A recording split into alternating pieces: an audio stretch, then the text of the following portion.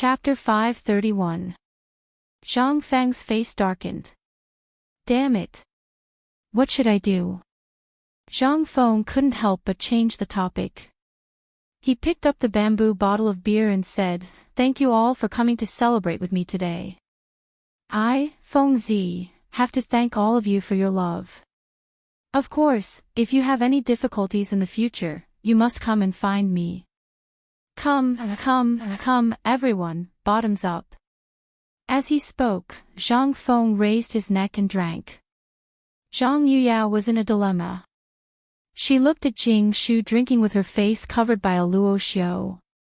Then, she looked at old Madame Wang and all the other women outside the door. They all raised their heads and drank. But when she smelled the smell, she felt a little nauseous. But she gritted her teeth, closed her eyes, and said in her heart, "This was brewed by my husband. This is my husband's." Resisting the urge to vomit, he gulped down the water. In the small tavern, everyone was drinking while stealing glances at Zhang Yuyao. Seeing Zhang Yuyao drinking like this, everyone laughed and drank to their heart's content. Originally, Zhang Yuyao didn't say anything, but when she heard the laughter, she couldn't help it. Her face turned red with embarrassment. She hurriedly endured it, took out a sachet from her embroidered robe, threw it to Zhang Feng, and hurried away. Once again, Qing Chumo and the others let out a series of wolf howls. Zhang Feng glared at them. "Get lost, get lost, get lost." "Oh. Good. Brothers, today Feng Zi won the title of Viscount, and he can do that." "Oh right, he got the Imperial Edict's permission." "What is this? The heavens are looking after our Feng Zi. Come, this is a little gift from me, Tai Nyo. You know I'm just a boor. Here are 3,000 string of cash, which is my private money. Come, bring it in for Lao Tzu, no, bring it in for me." Qing Chumo was about to say something bold, but Li Qingqian gave him a fierce kick. Only then did he remember that his father and the emperor were here, so he quickly changed his words. After Qing Chumo finished speaking, Li Qingqian cupped his hands and bowed. "Today, this little brother does not have anything else but a golden saber used by Turkic nobles that my father obtained from a Hu merchant. Today, I will present this to brother Zhang Feng." As he spoke, another attendant walked in from outside the door with a tray. On the tray, there was a shiny scimitar embedded with jewels. This blade was given to him by the son of Shili Khan, Doritu, who was also known as the Little Khan, when he came to Chang'an last time. One could imagine how precious this item was. Zhang Feng took a look at it and instantly fell in love with it. At this time, the neighbors inside and outside the small tavern couldn't help but exclaim in surprise when they saw the two people's congratulatory gifts. When Li Qingqian finished speaking, Li Shimin couldn't help but laugh loudly. He glanced at Qing Yaojin and the others, angering Qing Yaojin so much that he wanted to beat someone up. King have so many spoils of war in the residence, and you're giving them money. CK your second uncle. Your King embarrassing Lao Tzu. Xing Yu and the others couldn't help but squint their eyes and give their sons meaningful looks. Dugo was the third person to stand up after Li Qingqian sat down. At this time, Dugo solemnly bowed to Zhang Feng and said, "Brother Zhang Feng, although we called each other brothers before, I owe you a debt of gratitude for teaching me. Therefore, today, this student found a copy of the great scholar Kai Pa's calligraphy from my collection of ancient books. Firstly, it's a congratulatory gift, and secondly, it's a congratulatory gift to you, Miss Yuyao, and Miss Jingshu." As he spoke, Dugo took out a bamboo scroll wrapped tightly in silk under everyone's astonished gazes. When Li Shimin saw the bamboo scroll, his eyes couldn't help but stare. He also had a preference in this aspect. Being a civil and martial scholar was something that every emperor liked to do. However, Kai Pa's authentic work had been lost for a long time. Where did this brat come from? Li Shimin couldn't help but look suspiciously at Du Ruhui. It seemed that it was time to visit Du Ruhui's residence. There were so many good things, but he still cried all day. Poor. Was this called poor? When Jingshu saw the bamboo scroll wrapped in silk, although no one could tell what she was thinking, her sparkling eyes and the rapidly jumping pearls on her earrings showed how excited she was. As for Feng Xianling and the others, their eyes were burning. Zhang Feng pursed his lips. Although this was a good thing, it wasn't practical. Forget it, this was the first valuable thing the academy had. When the time came, who would dare to say that the academy didn't have a foundation? Lao Tzu would show them this plaything. This was the invisible realm of acting tough. Feng Zi, these are some of the works that my father obtained in Tubo. I heard that these are the collected ancient books of the great scholars of the previous dynasty, this, as Zhang Sun presented the gifts to them. At this time, Zhang Feng's collection of books in White Deer College was at least a cart's worth. What made Zhang Feng the happiest wasn't Li Qingqian's scimitar, but a piece of meteoric iron. It was a piece of meteoric iron that Zhang Sun presented to them. Maldorf *Ker, if this thing was made into a saber, then it would really be able to cut through iron as if it was mud. Not only that, there was a type of ore inside, which they called the five-colored stone. This plaything was a good material for making ice. With this thing, drinking a can of cold beer on a hot summer day would be exciting just thinking about it. Chapter 532. With Qing Chumo taking the lead, Li Shimin and the others could no longer sit still. Li Shimin searched his body for a while, and finally gave Zhang Feng a jade pendant from his waist. Fengzi, Laoli, I didn't prepare anything good today. I only have a jade pendant with me today. I'll give it to you. Don't. Zhang Feng didn't know much about jade. But this jade pendant was engraved with the word Tang on the front and a coiling dragon on the back. In the middle of the coiling dragon was the word Li. The material of the jade was mud and fat jade. Although it didn't look like much, it was a dragon. What the hell, he didn't know much about jade.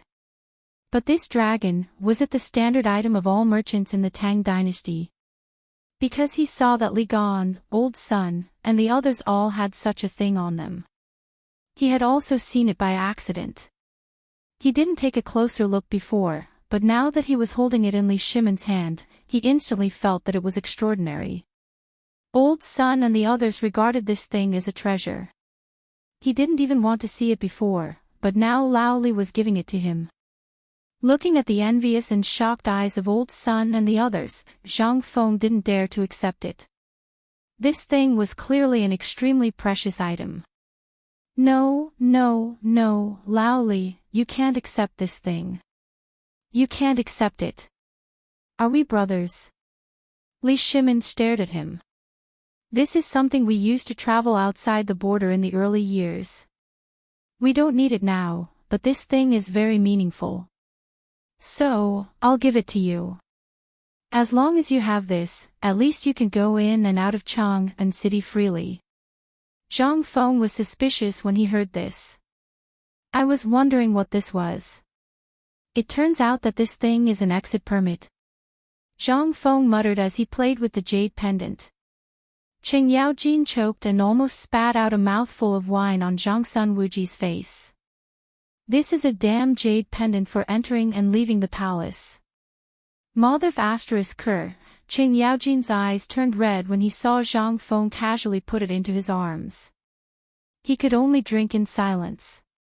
Qing Chumo and the others couldn't take it anymore. How long had they been watching this scene? They could only sneak a peek at this thing when their father was asleep. If he dared to touch it when his father woke up, it would be a blessing from the heavens if his legs weren't broken. What is this? This was a permit to enter and exit the forbidden area of the imperial palace. In the entire Tang Dynasty, there were only a handful of people who possessed it. Let's go out and propose a toast to the neighbors. Ching Chumo finally couldn't stand Zhang Feng's actions. He slapped Jiang Xuan's straight face and dragged Wei Shuyu out. Jing Shu also drank Zhang Feng's beer at this time, but now that she drank a bamboo tube, her cheeks were red. Prince Zhang, I don't have anything valuable, but seeing you and Mr. Li and the others like this, I can't help but want to play a song. Can I? Okay. I've long heard that Miss Jingshu's zither music is unparalleled in the world. I didn't expect to be able to bask in Fengzi's glory today. To be able to listen to a song is also a blessing in life. Li Shimin didn't wait for Zhang Feng to speak and cupped his fists. He knew Jingshu. He had seen her before. Naturally, he also knew that Jingshu knew their identities. At this time, Li Shimin pointed to the scroll of Kai Pa's original work that Zhang Feng had casually placed on the table and said, "If Miss Jingshu can play a song today, then I'll give this to you on behalf of Fengzi. Also, I, Lao Li, will choose another day to give you a gift. How about it?" Jingshu heard this and secretly glanced at Zhang Feng. Zhang Feng rubbed his nose and laughed. He pushed the scroll in front of him in front of Jingshu, which meant that he agreed. Li Shimin saw this and couldn't help but laugh. Jingshu pursed her lips and said, "Thank you very much, Mr. Li." As they spoke, Jingshu got into position in the middle of the small tavern. The imperial guards were tactful. They got a Hu merchant's blanket from somewhere and laid it on the ground. They even made space in the middle and placed a table, an incense burner, and some gauze curtains. At this time, Jingshu began to play. Ding! Dong! Then, a melodious tune sounded. Everyone inside and outside the small tavern couldn't help but put down their chopsticks and look sideways. Listen! Miss Jingshu is playing the zither. Bah! This is obviously Madame Zhang. Damn, then where did you put my young lady? Are you looking down on our Zhang mansion? Good, very good, our Zhang mansion will remember you from now on. Brother! Don't be like this, Zhang Feng's official wife is Miss Yuyao, but this Jingshu is also Zhang Feng's wife, right? This, damn, anyway, Lao Tzu will remember you, why are you quarreling? If you quarrel again, Lao Tzu will break your legs. Ching Chumo listened to them to his heart's content and squatted at the corner of the small tavern to drink. However, when he heard the quarrel, he couldn't help but get angry. This roar instantly made everyone shut their mouths obediently. Zhang Shan looked at Ching Chumo and the others, then looked at Li Shimin and the others who were dressed and had extraordinary bearings, and then looked at Jingshu. He could not help but sigh. Although the heavens have not given me a son, they have given me a good son-in-law. I, Zhang Shan, have no regrets in this life. Come, everyone, on behalf of Zhang Feng, I thank you all for coming. Let's drink. What could Li Shimin say? Although the marriage between the Zhang mansion and Zhang Feng was not set in stone yet, the news had already spread like wildfire. What else could he do? He could only stand up and raise his bamboo tube. Come, let's drink to the Tang Dynasty and Zhang Feng. Chapter 533. Jingshu was playing High Mountain and Flowing Water. Although the majority of them were rough men, the feelings within the zither music, as well as the unique state, still caused everyone to be intoxicated by it. Zhang Yuyao didn't go far. She just stubbornly leaned against the corner not far away and watched Zhang Feng's every move in the small tavern. Although the Tang dynasty was liberal, it was also very conservative. Especially for a woman who had never left the attic, what did it mean to sneak out today? Although Zhang Yuyao also knew that Jingshu was seen by Zhang Feng, so what? Which man didn't have 3 wives and 4 concubines? Some men even had groups of wives and concubines. This was a common thing in the Tang dynasty. And she wouldn't cry with Zhang Feng because of Jingshu.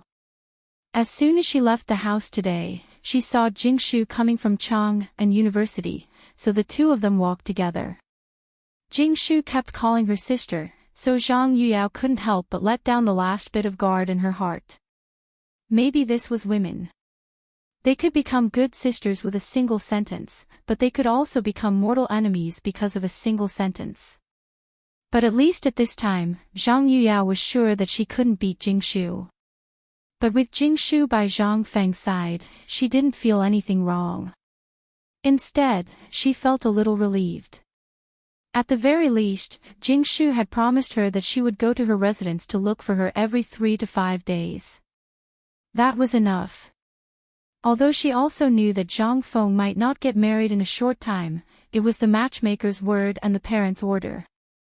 Moreover, she came in front of so many people today. Although Zhang Feng didn't refuse, it meant that Zhang Feng actually acquiesced. This was the thought of women in the Tang Dynasty.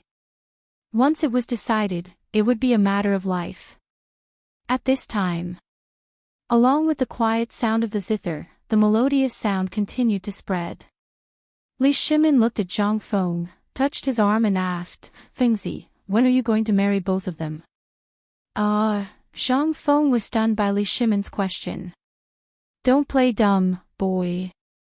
You see, whether it's Jingshu or Zhang Yuyao, they are both rare and talented women. Look at you today. If you didn't have your father-in-law to run errands for you, would you be so comfortable? This person. You have to have a root, or you won't be at ease." Li Shimin said sincerely. Zhang Feng was silent. Li Shimin's words touched his sore spot. He had been in the Tang Dynasty for so long. It would be a lie to say that he was not lonely. If he didn't have a temper with Lao Li and others, he really didn't want to get in touch with people. When the neighbors looked at him, they either had the attitude of an elder, worrying about this and that for him, or they were respectful and obedient. The slavery system bent the backs of all the people in the Tang Dynasty. Therefore, Zhang Feng was also annoyed. He simply didn't want to go out of the small tavern, or he would be annoyed. At this time, facing the major event of his life, Zhang Feng was silent for the first time. He thought seriously and said, "Lao Li, I'll think about this matter. Let's wait a little longer. After all, I've said before that I have to start a career first, then start a family. You also know my abilities. If I'm targeted by bad people, won't I implicate my family? Therefore, in a situation where I don't feel safe, I can't get married. At least, I won't think about it for the next 3 years. 3 years later, when my White Deer College has improved, I can enter the imperial court with these students and become officials. Think about it, at that time, a school with dozens of Jinsher. What kind of shock will that cause? At that time, when you enter the imperial court as an official, the official position conferred by the emperor will at least not be lower than a 5th rank official, right? At that time, when you're preparing to get married, what do you think this is? This is what it means to bring honor to your ancestors." 3 years, Li Shimin shook his head. If he was willing, not to mention a 5th rank official, even the imperial court's assistant would be nothing. However, he didn't want to lose Zhang Feng. However, 3 years, in other words, he could only be brothers with Zhang Feng for 3 years. Li Shimin was a little disappointed, but on second thought, with Zhang Feng's character, even if he knew, what did it matter? This kid was originally careless and wasn't bound by the current etiquette. Among them, there was the old Shucai, Jingshu, Li Qingqian and the others by his side. The matter of his identity being exposed might happen at any time. Therefore, Li Shimin had thought it through. This matter couldn't be forced. At the very least. At that time, with Zhang Feng's ability, it was possible to build a city on the same scale as Chang and city on Mount Shao. At that time, even if his identity was exposed, what did it matter? At that time, Zhang Feng would have already become the lord of a city. Although he wouldn't enter the imperial court as an official, at least there would be a lot less complicated things. When the time came, it would be up to Li Shimin to confer the title of a king or a marquis. At that time, perhaps they could still be brothers. However, this was all in the future. Li Shimin couldn't help smiling. I'm thinking too much. By the way, now that the imperial edict has been issued, why do I feel that you're not happy? Zhang Feng smiled bitterly. How can I be happy? Although the imperial edict has been issued, it's still an imperial order, and it's still unknown how many people will come. Chapter 534. Chang'an City was very big. People in the East Market basically knew that there was an extraordinary person in Tonghui Lane. They also heard about it in the West Market. But there were still some people who didn't know about it. For example, Yongyang Lane. This place was located at the very edge of Chang'an City. It was basically a place where few people would come to. It was the kind of place where slaves gathered. In addition to the high walls and big tiles built by the government on the main street, behind these high walls, endless shacks formed the main style of Yongyang Lane. It was also jokingly called Shack Lane by the people who lived here. It was also called a pigsty by outsiders. It couldn't be helped. Those who could live here were basically slaves. Moreover, they were all old people who couldn't leave this place. At this time, in Yongyang Lane, near the corner of the city wall, there was a house made of bamboo and weeds. It could be considered a house. A man in his 20s was holding a notice in his hand. He was wearing a Confucian robe that had been washed so many times that it was starched white. It was even a little yellow, and it seemed like it would rot and tear at the slightest force. This notice was the imperial edict that the emperor announced in Zhangfeng Tavern today. Free. Free. Free tuition. The young man was so excited that his whole body was trembling. His name was Ma Zhou. He had been in Chang'an for 3 years in order to pursue his studies. In these 3 years, he had raised horses for others, done odd jobs, and even worked as a study companion for a wealthy family to make a living. However, there was one thing he would do every day, and that was to send letters of recommendation everywhere.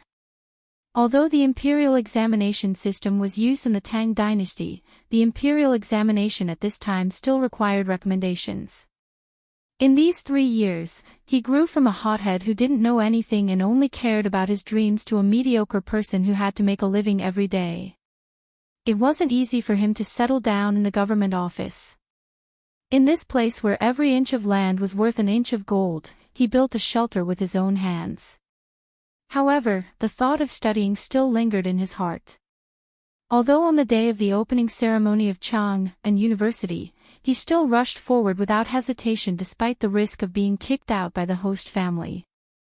But he couldn't get in. This was because he was not wearing a Confucian robe.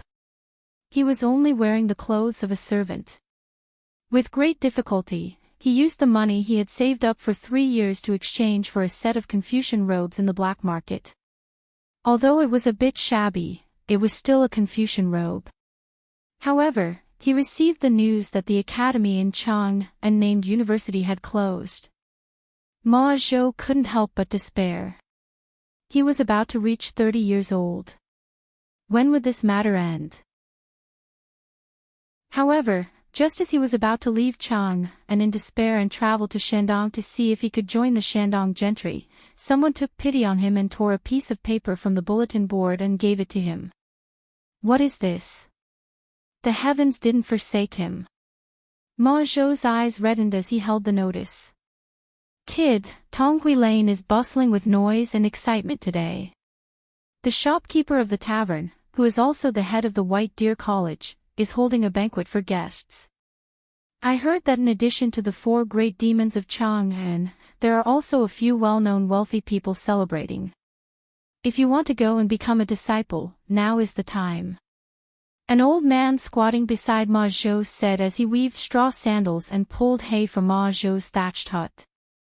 Although the roof of the thatched hut was almost bald because of the old man, Ma Zhou didn't care. He hurriedly wanted to take the notice, but when he picked it up, he couldn't help but hesitate. Old Man Lu, are you sure that head Zhang is holding a banquet for guests in Tonghui Lane?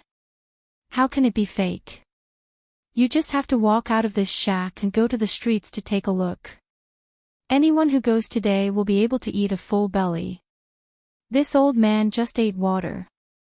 Before the old man could finish his long-winded speech, Ma Zhou had already rushed out. This was an opportunity. Although he might not be able to attract the attention of others now, if he could meet Zhang Feng today, perhaps this would be an opportunity. However, when he rushed to Tonghui Lane and saw that the streets were filled with banquets, he couldn't help but be stunned. Although it was still summer, everyone was wearing new clothes that they were only willing to wear for the new year. Although the clothes were very thick, and everyone was grinning and sweating profusely, what was this? This was their face. They were people from Tonghui Fang, and today, such a big thing had happened in Tonghui Fang. How could they embarrass Zhang Fengshi?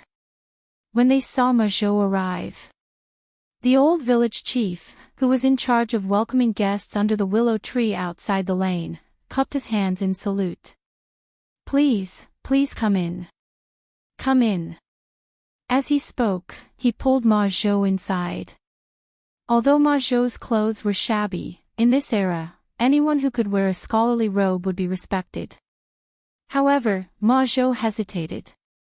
He smelled the tempting fragrance in the air. It was a fragrance that he hadn't smelled when he was a page boy in the house of a rank 7 official. He couldn't help but stop in his tracks. Student Ma Zhou is here to pay a visit to Mr. Zhang Feng, but, forget it, I'll come another day. Chapter 535. Ma Zhou retreated. It wasn't because he didn't want to eat something he couldn't even see on a normal day, but because of his pride. It was the pride of a scholar. He didn't want to see Zhang Feng when he was eating in such an environment. So he left. In a mansion not far from Tonghui Lane. Although this mansion couldn't be compared to the mansions of the high-ranking officials in Chang, and city where every inch of land was worth an inch of gold, it was still considered well off in Chang and city. There were 2 words hanging above the mansion. Qian Mansion. The owner was a pawnshop owner from Chang and West City, Qian Yun. At this moment, angry roars could be heard from within the house. Unfilial son. You unfilial son. If you dare to go to White Deer College, Lao Tzu will break your legs today. Father. What's wrong with White Deer College? This. What's wrong with it? F***ck your grandpa. Why don't you take a look at what you're learning? Learn from a chef. Bricklayer. Pig rearing. If you dare to go, Lao Tzu will immediately go to the Chang and local government to sever all ties with you. Father. Get lost. If you want to go to the college, Lao Tzu from the Imperial College spent 1,000 strings of coins to bribe his connections. What's wrong with that? Do you have to go to White Deer College? Is your head squashed by the door? Master. Wan Li is, get lost. He's where he is today because of you. UF***Ker, Wan Li is where he is today because you spoiled him. Someone come. From today onwards, lock the young master in his room. Without my permission, no one is allowed to let him out. Ah. Oh my God. What sin have I committed? Wan Li, what's wrong with you? You. In the mansion, the mournful cries could be heard from afar. At the entrance of a house, there were large locks and wooden boards blocking the entrance of a room. A woman in a purple-black robe was pounding the ground and crying. Inside the door, there was complete silence. The woman pounded the ground and pressed her ear against the door to listen for any movement. When she heard that there was no sound in the room, she cried even louder. Son. Don't take things too hard, that bastard Qian Tong isn't human.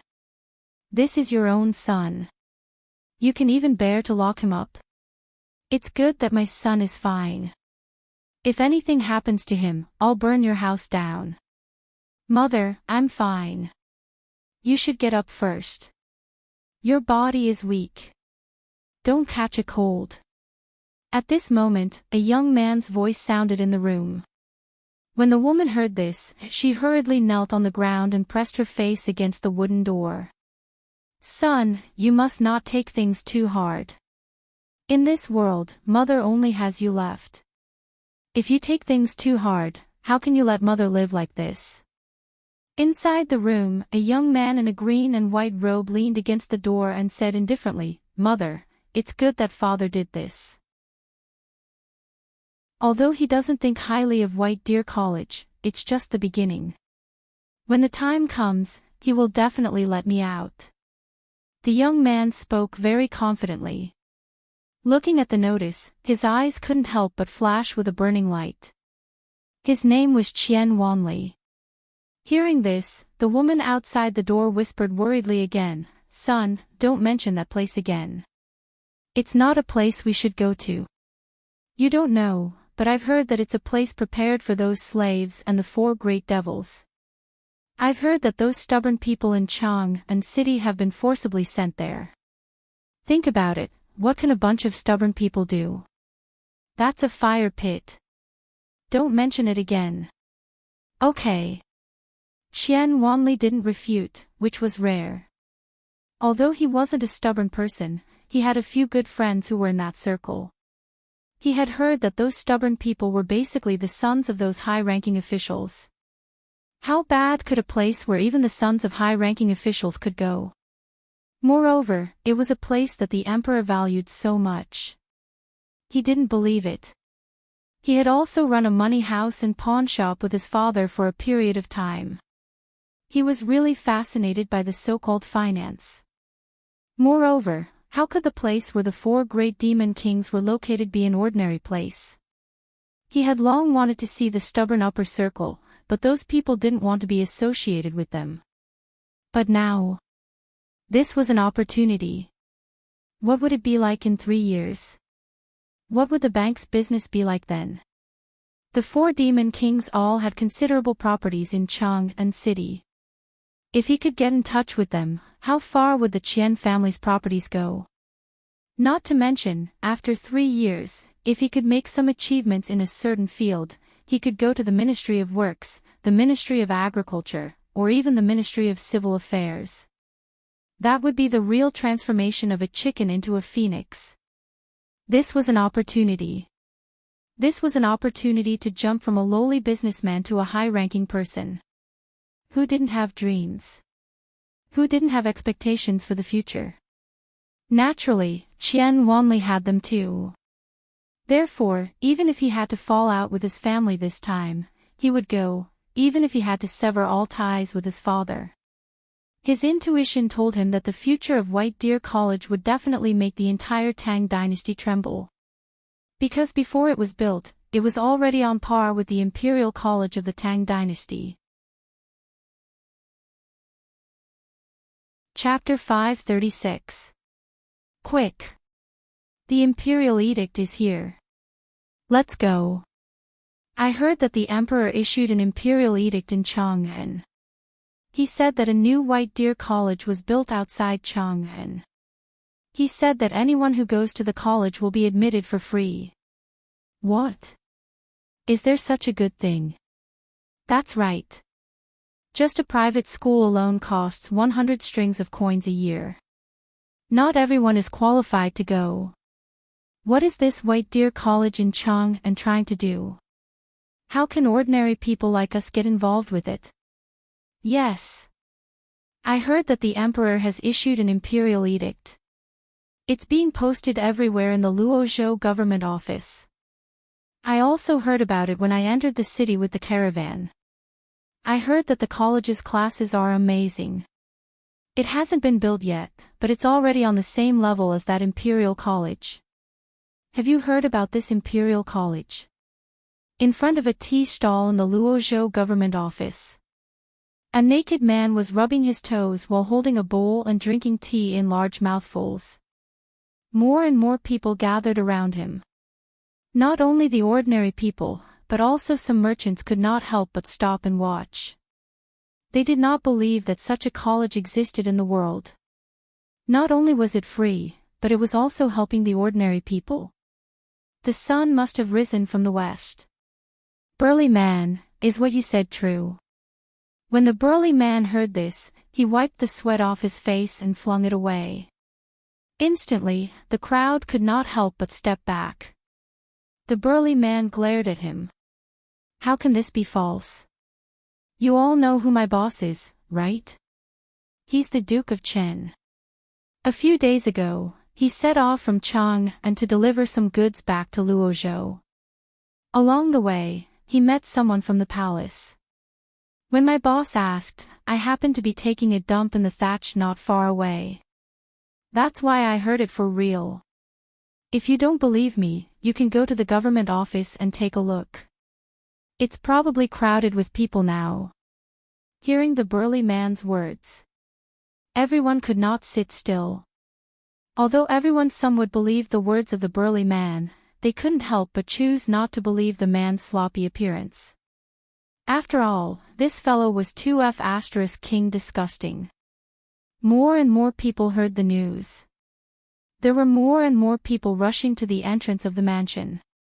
Why? Because they were poor.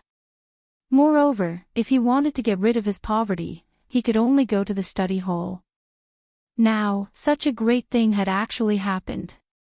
How could this not make them seethe with excitement? The bartender of the tavern couldn't take it anymore. He threw away the triangular hat on his head and ran away. The strong men who worked as coolies in other taverns couldn't take it anymore. They all ran towards the entrance of the mansion like crazy.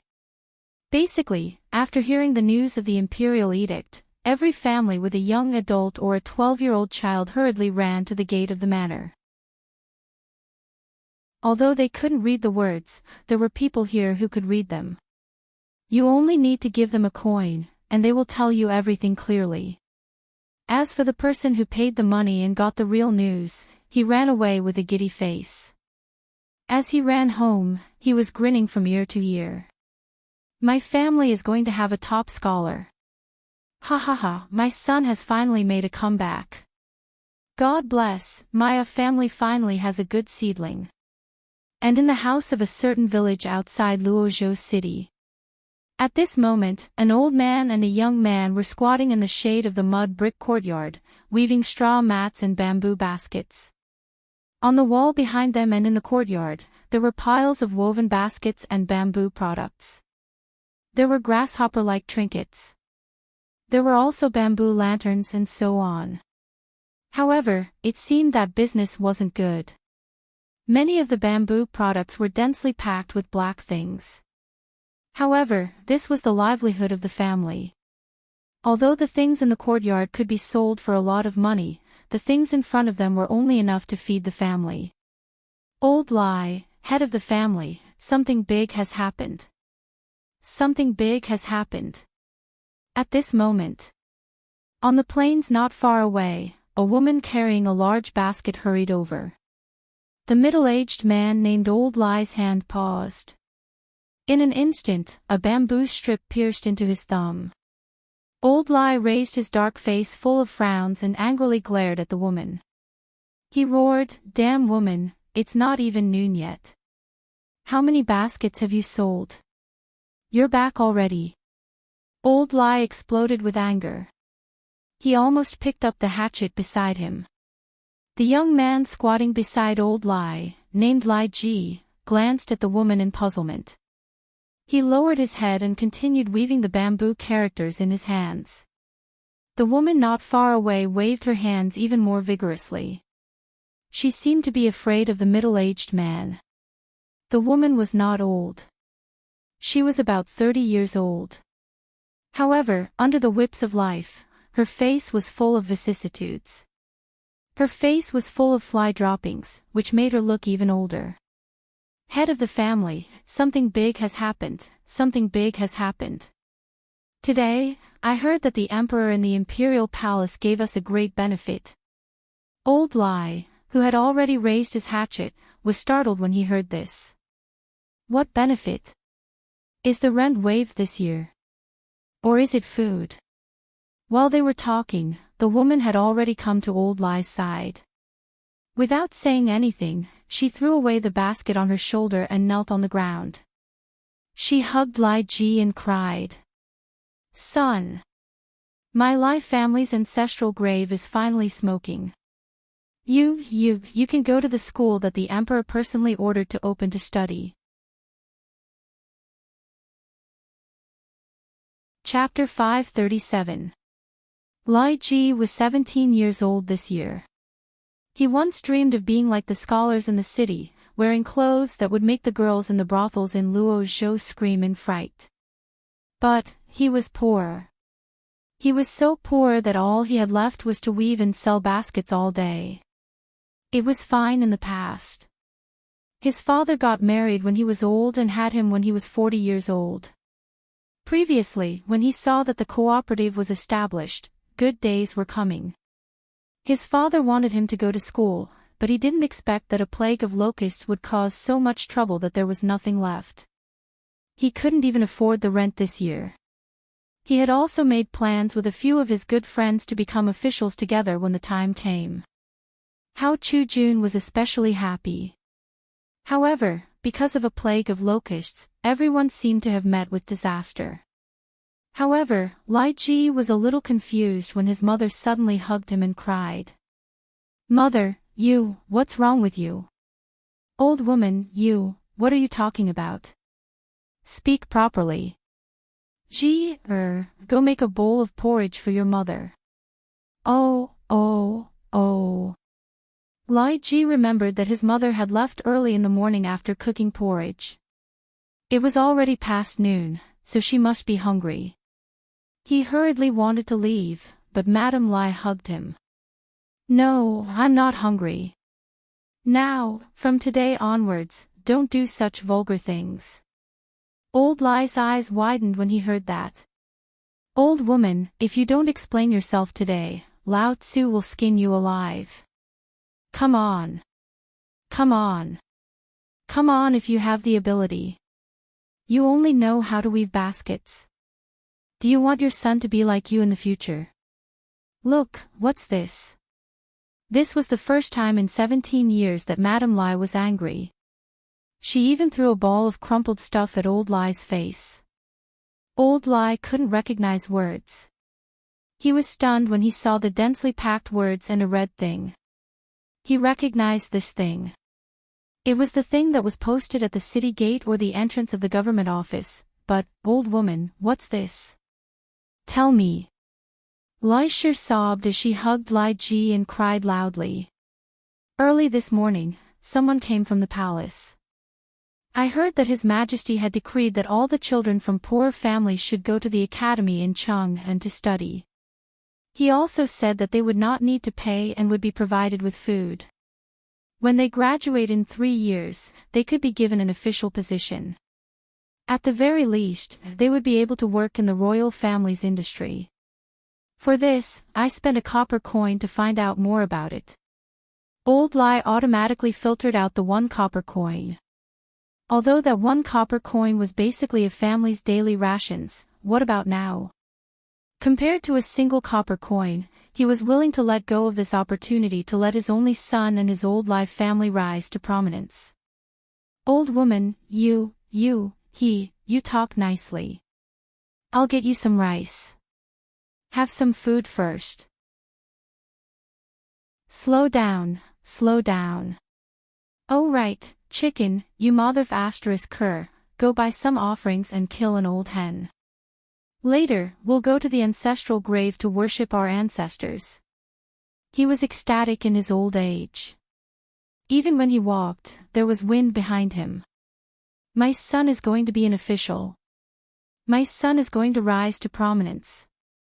My Lai family is finally going to have a great talent. So old father was right. My Lai family really did have a great talent. Lai Ji was speechless. But this matter really had a huge impact on him. So much so that he wanted to go to the city immediately to see if what his mother said was true. Moreover, he wanted to find Hao Chu-jun and the others immediately to see if they would go. Perhaps they knew about this matter. But before he went out, he met Hao Chu-jun and the others who were hurrying over. Li Ji, what are you doing? Quickly pack your things. We're going to Chang'an. Brother Li Ji, good luck has fallen from the sky. Ha ha ha, it's really good luck. There's a White Deer College in Chang'an City. Do you know about it? Let's go. Although the construction of that place hasn't started yet, the emperor has issued an imperial edict. What does this mean? This means that the emperor has set his sights on this place. Then, we'll be able to become officials. The three of them ran breathlessly to the Li family as they ran. Their voices were heard by Li Ji's father immediately. Hearing this, Li Ji's father hurriedly turned around and handed the wad of paper in his hand to Hao Chu-jun. Look at this. Are you sure this is Li Erlang's imperial edict? Hao Chu-jun nodded without looking. Yes, it's exactly this. Now, the entire Luozhou city is filled with this thing. I even heard that this thing. Ha ha ha, it's true, it's true. This woman didn't lie to me. My Li family is finally going to have someone who can read and write and can become an official. Ha ha ha. After receiving the affirmation from Hao Chu-jun and the others, Li Ji's father danced like a madman. Woman, quickly go and get me a jar of wine. I want to drink wine today.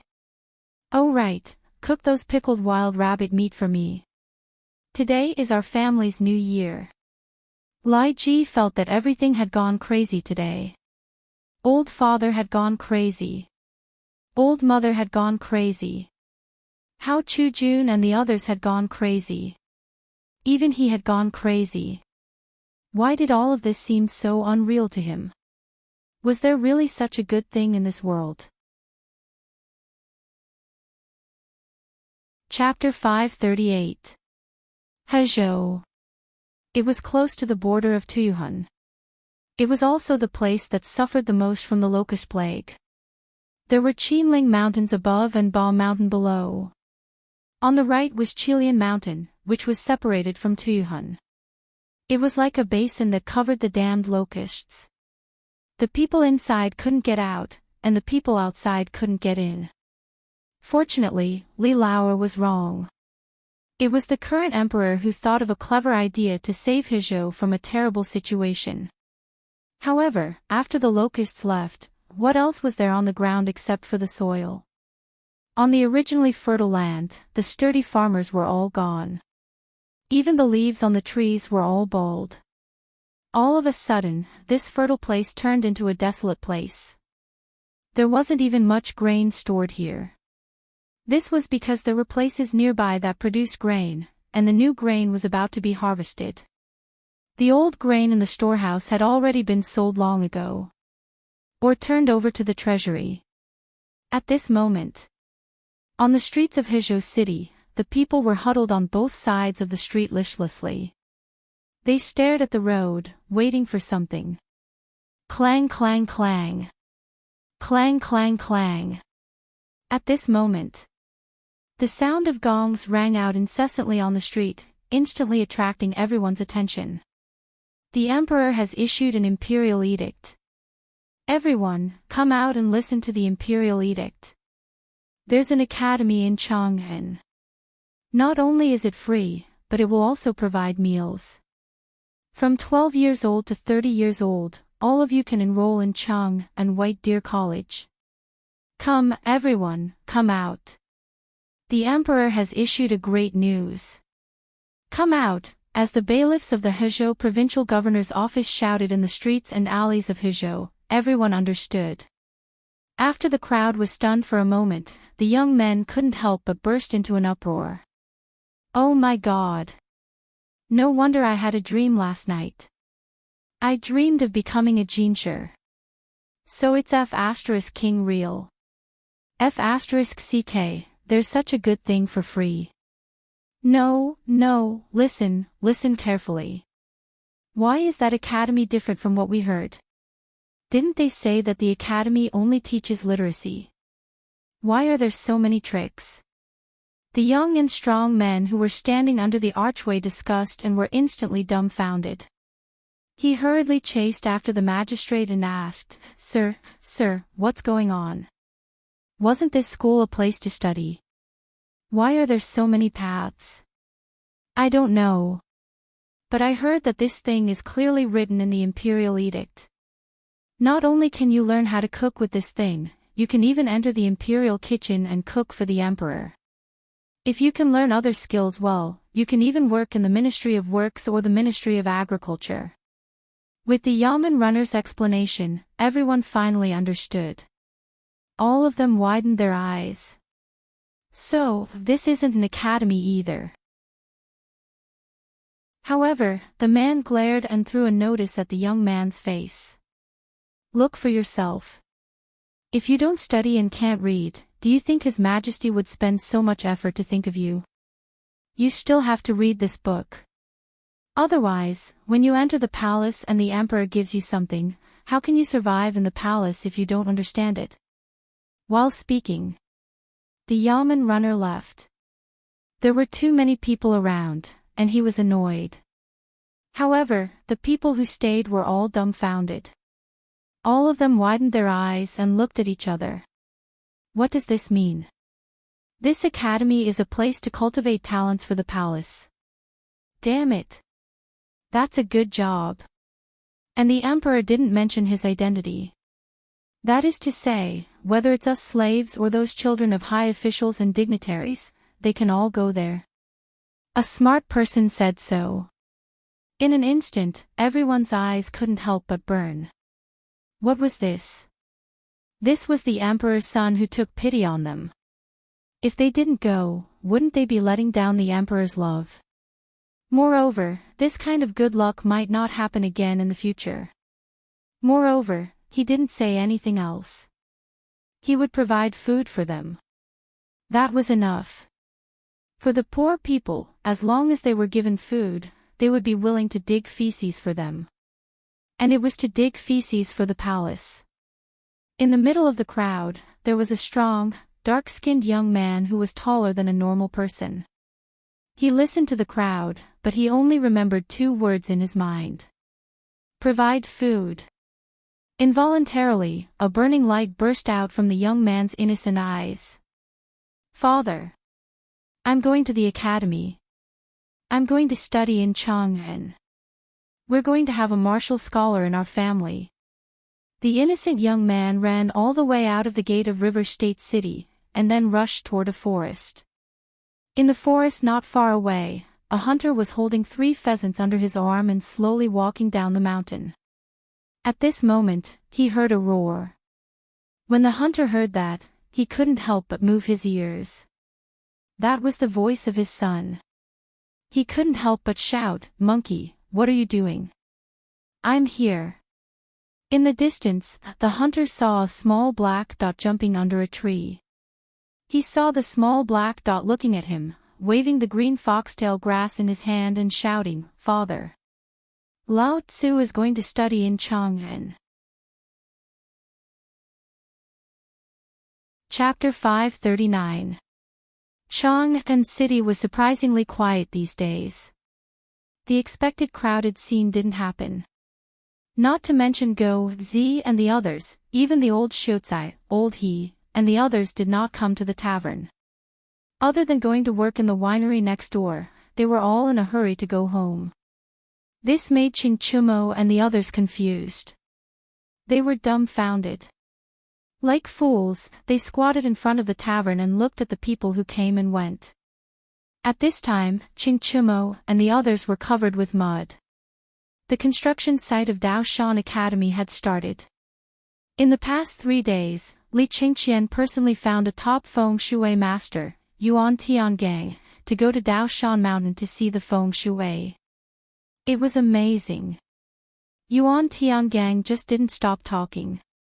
Tut, tut, tut, it's amazing. This place is not as good as the dragon vein, but it is in the belly of the dragon. It belongs to the terrain surrounded by the dragon. This terrain can produce talents. But Ching Chumo and the others just stared with their eyes wide open, unable to see what was so good about this godforsaken place. There was no family here. How could this be a place for talents? This was clearly a place for talents, okay. But this was not right. There was not even a grave around. How could this be a good place? But who was Yuan Tiangang? The number one faker in the Tang Dynasty. No, he was the number one faker in the Tang Dynasty. If he could say so, it made sense. Otherwise, why would the emperor keep him in the palace? After choosing the location, Ching Chumo simply sent out 3,000 city guards stationed outside Chang'an City.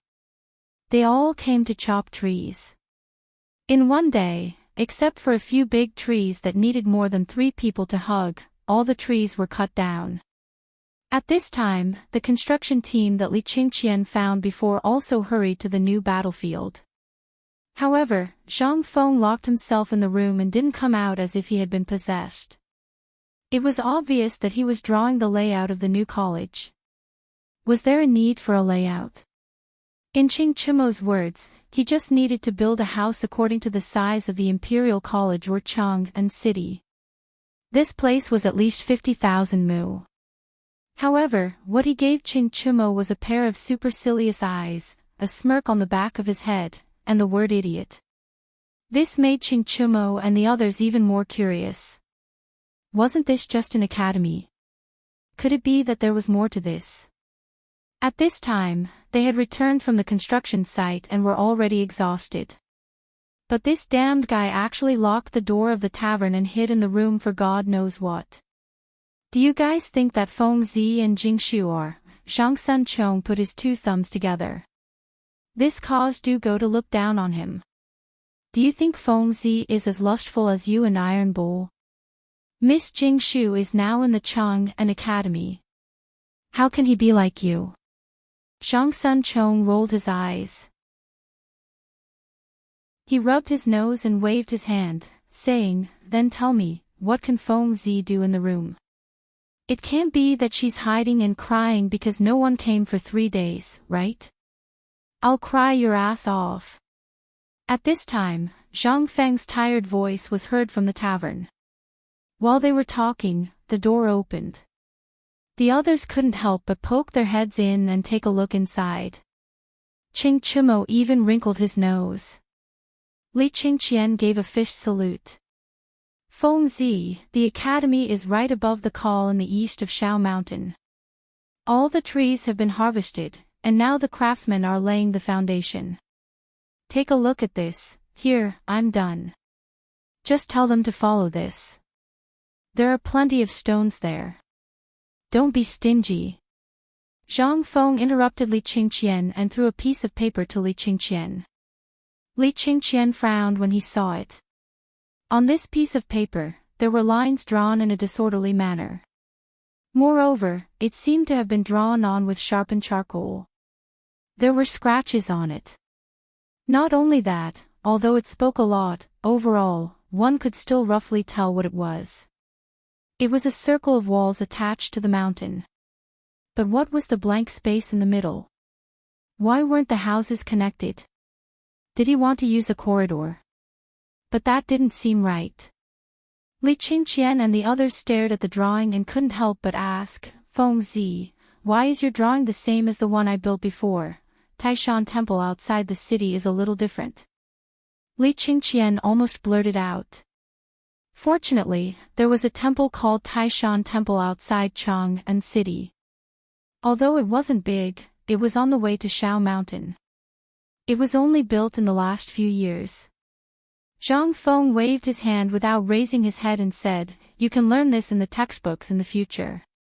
This is called architecture. If you have nothing to do, go to the construction site and wander around. Don't stare at this place all day and ponder blindly. Seeing that Zhang Feng had spoken, Ching Chumo spread his hands and sat down on the chair, groaning. What's the point of building? The imperial edict has been issued for 3 days. Look at this. Even Guzi and the other bastards don't come. What's the use of this? In my opinion, no, Iron Bowl. Zhang Feng shook his head. He looked at the door and said, even if only one person comes, I will teach him. Don't I have you guys? Chapter 540. They could not help but look sullen. This imperial edict basically contained all the words that could be written on it. It was the longest imperial edict they had ever seen in their lives. In the past, the imperial edicts were basically written in thumb-sized fonts. But Zhang Feng's imperial edict, no, it was a pardon to be more precise. Basically, it took him 3 imperial edicts to explain everything he wanted to say clearly. But even so, no one came to ask. They did not know what Zhang Feng was insisting on. Wasn't there an academy in Chang'an? If you can't do it, why don't we buy a piece of land next to the Chang'an Academy and build a research institute there? Do we have to go through so much trouble to build such a thing in such a distant place? It would be a miracle if anyone went there. No, Fengzi, it's not that we want to scold you. Look at the streets of Chang'an. Let's not talk about other people. Basically, we can't even see the people who came here last time. Go and take a look at the streets now. Look at Guzi, Shuzi, and Old He. They all seem to be very busy. What is this? They are all hiding from you. Zhang Feng was stunned when he heard that. No way. In the past few days, he had been thinking about whether to build the academy in the style of the Tang Dynasty, or design it according to the style of the 3-story buildings in the future. He really did not pay attention to this matter. Feng Zi, tell me the truth. Is there something wrong with this imperial edict? Or is there something wrong with your teaching philosophy? Although we think this thing is really awesome, you have to know that not everyone will be like us. Li Qingqian reminded him. Zhang Feng could not help but be led astray. This matter was really a little strange. Originally, this set of philosophy was developed by combining the current atmosphere of the Tang Dynasty, the system of slavery, and the way of technical schools. Logically speaking, this thing should be very popular. Why did no one come? Li Gan, have you guys heard any news recently? Li Qingqian spread out his hands and smiled bitterly. It's good to hear someone scolding you. But the strange thing is that it's as if no one knows about this matter. No one mentions it at all. Not only that, when everyone sees us, it's as if we're the gods of plague. Just who did we offend? Wei Shuyu also complained, not only that, didn't we pull in a lot of stubborn disciples before? Now, this group of bastards didn't even want to go to Chang'an Academy. They were either pretending to be sick, or they were taken away by people from their mansions. They said that their son was stubborn and unworthy of entering the academy. When Zhang Feng heard this, he could not help but be dumbfounded. What was going on? How did everything become like this? Could it be that Lao Tzu had miscalculated? The people of this era indeed had a deep-rooted ideology, which was that everything was inferior, and only reading was superior. But wasn't there someone teaching in Lao Tzu's academy? Was this necessary? *CK thinking about it carefully, could it be those things about finance and chefs? That's right. *Ker, Lao Tzu forgot one thing. Zhang Feng suddenly remembered something. That was because the people of this era looked down upon the most were the butchers and merchants. Lao Tzu actually forgot about this. However, Zhang Feng knew what kind of sensational effect it would cause in the Tang Dynasty once these people finished their apprenticeship in the future. It could be said that it would change the overall food style of the Tang Dynasty, and the overall trade of the Tang Dynasty. But the premise was that how could this be accepted by people? Zhang Feng read the emperor's imperial edict carefully 3 times and was sure that there was nothing wrong with it. Then where did the problem come from? Zhang Feng took out the imperial edict again and studied it carefully. Then, he made up his mind and said, F***ck, Lao Tzu doesn't care anymore. No one will come. You guys better be careful. Whoever graduates from Chang and University is not allowed to step into Lao Tzu's academy for the rest of their lives. No one will come, right? Zhang Feng's eyes flashed with a touch of madness. If no one comes, Lao Tzu will come and show them how Lao Tzu will make all of you Jinsher in 3 years. When the time comes, 5 Jinsher in one school. I think, not to mention the Tang Dynasty, even if it was 100 years ago and 100 years later, no one could do it except for Lao Tzu's academy. Zhang Feng's bold words did not arouse their enthusiasm. However, Qing Chumo sniffed. He elbowed Li Qingqian. Do you think Fengzi is really crazy? 5 Jinsher in one school, and Lao Tzu can't even read a few big words. Does he want me to be a Jinsher? It wasn't just Qing Chumo himself who didn't believe it. Of the 5 people present, no one believed that Qing Chumo could pass the Jinsher exam. But Li Qingqian and Du Go looked at each other. They thought it was impossible at first. But after thinking about it carefully, if it was someone else, it was really impossible. But it was hard to say for this crazy person. However, they knew one thing. In the future, their lives would be really difficult. Chapter 541. As expected, retribution came. After Zhang Feng confirmed that even if only one person came, he would still set up the college. Qing Chumo and the others had a hard time. Zhang Feng hired 3 large carts to transport all the food and clothing from the tavern to the construction site on Shao Mountain. How could he say that he wanted to share the joy with the people? But this time, the heavy responsibility of building a simple temporary residence fell on Li Qingqian and the others. But how could the imperial craftsmen let the crown prince do it? They hurried over to help. Using the chopped wood and the large stone that had just been transported, they mobilized more than 100 people and used half a day to build a house. Although it was rushed, the craftsmen didn't dare to be careless. Under Gan Ziyuan's angry scolding, although it was a temporary residence, it was built according to the standards of the imperial garden. At this moment, Zhang Feng and the others sat in the stone house and instantly felt that it wasn't so hot anymore. The floor was paved with wooden planks.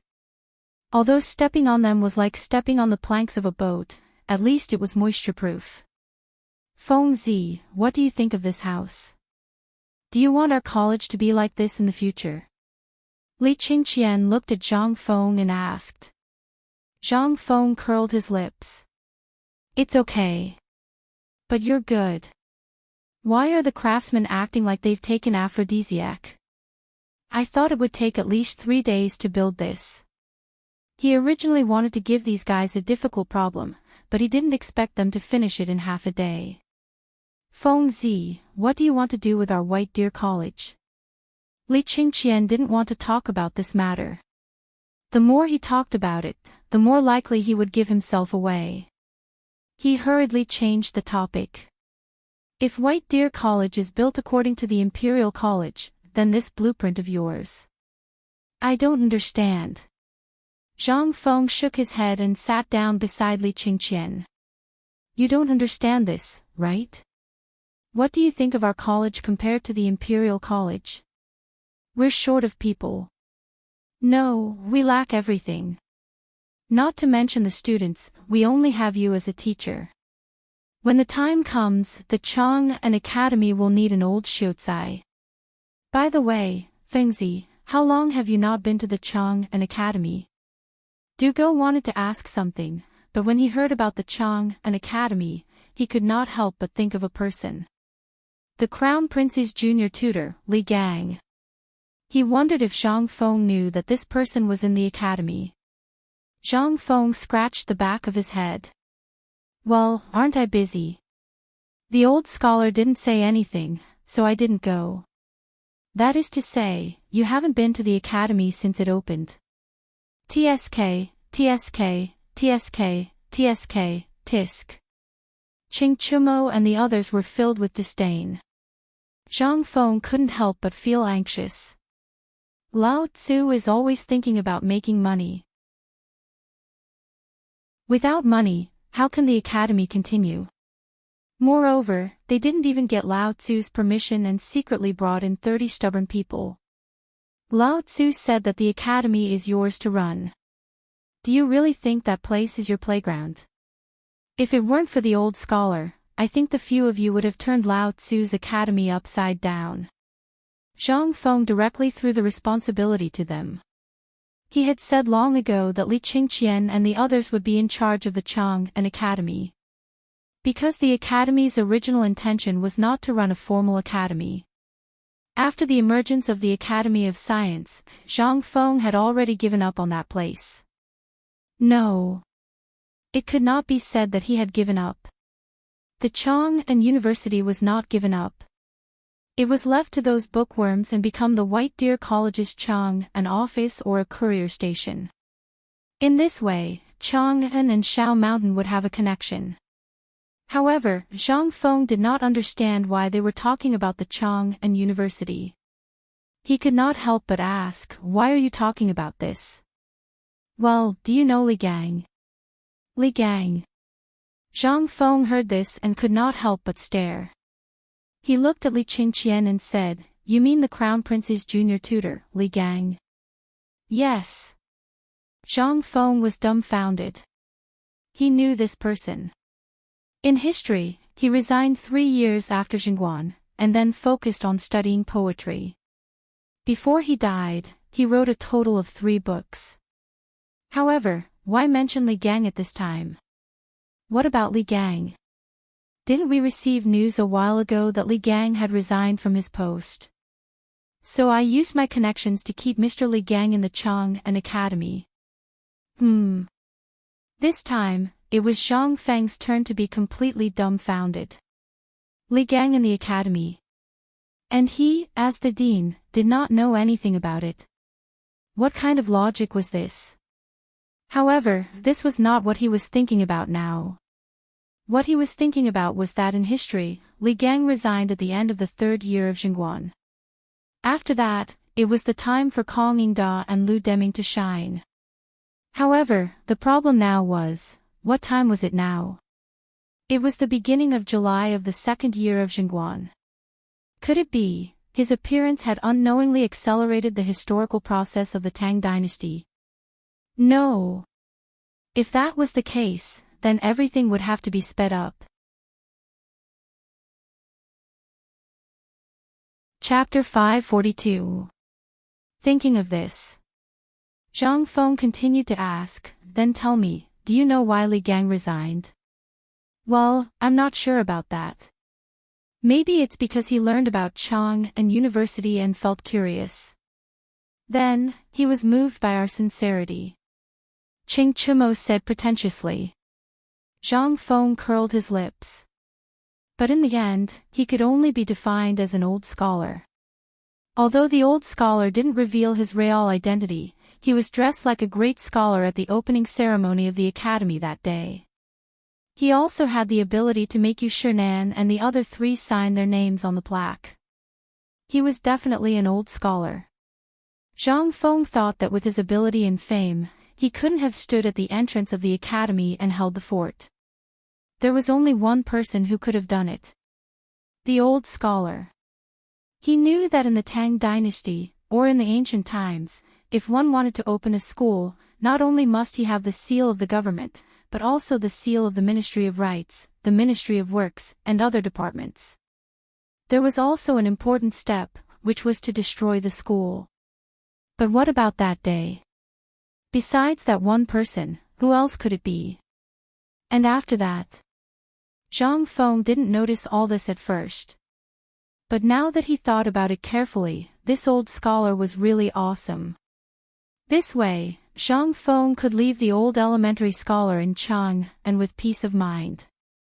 Moreover, this made Zhang Feng think that he couldn't be the only teacher in the academy. Otherwise, he would be exhausted to death, and he wouldn't be able to cope. The best way was to recruit more people. Not only did he have to recruit students, but he also had to slowly gather some great scholars. With these great people, there was no need to worry about White Deer College not being able to shine in the future. Even though there were only 6 people in the academy, including him, it didn't matter. When the imperial examination came out, there would be 5 scholars. No, once the 6 scholars appeared, they would be a living signboard. At the thought of this, Zhang Feng could not help but have a plan in his mind. Don't worry about Chang and university for now. Leave it to Mr. Li Gang and the old scholar. I'm not worried. Our main focus now is on White Deer College. Once the college is established, we'll bring them over. Then, the reputation of the college will naturally rise. Seeing Zhang Feng recover from Li Gang's attack so quickly, and in such a casual manner, Li Qingqian and the others couldn't help but be stunned. Originally, they thought that they would have to spend a lot of effort to persuade him to accept Mr. Li Gang's matter. After all, Li Gang's reputation was out there. But he didn't expect Zhang Feng's reaction to be so calm. This wasn't normal. This was the Crown Prince's junior tutor, Li Gang. They wanted to show off to the whole world. Unexpectedly, this guy seemed to have expected it.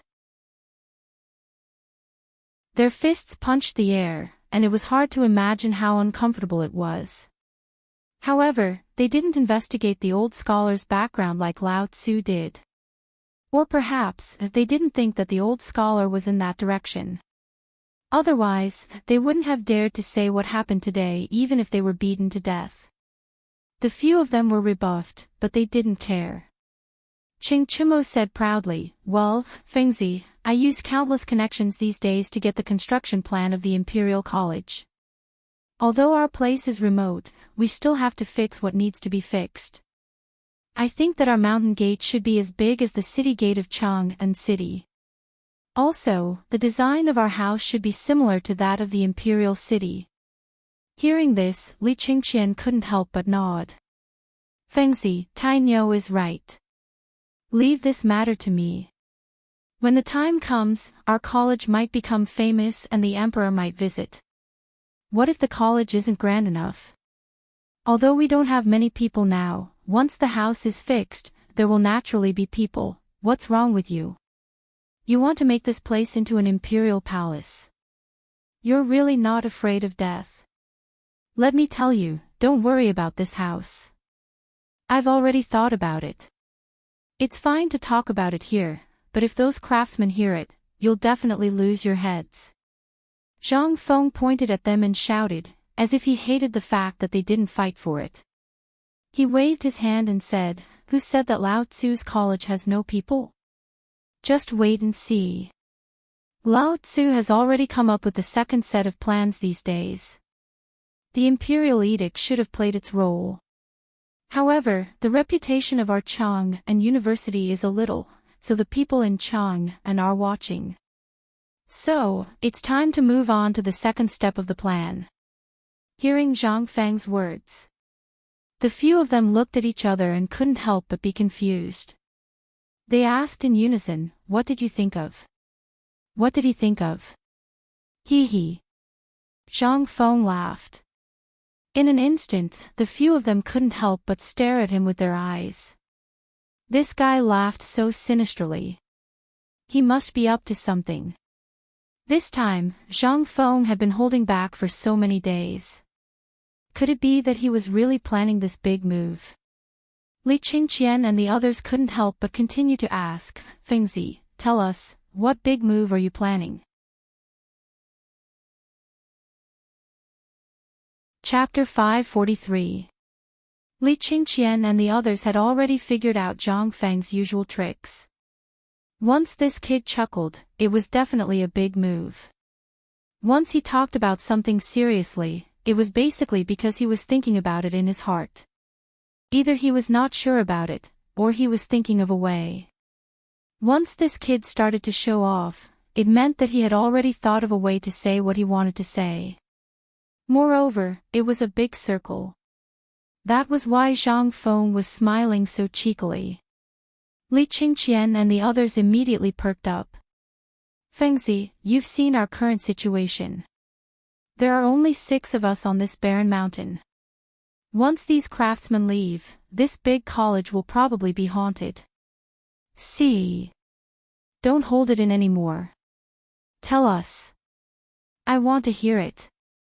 Zhang Feng rubbed his hands cheekily and placed a piece of charcoal that had been sharpened into the shape of a pencil on the table.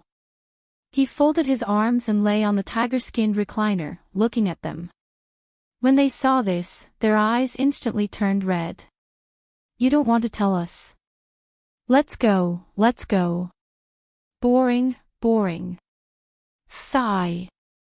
I thought Fengzi would come up with something. That's it. Mother **Ker, this kid is definitely up to no good. Let's go, let's go. Zhang Feng was dumbfounded. Wait. **CK, when did Lao Tzu say that he won't tell you? Can't you let Lao Tzu brew for a while? Brew, my ass. As Qing Chimo spoke, he was about to take off his boots and hit Zhang Feng. Zhang Feng then said, the locust plague in Chang'an is over, right? His ambiguous words instantly stunned Li Qingqian and the others. Qing Chimo raised the smelly boots up high, causing them to sniffle. Zhang Sun rushed over, snatched them, and threw them out. Instantly, the smell in the room became slightly better. One of Qing Chimo's followers picked up the boots for him. Li Qingqian pointed at that person. Scram! That person recognized Li Qingqian. He hurriedly shrunk his neck and ran away. It was 2F** King Smelly. Zhang Feng pinched his nose and looked at Qing Chimo's feet. There was a big black thing in this guy's feet. Zhang Feng's stomach couldn't help but twitch. Qing Chimo didn't feel anything. After taking off his boots, he felt very cool. Sitting on the chair like that, she even raised her leg and shook it. Li Qingqian couldn't take it anymore and slapped Qing Chimo on the head. Go and wash Lao Tzu's feet. Otherwise, you're not allowed to take another step into this house. Qing Chimo ran away with his tail between his legs. He had no choice. Since the crown prince had spoken, how could he dare to defy him? He simply took off his boots and rubbed his feet in the mud at the entrance of the house for a while. He then let a few of his lackeys smell it. After confirming that there was no stench, he ran into the house barefooted. Only then did the smell in the house fade slightly. Zhang Feng let out a long breath and hurriedly ran to the window. He leaned against the window and breathed in the fragrance of the soil. Only then did he say, the locust plague in Chang'an should have passed. However, this period of time is originally the season for the people to harvest their food. But the food in this field. You know it too. Li Qingqian and the rest didn't understand what Zhang Feng was trying to say. They hurriedly asked, then, what does this have to do with our school? It has to do with it. Of course it has to do with it. Zhang Feng said with certainty, long ago, I told your father to stock up. Didn't I get a lot of things from that Jinla King's silly son? I know that. You actually scammed that Crown Prince Jinla until he was only left with his clothes. You're also impressive. But I'm very curious.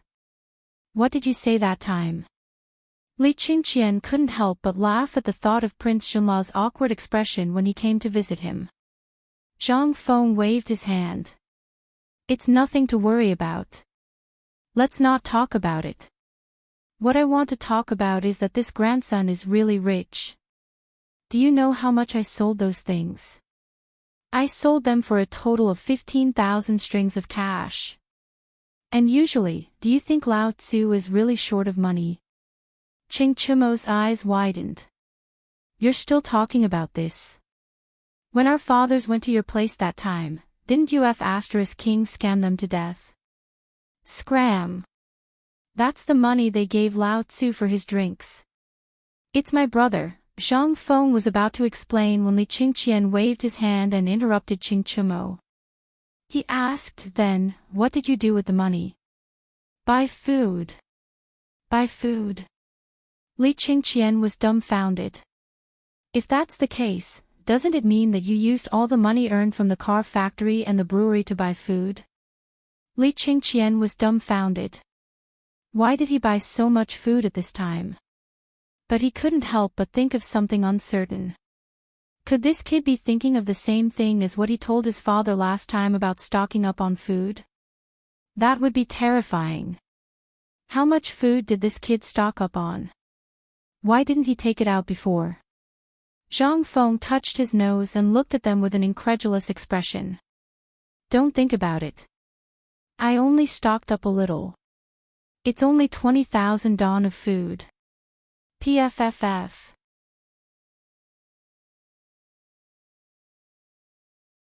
Chapter 544. They were dumbfounded. 20,000 don. Damn it. What did 20,000 don of grain mean? What did it mean? Although the emperor had stockpiled some grain before, it was only tens of thousands of don. Although the emperor had misunderstood Zhang Feng's words, more importantly, how could Chang and, no, Guanyi have any extra grain at that time? If they made a big move, they would definitely attract Guanlong's attention. Therefore, they could only inform the state governments of this matter secretly and let them stockpile grain secretly. But now that the locust plague was over, the shortage of grain finally broke out in Chang'an. Now, the emperor had basically not eaten for 3 days because of this matter. He was so worried that his hair turned white. It was impossible to get grain from outside the Guanyi. After all, this locust plague was national in nature. However, the disaster in the south was much smaller. Although there was grain in the south, it would take at least half a month or a month to harvest and transport the grain from the south. After all, along the way, there were disasters everywhere. No one dared to sell all the grain. This was what worried Li Shimin. And now, one could imagine what these 20,000 don of grain meant to Chang'an. It meant that at least 20,000 people could be saved from starvation. 20,000 people. Li Qingqian's eyes were about to turn red. He wished he could grow wings and fly back to the palace to tell his father about this matter. Fengzi, are you sure you have 20,000 don of grain? Li Qingqian grabbed Zhang Feng's hand subconsciously. This matter was too important to him. His current position in the court was somewhat awkward. Although he was the crown prince and had always been very serious in his work, he didn't have anything that could make the other officials sit up and take notice of him. This was a very dangerous thing to do. If at this time, Zhang Feng felt that way. Not only did Li Qingqian tightly grab both of his hands, his entire face was trembling with excitement, and his gaze was as if he was looking at a peerless beauty. Zhang Feng's hair stood on end, and his entire body was suddenly covered in goosebumps. If it weren't for his strong restraint, he would have kicked Li Qingqian's third leg until it exploded. Dugo couldn't bear to watch any longer. He nudged Li Qingqian. Li Qingqian did not react. In the end, Zhang Feng could not hold back the disgust in his heart. He kicked Li Qingqian over. I didn't expect you to be this kind of person. F***ck. Glass actually appeared in the Tang Dynasty. F***ck. F***ck. Damn it. What the hell was this? Zhang Feng secretly swore in his heart that he would definitely keep a certain distance from this grandson in the future. This was too **king annoying. Although Li Qingqian had fallen flat on his face, he still crawled up with an unsightly expression. He didn't even bother to pat the mud off his buttocks. He was about to step forward again when he was stopped by Zhang Feng. Stop, if you have something to say, we can talk. Be good, or else Lao Tzu will ask your father to bring you back. Zhang Feng pointed at Li Qingqian and shouted. Only then did Li Qingqian come back to his senses. Zhang Sun hurriedly went forward to smooth things over for Li Qingqian. That, Fengzi, don't blame him. You also know that these days, after the locust plague, everyone has tightened their belts and is lacking in food. But 20,000 dan of food suddenly appeared in your place. Tell me, who wouldn't be excited to the point of going crazy? So, Fengzi, you can only talk about this in front of your brothers. Don't tell anyone else. This is something that can take people's lives. Outside the door, Gan Ziyuan seemed to have something to report. But at Zhang Feng's door, he saw something that he would never forget in his life. The sons of the High Dukes and the Crown Prince were all standing in front of Zhang Feng, the shopkeeper. And that kid actually kicked the Crown Prince to the ground. F*ck this. F*ck this. Did Lao Tzu see a ghost? Gan Ziyuan couldn't help but lie on the ground as if his whole body was shaking. However, his eyes were still fixed on Li Qingqian. He saw Li Qingqian stand up as if nothing had happened and ask the kid in a tone as if he was asking for advice. Then what did he say? He even asked the emperor to drag the crown prince back. Oh my God! Was Lao Tzu dreaming? He was the crown prince. F*ck this, he couldn't take it anymore. Lao Tzu couldn't see it. He had to treat it as a dream.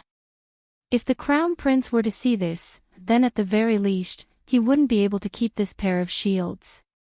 At the very least, not only would he lose his livelihood, but his brothers would also lose their lives here.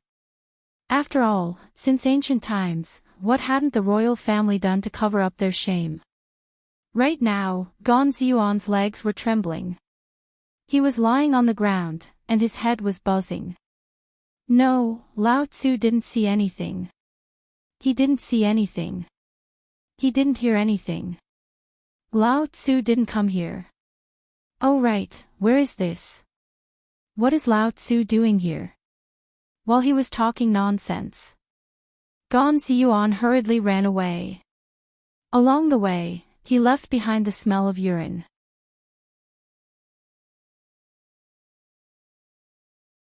Chapter 545. Inside the room. At this time, Li Qingqian had finally recovered. However, the few people in the room did not notice that Gan Ziyuan was outside. Otherwise, how could it be so good? However, at this time, Li Qingqian suppressed the thought of robbing Zhang Feng and said, Fengzi, do you know that although the government has stepped in and forcibly suppressed the grain price, it has skyrocketed to 12 copper coins per caddy. There is even a faint trend of price increase. How are you going to deal with the 20,000 dan of grain in your hand? Also, how come I don't know what channel you used to buy the grain? Shouldn't you tell me about this channel? After all, you also know that I have a big family and a big business. Get lost. Zhang Feng could tell that this guy was still clinging on to the 20,000 dan of grain and wouldn't let go even if he died. This grain was bought by Lao Tzu from that barbarian merchant. That big fool thought that Lao Tzu bought it at a high price. He really thought that Lao Tzu was stupid. Hee, but that old guy is probably looking for me all over the streets of Chang and city right now. Beard. Li Qingqian was relieved. The grain of the Tang Dynasty was basically reported in the treasury. Except for the grain of the big families and the grain of the foreign merchants, basically all the grain of the Tang Dynasty was recorded in a book. And this barbarian merchant was one of the most uncontrollable people. Every time these fellows came to the Great Tang, as long as they saw something that could earn them money, they would do their utmost to hoard it. Perhaps it was because the grain was about to be harvested and the price of old grain would inevitably drop, so when the price was about to drop, they met Zhang Feng. It was unknown whether this beard was unlucky or not. Why did he meet Zhang Feng? How good would it be if he met this crown prince? Fengzi, what are you going to do with the 20,000 dan of grain? This was what everyone was looking forward to the most. As for where the grain came from, it was not a problem. The key now was that there was a shortage of grain in the Tang Dynasty. If the person in front of them wasn't Zhang Feng, then these fellows would have definitely snatched it. However, they didn't dare to snatch Zhang Feng's things. If Lao Tzu found out about this, they would be in deep trouble. This was also what the few of them were most worried about. Under the trend of high benefits, people could do anything. There was also a saying that went, treasuring a jade ring becomes a crime. If the 20,000 dawn of grain were to be known by others, then, things were going to get really interesting. Zhang Feng snapped his fingers. Then he said slowly, since I only let you know today, you can rest assured that the 20,000 dawn of grain will definitely be stored in a place that none of you will ever think of. And this matter, other than the few of you, only that hapless bearded man knows about it. But now, that bearded man will probably never find me. Are you sure? If that kid were to play dirty and expose this matter, Feng Zi, do you know what kind of impact these 20,000 dawn of grain would have? Li Qingqian cautiously said. Killing intent had already appeared in the depths of his eyes. This bearded man couldn't be allowed to live. However, Zhang Feng's next sentence made him feel completely at ease. Yes. Don't worry, don't worry.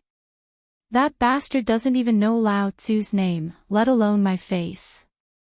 Lao Tzu put on makeup and a fake beard. He even sprinkled cumin powder on himself before making the deal with him. Now, even if Lao Tzu were to stand in front of him, he definitely wouldn't be able to recognize me. What a joke. Wasn't he just speaking in a foreign accent? Just casually saying work hard would undoubtedly lead the conflict to the Japanese. When the time came, even if the bearded man wanted to find trouble, he would find trouble with the Japanese. Oh right, the few of you, leave some for me in Chang and for the next few days. This grain is our chance to make a name for ourselves. Once this batch of rations appears, the reputation of our White Deer Academy will be thoroughly resounded. Therefore, in the next few days, the few of you better hurry up and build the academy. When the number of people increases, you will have plenty of time to work. I reckon that if we don't talk about other things, you won't even be able to sleep if you want to. Also, Li Qingqian, go back and ask your father about the chicken and duck army I saw outside Chang'an City. If he hasn't dealt with it yet, bring it over for me. It will be of great use when the time comes. Oh right, I want those pigs too. It would be best if you could find me a few blacksmiths. Li Qingqian and the others were dumbfounded. Their faces were filled with question marks. Grain, chickens, ducks, pigs, and blacksmiths. What was he going to do? They could understand that chickens, ducks, pigs, and grain were all related to eating and drinking. However, blacksmiths were, others didn't know, but Li Qingqian did. No one knew about this profession in other places. But in the palace, it was a unique profession. Every person who wanted to be a eunuch had to undergo the cleansing of their body by a craftsman before they could enter the palace. Suddenly, the few of them couldn't help but touch their crotches and take a step back. Was this bastard thinking of?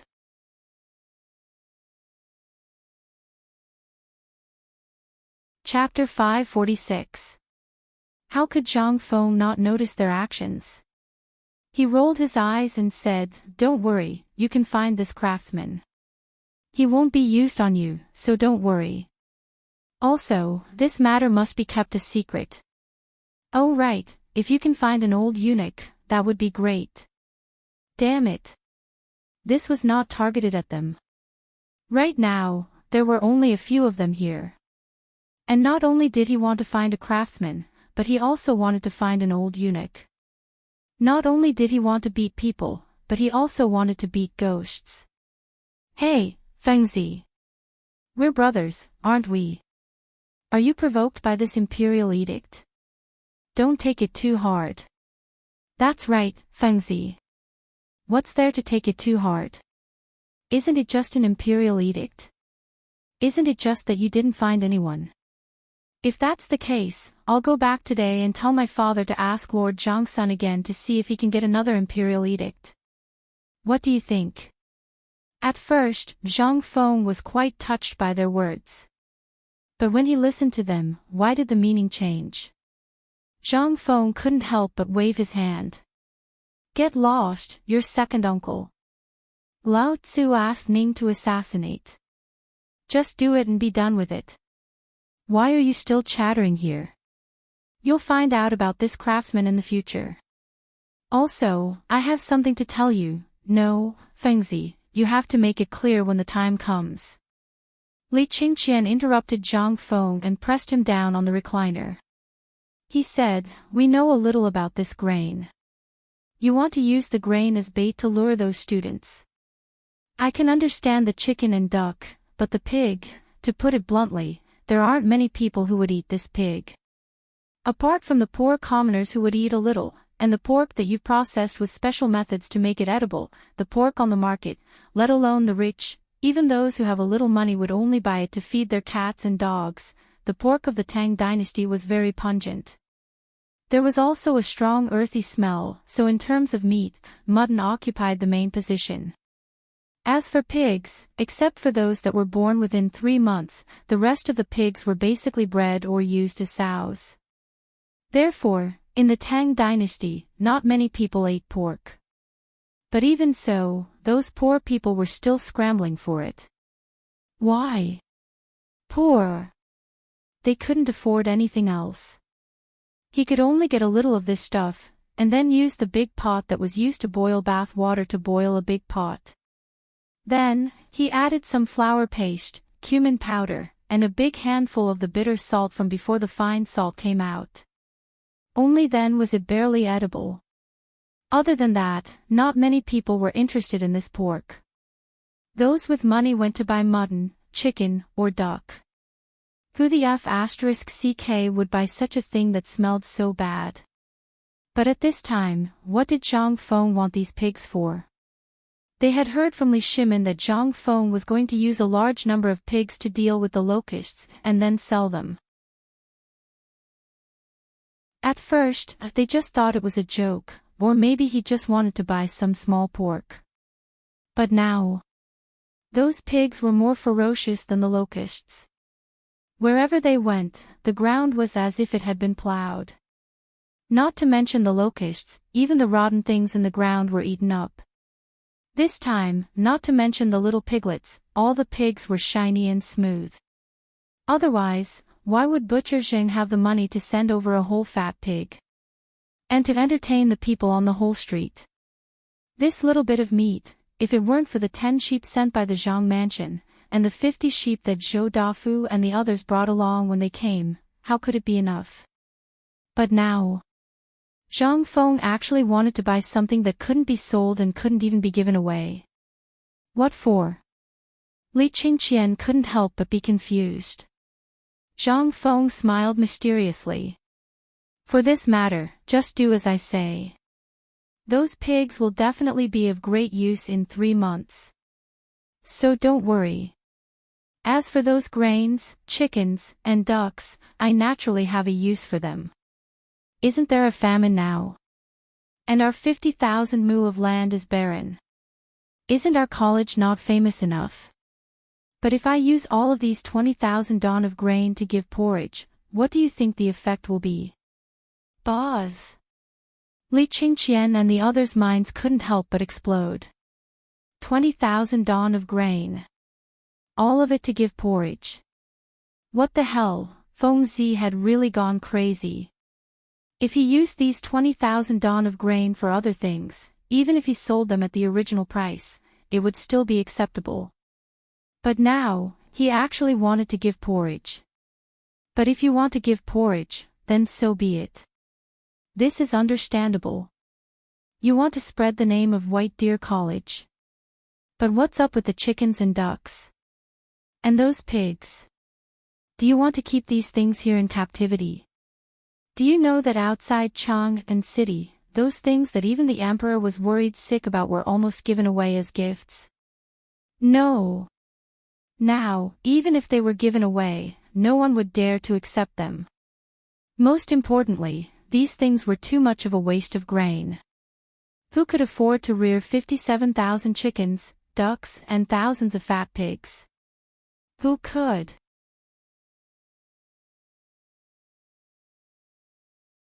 Chapter 547. Li Qingqian left Shao Mountain in a daze. Then, he rode his horse and galloped back to the palace. The first thing he did after returning to the palace was to jump into the lake in the imperial garden to calm himself down. He carefully recalled what Zhang Feng had said before, then ran to Taiji Palace in a daze. The moment he entered Taiji Palace, Li Qingqian heard Li Shimin's angry roar. He couldn't help but take a deep breath and wait outside the imperial study. After a while, the people from the Ministry of Works and the Ministry of Agriculture walked out of the imperial study listlessly. They bowed to Li Qingqian and left in a hurry. Li Qingqian then hurried into the imperial study. Li Shimin was furious. A few days ago, he had heard about the famine. Although they had already prepared for it and it was not to the extent of a major famine, the people could only eat a bowl of porridge that was as thin as water for a meal. It was still okay in the past because there were wild vegetables and weeds. But now, they were all eaten up by the locusts. Even the shoots from the willow trees had been eaten up long ago, not to mention the weeds that had just sprouted from the ground. In the eyes of the people, they were now delicacies. Li Shimin naturally opened the grain storage to provide relief for the people in such a situation. But today, the people from the Ministry of Works and the Ministry of Agriculture reported that there were only 40,000 dan of grain left in Chang'an. What should they do? What else could they do? Empress Xiangsun couldn't help but reduce all the grain and food standards in the imperial palace to the lowest. But what could they do? Li Shimin had been eating porridge for 3 days. He was so hungry that his chest was sticking to his back and his eyes were seeing stars. But just now, he received another document. It was about the grain from outside the pass. It would take at least half a month for it to arrive. As for why? Although the people from the Ministry of Agriculture and the Ministry of Works didn't say, how could Li Shimin not think of the reason? If he was targeting Guanlong, wouldn't Guanlong target them as well? What's more, Jiangnan was the largest source of grain in the Tang Dynasty, except for Guangzhou and other places.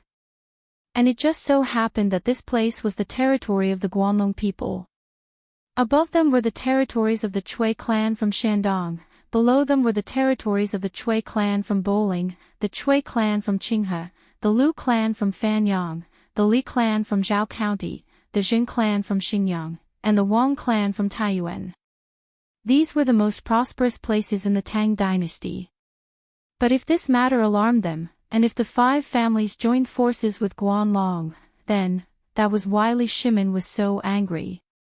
He did not know how long Li Shimin had been standing there. Li Shimin flicked his sleeve and said, "What are you doing here?" "Father, I have an important matter. Speak." Li Shimin waved his hand and asked with a frown. Li Qingqian looked at Xiao Gizi and said, "Today, I found out from Zhang Feng that he has 20,000 dan of grain in his hands."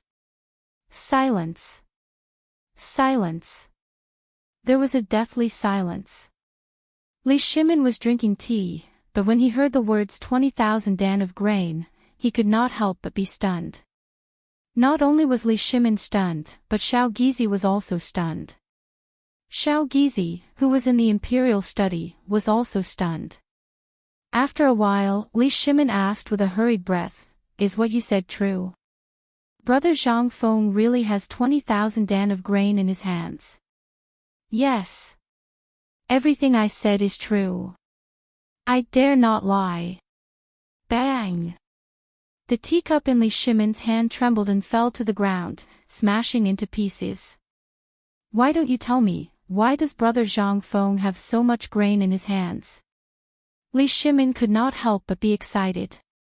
Right now, the grain in the pass was about to run out. Although 20,000 dan of grain might not be much to the tens of thousands of people in Chang'an, But at least it could let these tens of thousands of people survive for 10 more days. When the time came and the 70,000 dan of grain in the treasury were added, the grain shortage in Chang and could be solved in an instant. What was this? This was good news from the heavens. Imperial Father, this. Although it's true that Feng has 20,000 dan of grain, this kid is crazy. Li Shimin was a little confused. He waved his hand and hurriedly walked down from the dragon throne. Xiao Gizi hurriedly brought a stool and placed it in front of Li Qingqian. Li Shimin sat opposite Li Qingqian and asked, "Tell me slowly. What's going on? What's wrong with Feng? Was Zhang Feng crazy?" Li Shimin absolutely did not believe it. If this kid was crazy, then Li Shimin would definitely slaughter him. But this kid cherished his life so much, how could he be so reckless? He, Li Shimin, did not believe it. Li Qingqian then said, "Imperial Father, the situation is like this. The imperial edict has been issued for 3 days, but there is no news at all, so we are thinking about how to recruit people. But Feng said he has a way." Li Shimin furrowed his brows. What does this have to do with the 20,000 dan of grain? If he wants, then I can issue an imperial edict. Can't that do it? Li Qingqian laughed bitterly. Imperial Father, this son said the same thing at that time, but Zhang Feng said he thought of a better way. What way? Feng said he wants to distribute porridge in White Deer College. He wants to use all 20,000 dan of grain to distribute porridge, and he wants to gather them outside Chang'an City. He wants all the chickens, ducks, and pigs that no one knows what to do with. Not only that, he also wants craftsmen.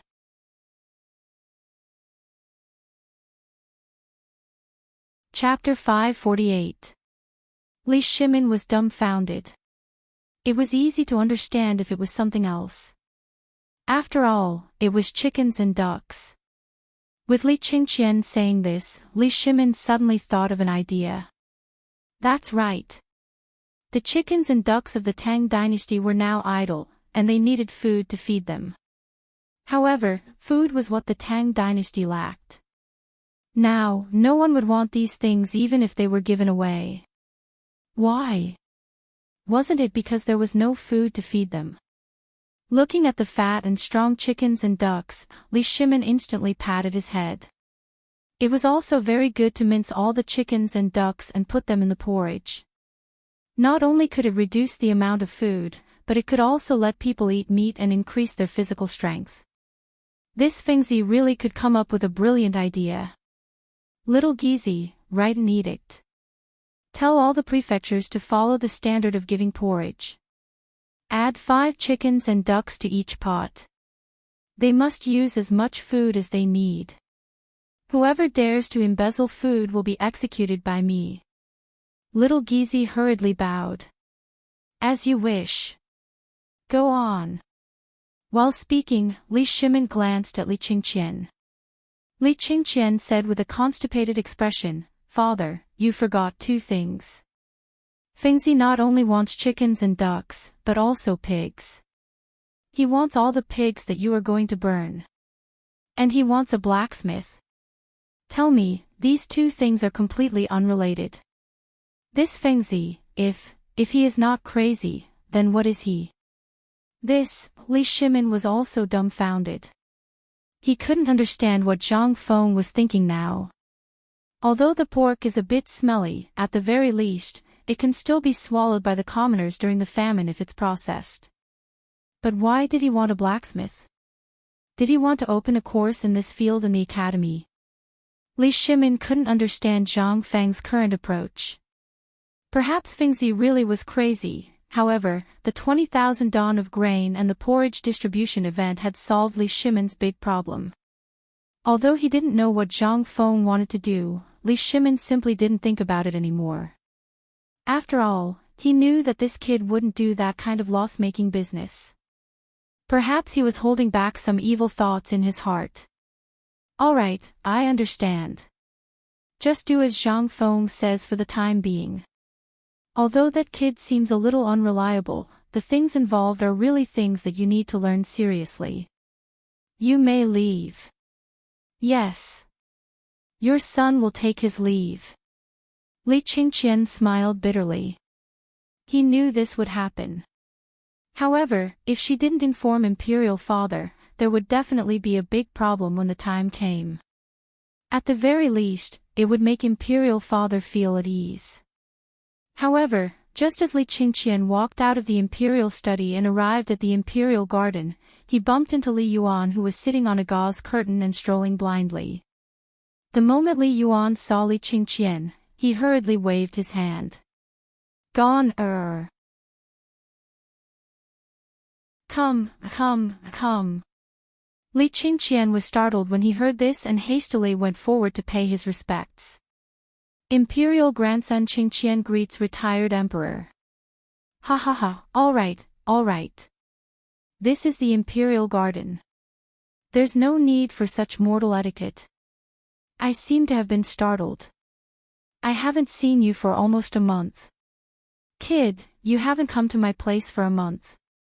What have you been busy with? This Imperial grandson has recently been learning things in the academy opened by brother Zhang Feng, so I forgot to pay my respects to retired emperor. Please forgive me, retired emperor. Ha ha ha, that kid. Li Yuan laughed brightly. Afterwards, he got off the carriage and walked into the pavilion in the middle of the lake in the Imperial garden. He sat opposite Li Qingqian. Just as the two of them sat down, a palace maid brought over fruits from Zhenla. Gone. Tell me about that kid Zhang Feng. What has he been up to recently? Didn't I hear that kid bought that piece of land in Shao Mountain and even set up some white deer college there? How is it now? This. Replying to retired emperor, everything is proceeding smoothly. Then there's the recruitment of students. I have high hopes for this academy. This impenetrable shield and that indestructible spear, I really want them. When the time comes, I'll also go to the academy. If I can become a teacher, that would be pretty good. Ha ha ha. All right. It's rare to see you. Come. Let's play. Li Qingqian was speechless. Li Yuan waved his hand. In an instant, several of his concubines swayed their waists and walked over. They sat opposite Li Yuan and Li Qingqian. The current poker cards not only far surpassed the quality of the first time he played cards with Zhang Feng in the tavern. Although they were also made of paper, at the very least, they were more durable. With all the cards in place, Li Yuan seemed to have gotten a good hand. He urged these people to play while saying, "Why did you enter the palace this time? Did that kid run into some kind of trouble? You're a dignified crown prince. Don't look for your father for everything. After all, he's worried about the food shortage." Imperial grandson remembers retired emperor's teachings. It's just that kid stockpiled 20,000 don of food and prepared to give out porridge at White Deer College. He also needs the tens of thousands of chickens, ducks, and pigs that Chang and has stockpiled. He also needs a carpenter. That's why Imperial grandson can't make a decision, so I looked for father to make a decision. Hearing this, Li Yuan was instantly stunned. What did you say?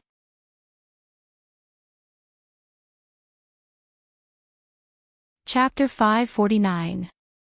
Li Yuan was completely dumbfounded. He had seen people who were out of tune before, but he had never seen someone so out of tune. You said you were awesome and daring with 20,000 dan of grain to give out porridge. You wanted chickens, ducks, and pigs. These were all small matters. It could be said that you helped the emperor solve a big problem. After all, those things consumed an astronomical amount of grain in a day. But what did you want a blacksmith for? At this moment, Li Yuan's poker game was no longer as fragrant. He really wanted to know if this Feng Zi had really gone crazy. A few days ago, he heard that the emperor had issued a decree praising his White Deer College. Moreover, it had only been a few days. Logically speaking, if it was someone else, wouldn't they be laughing in their sleep? But this kid. He always did things so unconventionally. Who was Li Yuan? With a slight turn of his head, he understood what Zhang Feng wanted to do. He was just trying to build up the reputation of his new academy. But you're just trying to create momentum. What are you trying to do by creating these things? Could it be that you want to? Li Yuan couldn't help but glance at Li Qingqian's crotch. In an instant, Li Qingqian's face turned red. Ha ha ha, fine, I won't tease you anymore. If you are busy, you can go do it. When I'm free, I will sign a contract with the White Deer Academy and stay there for a period of time. I heard from Mr. Yuan that the White Deer Academy is a good place to nurture outstanding talents. Find a good place for me to build a villa. That little brat won my villa. Imperial grandson will remember. Li Yuan waved his hand and spread out the cards in his hand. He said, but we won this round. Pay up, pay up. Li Qingqian finally escaped from Li Yuan's evil clutches. As soon as he returned to the Eastern Palace, he saw Qing Chumo and the others. They were already waiting there and arguing about something. Seeing Li Qingqian enter, they hurriedly asked, "How was it? Did the emperor say yes?" Li Qingqian sat down on the soft couch. He said, "What can he say?" Of course he allowed it. However, what's Feng Zi up to this time? He wants that Saw Zhu and some blacksmith. I don't understand at all. Isn't that so? I just met Xu Yu's father and asked him about it. When Wei Shuyu and the others heard this, they hurriedly asked, "Then what did Prime Minister Wei say?" Du Go shrugged. "What else can I say? At that time, my father and the others were all there. When I said that, they all laughed. What else could they say? Right now, all they can think about is food. They don't know what Feng Zi wants to do. Alas. Mother asterisk Ker, this Feng Zi is going to do something big this time." They instantly sat down on the chairs. Li Qingqian rubbed his forehead. "Shuyu, go to the Department of Internal Servants tomorrow morning and ask if there are any old eunuchs who want to return home recently, or those who have just returned home. Don't forget this matter. Bring him to see me tomorrow, I want to." Wei Shuyu glanced at Li Qingqian. "Don't you know to call your little eunuch to the Department of Internal Servants? Why must you wait until tomorrow morning? Aren't you tired?" Li Qingqian slapped his forehead. "Someone come. Quickly take the Crown Prince's order to the Department of Internal Servants and ask if there are any old eunuchs who have just returned home recently." Yes. Everyone waited for about an hour. Just as Qing Chumo was snoring, a little eunuch from the Eastern Palace hurriedly led in an old eunuch with white hair and a beard. The old eunuch's back was arched, and he held a thin book in his arms. "This old servant greets Your Highness the Crown Prince." "Rise. This prince asks you, are there any old eunuchs in the Department of Internal Servants that want to return home recently?" Replying to Your Highness the Crown Prince, there are. In a month, this old servant will return home. Oh. Hearing this, the others couldn't help but be interested. Li Qingqian waved his hand and dismissed everyone. Then he said, "Rise." "Yes. This prince asks you, do you still remember the matter of losing your virginity?" The old eunuch's wrinkled face couldn't help but twitch. If anyone else had asked this, he would have fought with his life on the line. In any case, he was already over 70 years old and had lived long enough. But this was the Crown Prince. He didn't dare. To people like him, this was a great humiliation.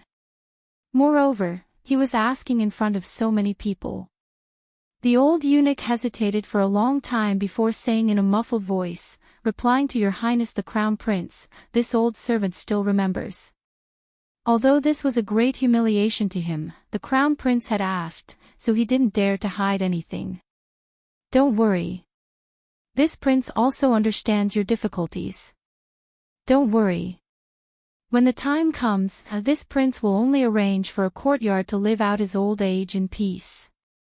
The old eunuch was ecstatic. This old servant thanks the crown prince for his grace. This old servant is 76 years old this year, but when this old servant was 12 years old, I was sold into the palace and lost my virginity. Although it's been 60 years, this old servant still, get to the point. This prince asks you, if someone were to find a carpenter for no reason, what would they do? And besides the imperial palace, where else would you find such a person? The old eunuch was dumbfounded. This. Your Highness the Crown Prince, forgive this old servant's stupidity. This old servant doesn't know why, but that's not called a carpenter. That's called a master of virginity. Besides the imperial palace, there really isn't such a person outside. Basically, all the old eunuchs in the Department of Internal Servants know how to. Hearing this, Li Qingqian's eyes lit up. So you know how to do it too.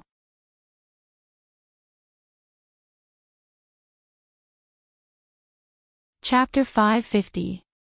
Dong. The morning bell slowly sounded in the dark depths of the imperial palace. On the streets of Chang'an, the moment the morning bell sounded, 2 lanterns were lit on the doors of each official's mansion. Fast horses and palanquins were already prepared at the gate of the mansion. They were only waiting for the dazed officials in robes to get on the horses or the palanquins before they rushed to the Vermilion Bird Gate. When everyone entered the Vermilion Bird Bridge, there were basically no people in the market on the bridge. Even if there were people, there were only a few new types of barbecue. Basically, they had eaten until they vomited. However, the smell of barbecue still made the officials with empty stomachs buy a bamboo barrel of beer and a few big chicken legs to eat and drink as they walked. When they reached the gate of the political announcement hall, their stomachs were round. When they entered the political announcement hall, the officials were all shocked by Li Shimin, who was sitting on the dragon throne. Seeing that Li Shimin was in a daze, everyone closed their mouths tightly, lowered their heads, and stood in their positions to wait. Everyone knew that the emperor could be like this. It was all because of the locust disaster.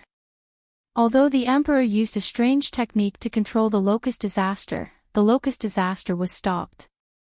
However, the food was really gone.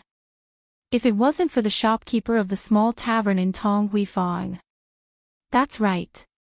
Shang Feng. Moreover, this name was like thunder to the ears of all the officials. Not to mention that he personally received the emperor's imperial edict, he was also bestowed the title of Viscount. The school he opened was also of the same level as the Imperial College. What was this? Everyone didn't understand. They couldn't understand the meaning behind it. But they knew that this person was highly regarded by the emperor. After all the officials had arrived, Xiao Gizi said something in Li Shimin's ear and shouted at the top of his voice, "Morning court. Kneel down. Long live the emperor. Give him a seat." Li Shimin waved his hand. "Today, I don't want to hear any memorials about where to ask for grain. What I want to hear is which disaster victims have been treated, which disaster has been solved, or whether the grain from Hunan province has been delivered. As for other matters, I won't discuss them today." Li Shimin decisively interrupted everyone's thoughts.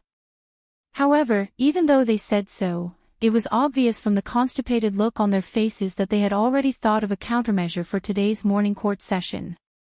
However, Li Shimin did not give them the chance. "I've learned that the grain from Hunan province will arrive in Chang'an in half a month. Minister of Agriculture, tell me, can the grain in the Chang'an local treasury last for half a month?" "This, Your Majesty, the total population of Chang'an and its surrounding areas, plus the refugees who have flocked here in recent days, is less than 100,000, but it's not far from that. However, there are only 70,000 dawn of grain in the Chang and local treasury. What's more, the price of grain has skyrocketed every day in recent days, which has caused panic among the people in Chang and, therefore, I feel that these 70,000 stones can only last for less than 10 days. 10 days. Although Li Shimin knew it, he could not help but feel his heart sink when he heard it again.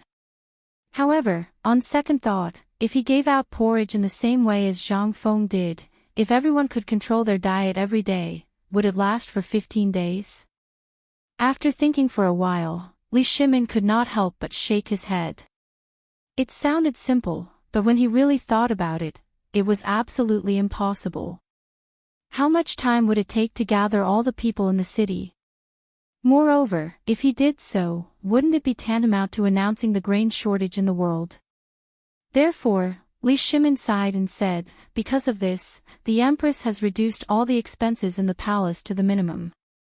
Even I eat porridge every day, just to get through the grain shortage as soon as possible. But my strength is too small, so I know that each of you has at least dozens of acres of land, and at most tens of thousands of acres of land.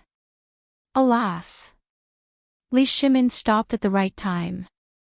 However, how could they not understand the emperor's meaning? I've already reduced expenses, and I eat porridge every meal. It's up to you. What should they do? They also had a big family to feed. What should they do? Your Majesty, this old official is willing to donate 30 dan of grain to help the disaster victims. This old official will donate 50 dan. This old official will donate 150 dan. This old official will donate 300 dan. Starting with Wei Jing, Du Ruhui, Fang Xianling, Qing Yaojin, and the others all spoke one after another. How could they not know the emperor's meaning? Last night, they all knew about what happened to Zhang Feng. They expected that the emperor would do something this morning. Who would have thought that they would really guess it right? Seeing that Qin Yaojin and the others had spoken, Xiao Gizi also hurriedly knelt and said, Your Majesty, this servant's Chamberlain province is willing to donate all the surplus, a total of 320 dan of grain. Good. Good. Li Shimin looked at Xiao Gizi with appreciation. He glanced at the officials. There was no need to say what he meant. Even the eunuch could donate so much, what about you? How could the officials sit still after hearing Xiao Gizi's words? They were so embarrassed that they panicked. Although this old official doesn't have much land and has suffered a disaster, this old official is willing to donate half of the family's grain, a total of 57 dan. This old official will donate 30 dan. This old official.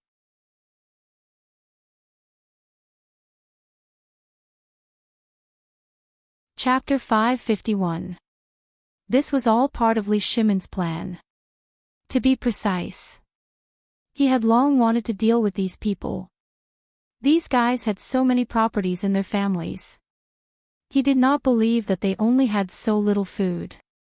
Except for Zhang Sun and the others who had taken out some of their family's food, the rest only had a few dozen dan.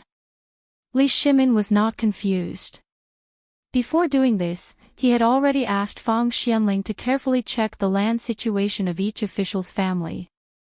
Therefore, in his heart, these people had long been clear about them. Li Shimin frowned slightly. The officials in the hall who had not spoken yet could not help but feel something. Although my family has 300 mu of fertile land, before the locust plague, the women in my family sold almost everything that could be sold in order to free up space. Therefore, I only have 300 dan of food left. I am willing to donate 200 dan to help the people of Chang and tide over this crisis. At this moment, a fifth-grade official in a green court robe said respectfully. This person was Minister Zhou of the Honglu Temple.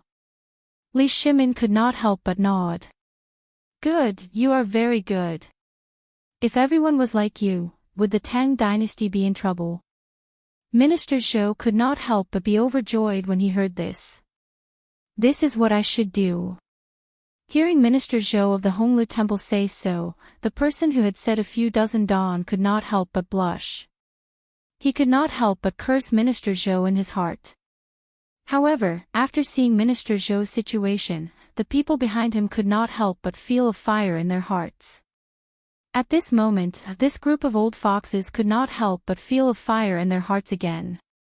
This was an excellent opportunity to climb up the ranks. How could they let it go? Someone had tested the water for them. No matter what they did, they could not donate less than this small Minister Zhou of the Honglu Temple, could they? To put it bluntly, that little amount of food was nothing to them. If they donated too much and won the emperor's favor, they would be promoted, and then, wouldn't they get everything back? At this thought, all the officials could not sit still. I am willing to donate 170 dawn. I am willing to donate 192 dawn. 200 dawn. I bid 300 sure. When this voice rang out, everyone was in an uproar. Even Li Shimin raised his eyebrows. It was the Minister of Rights, Li Shaogong. When he saw the playful look on Li Shimin's face, he couldn't help but say, this old minister was wrong. It's 500 stones. Commandery Prince Hejin is indeed a member of the royal family. I am very pleased that you have such courage. Very good, very good. It is the blessing of the Tang Dynasty to have you. What's there to worry about? 500 stones. There was no lack of Li clan relatives in the imperial court. At this moment, under the leadership of Li Shaogong, no one could sit still. However, there was no lack of stingy people among them. Even though they had learned from the mistakes of others, they still donated as much as they could. What was this?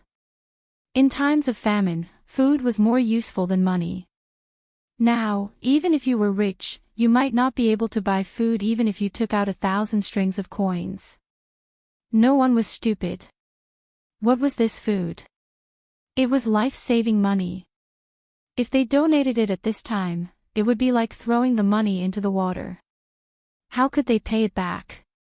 No one knew how long this famine would last. Food was the foundation of whether a big family could survive or not. Who would be so stupid? Who would donate all their food?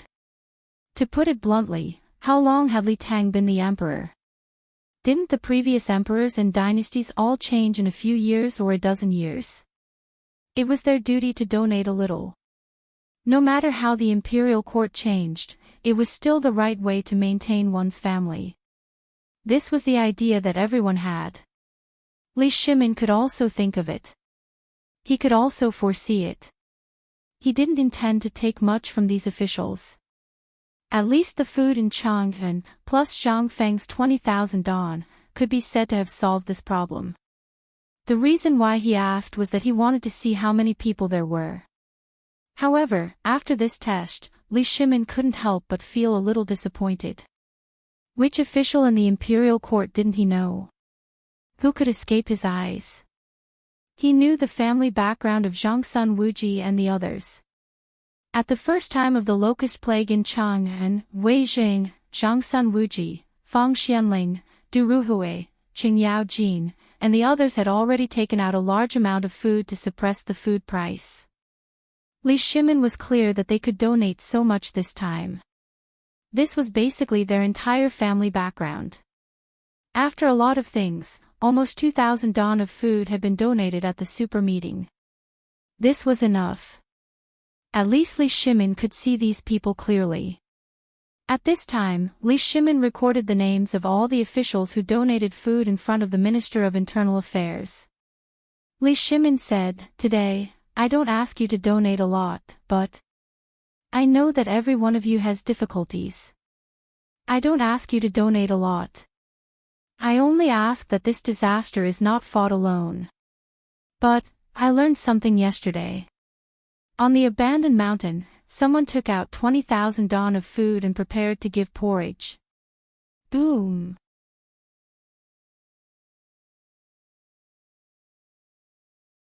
Chapter 552. Li Shimon's words caused an uproar among the courtiers. Who? Who is so stupid?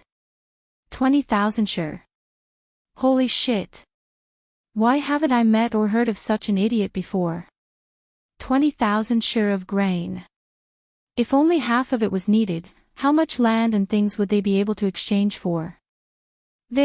No. It seems like, wait a minute. Xiao Shan, why does this name sound so familiar? I remember now. Isn't this the White Deer College? And the one that the Emperor gave the decree? Right, I remember now. Is this the college? Why are the people in that college so rich? 20,000 sure, it seems to be the college that the Crown Prince set up. I heard that the Crown Prince wants to set up an innovative college to train himself. As soon as Li Shimon mentioned Mount E, everybody suddenly thought of something. Everyone had heard of this matter before, but it wasn't that they had heard of it. Anyone who had a son in their family was basically unable to escape the fate of being captured by Qing Chumo and the others with great fanfare.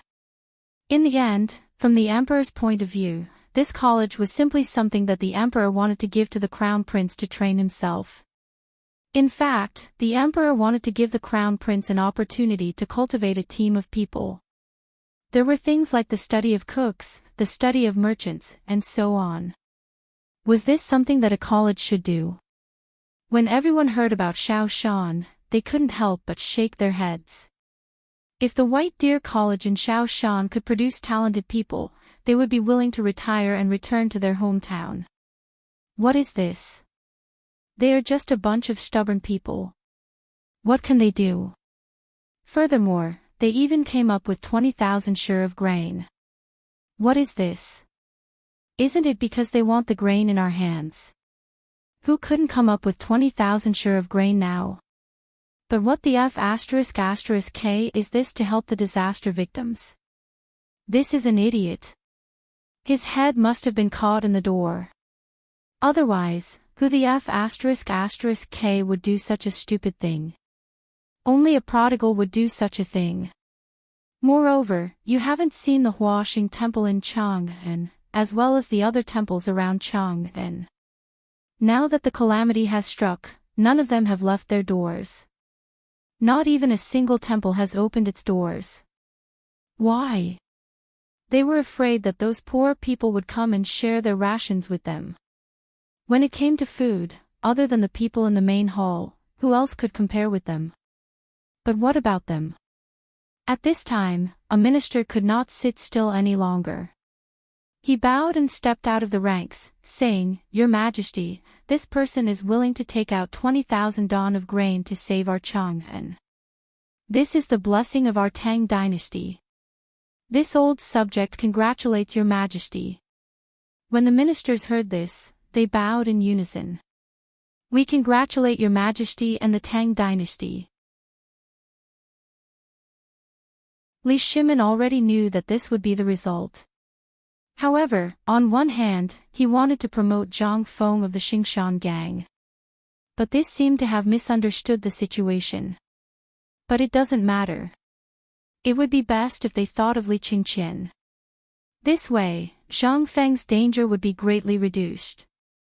Most importantly, White Deer College's reputation would be completely established. That was enough. Well, today's court is dismissed. You are all trusted officials of the Tang Empire, so I hope that you can also do your best to provide porridge to the victims. Tomorrow, the Chang and local treasury will open the gate of the Chang and local treasury and then suppress the food price to provide relief to the victims. Li Shimon waved his hand and stood up. Little Gizi hurriedly shouted, "Court is dismissed." Seeing this, the ministers also hurriedly stood up and shouted, "Farewell, Your Majesty." As soon as he left the political announcement hall, Li Shimon sat down in the pavilion in the middle of the lake. On the one hand, it was cool here. The imperial study was as hot as a steamer. Although it was in the morning and the sun had not yet shone on the earth, the dull smell was still nauseating. On the other hand, Li Shimon was waiting for someone. He was waiting for Zhang Sun and the others. Before Li Shimin finished reading the three memorials, Zhang Sun Wuji and the others really came. Your Majesty, what does Brother Zhang Feng want to do? We have been thinking about it all night, but we still can't figure out what Brother Zhang Feng wants to do with a carpenter. Yes, it's chicken, duck, or the saw pig. We can all understand. Although the saw pig is too smelly, it is still edible at this time. But this carpenter, well, don't talk about it. I am also thinking about it. I thought you all knew about it, but I didn't expect, alas. Forget it, forget it. Zhang Feng has always been like this. It's hard to figure out. But since he said it out loud, you guys should go and help him. Zhang Feng can be considered to have done me a great favor. Now, how many refugees have gathered outside Chang'an City? Your Majesty, for the time being, there are at least 10,000 refugees in Chang'an City. Most of them are from other places in the city. 10,000. So many. Li Shimin's heart sank.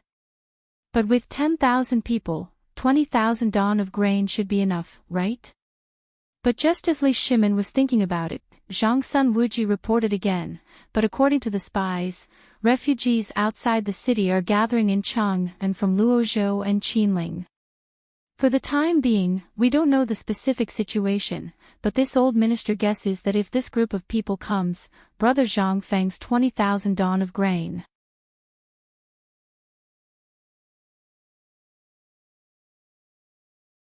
Chapter 553. In fact, Zhang Sun Wuji was right.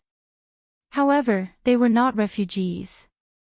They were people who flocked to Chang and to seek education after learning about White Deer College. 3 days had passed. Everyone in Luozhou and the prefectures around Chang knew that the college was not only free, but also provided them with food. After 3 years, they would have a chance to become an official in the imperial court. Therefore, they rushed to Chang'an like crazy. Among them, there were people who really wanted to seek education. There were also people who wanted to make a living. Most of them wanted to find a way to survive. A plague of locusts meant death. Wherever the dense swarm of locusts passed, there was nothing left to see. Although Zhang Feng's winery in Chang'an City temporarily suppressed the plague, other places did not. Everyone could only watch their grain rot in the field when it was about to be harvested. Other places would not be like Chang'an, where there was someone like Zhang Feng. Although there would be some losses, at least they could get some money in their hands. But what was the use? Therefore, after the imperial edict was issued, everyone in Luozhou and the surrounding areas were in an uproar. As long as there were children over 6 years old and their families, they rushed to Chang'an immediately. At this time, on the banks of the great river and in Qinling Mountain, everyone was enduring even if they were hungry. Even if they were so hungry that they dug worms in the soil to eat, they were still enduring. They would reach Chang'an soon. Once they reached Chang'an, they would have a good life. However, in Jianan City, a few hundred miles away from here, the imperial edict had just reached Xiangzhou. Outside the Xiangzhou provincial governor's mansion, the provincial governor, who had received the news early in the morning, had been waiting here. When he saw the small yellow door, he hurriedly glanced at the imperial edict and was deeply shocked by what he saw. He hurriedly ordered someone to post it on the bulletin board outside the provincial governor's mansion. Then, he ordered the yamen runners to carry gongs and roar through the streets. At this time, it was undoubtedly a disaster for the people of Xiangzhou. In the eyes of all the people, there was nothing else that they cared about except eating. With all their strength, they could only support themselves to buy a little rice at the entrance of the treasury or the grain store. They could only support themselves so that they would not be attacked by hunger and fall asleep. However, no one knew when these days would come to an end. Bang! Bang, bang! As the gong sounded, the people numbly raised their heavy eyelids and glanced at the bailiffs. Then they curled up in the shade and dozed off again. Folks, don't sleep anymore. Good news, this is great news. His Majesty knows about our hardships. Now, he has set up a school in Chang and city to teach the poor children how to read and write. At that time, you can even enter the imperial court and become an official. However, the only response they received was this indifference. However, the bailiffs did not give up. He shouted again at the top of his voice, "Fellow villagers, that school doesn't require money. As long as you want to go, not only is it free, as long as you can get in, you will be provided with food." Hearing this, everyone was instantly stunned. "Fool Wang, what are you talking about? Is this really free? Why would I lie to you? It's really free. Are you sure? Which school in the world doesn't know that even if you want to find a teacher to teach you how to read and write, you will need to pay 100 strings of money? There are also rules and regulations. How can it be free? And it will provide food. Idiot Wang, you're just trying to make fun of us." Hearing this, the bailiffs became impatient. He pointed at the provincial governor's mansion and said, "If you don't believe me, you can go to the provincial governor's mansion and have a look. How can it be fake?" Hearing this, all the people were tempted. But at this time, Fool Wang added again, "But there are conditions. Not everyone can go." Hearing this, the people who tried hard to get up and go to the provincial governor's mansion to have a look sat down again. Fine. He must be kidding us. How can we, the slaves, study this school? But Fool Wang's next words made the people's hearts burn again. "I heard from the provincial governor. He said that the imperial edict clearly states that as long as one is at least 12 years old and under 30 years old, he can go." After this, the whole Xiangzhou went crazy. Everyone knew that if they wanted to be outstanding, what else could they do except study? Of all things, reading was the best. This was a principle that had never changed since ancient times, and everyone understood it. However, not everyone could afford to read books, which was why more than half of the Great Tang's population was illiterate. But now, when everyone heard this, they were shocked and completely dumbfounded. Moldov *Ker, Fool Wang, are you trying to trick me again? Let's go. Let's go and ask the provincial governor. If that bastard Wang dares to fool us, we'll skin him alive. Let's go. On the other side of Xiangzhou, a few youths were squatting by the riverside with their buttocks sticking out to catch fish. When they had just caught a large eel, a skinny youth hurried over. "Erwa, Sanwa, stop it. Something big has happened. We can go to school in Chang'an."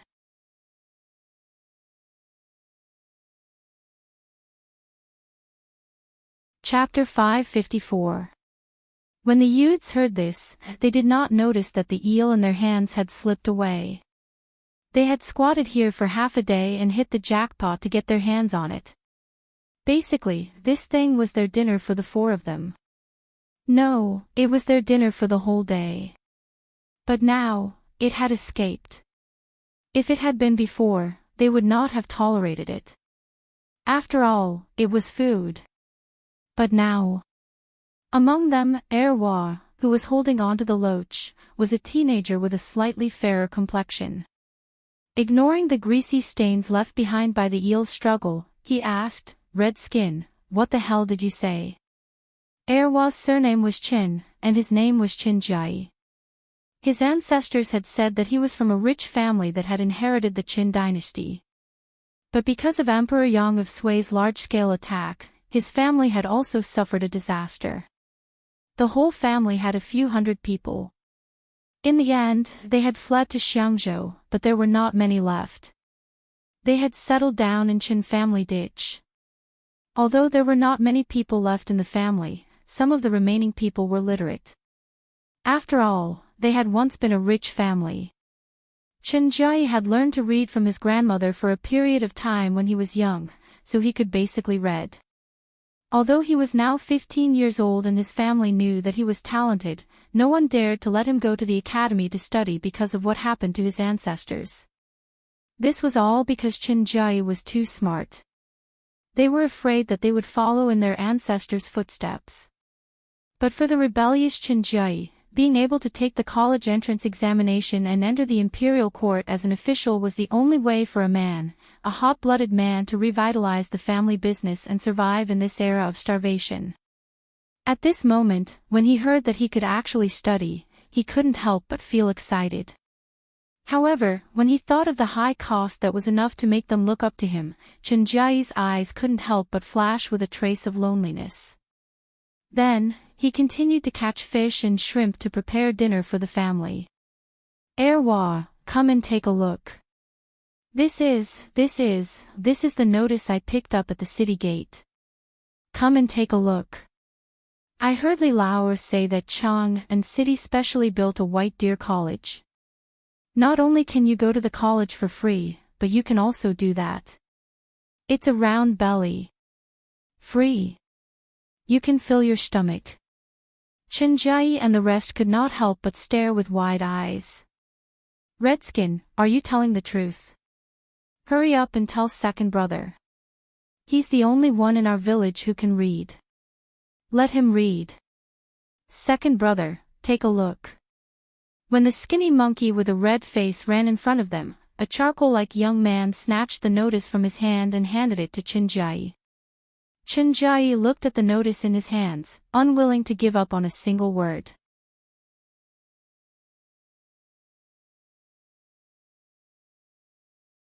When the woman heard this, her heart melted. Her eyes, which were already squinted, turned into two slits when she smiled. Okay. If my son wants to be an official, I will contact the Imperial College for you. Let's go to the Imperial College. As she spoke, the woman turned around and pointed at the provincial governor and shouted, "Are you deaf?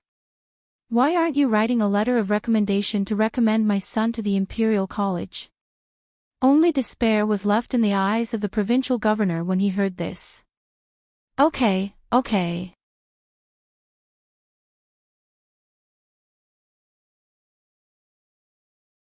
Chapter 555. Copies of the Imperial Edict were still being sent out of Chang'an. No. 5 days ago, all the small yellow men had brought the rubbing of the Imperial Edict to the provincial government offices. However, it had been 5 days, and the distant places still had not received the message. However, all the places that had received the Imperial Edict had caused an unprecedented sensation. First, it was that strange academy. What was it trying to do? It was completely different from the academies that everyone knew. Moreover, almost no one had been to this academy before. However, they knew that it was a place to learn things from the sages. The sages hated merchants and agricultural skills the most. In their eyes, this was an insult to the reputation of the academy. However, after seeing the Imperial Edict, they could only suppress the urge to crusade against Zhang Feng. In their opinion, since the emperor had issued the Imperial Edict, and it was not an orthodox academy, they could only turn a blind eye to it. Otherwise, in the past few days, there would have been people going to crusade against Zhang Feng or submit letters of remonstrance to impeach him. Just like Chang and City at this time. Although the people of Chang and City were the first to know about this. At this time, the people were still waiting. They were not waiting for anything else. They just felt that the emperor had issued the Imperial Edict. Most of them were waiting to see what would happen. Take the people of Tonghuifang as an example. They wanted to go to Zhang Feng's academy more than anyone else. They wanted to study and learn more than anyone else. Now that Fengzi had established such an academy, it was originally a good thing. However, after that day, everyone felt embarrassed. They felt that if they did so, although Zhang Feng would not say anything, they would feel embarrassed. What was this?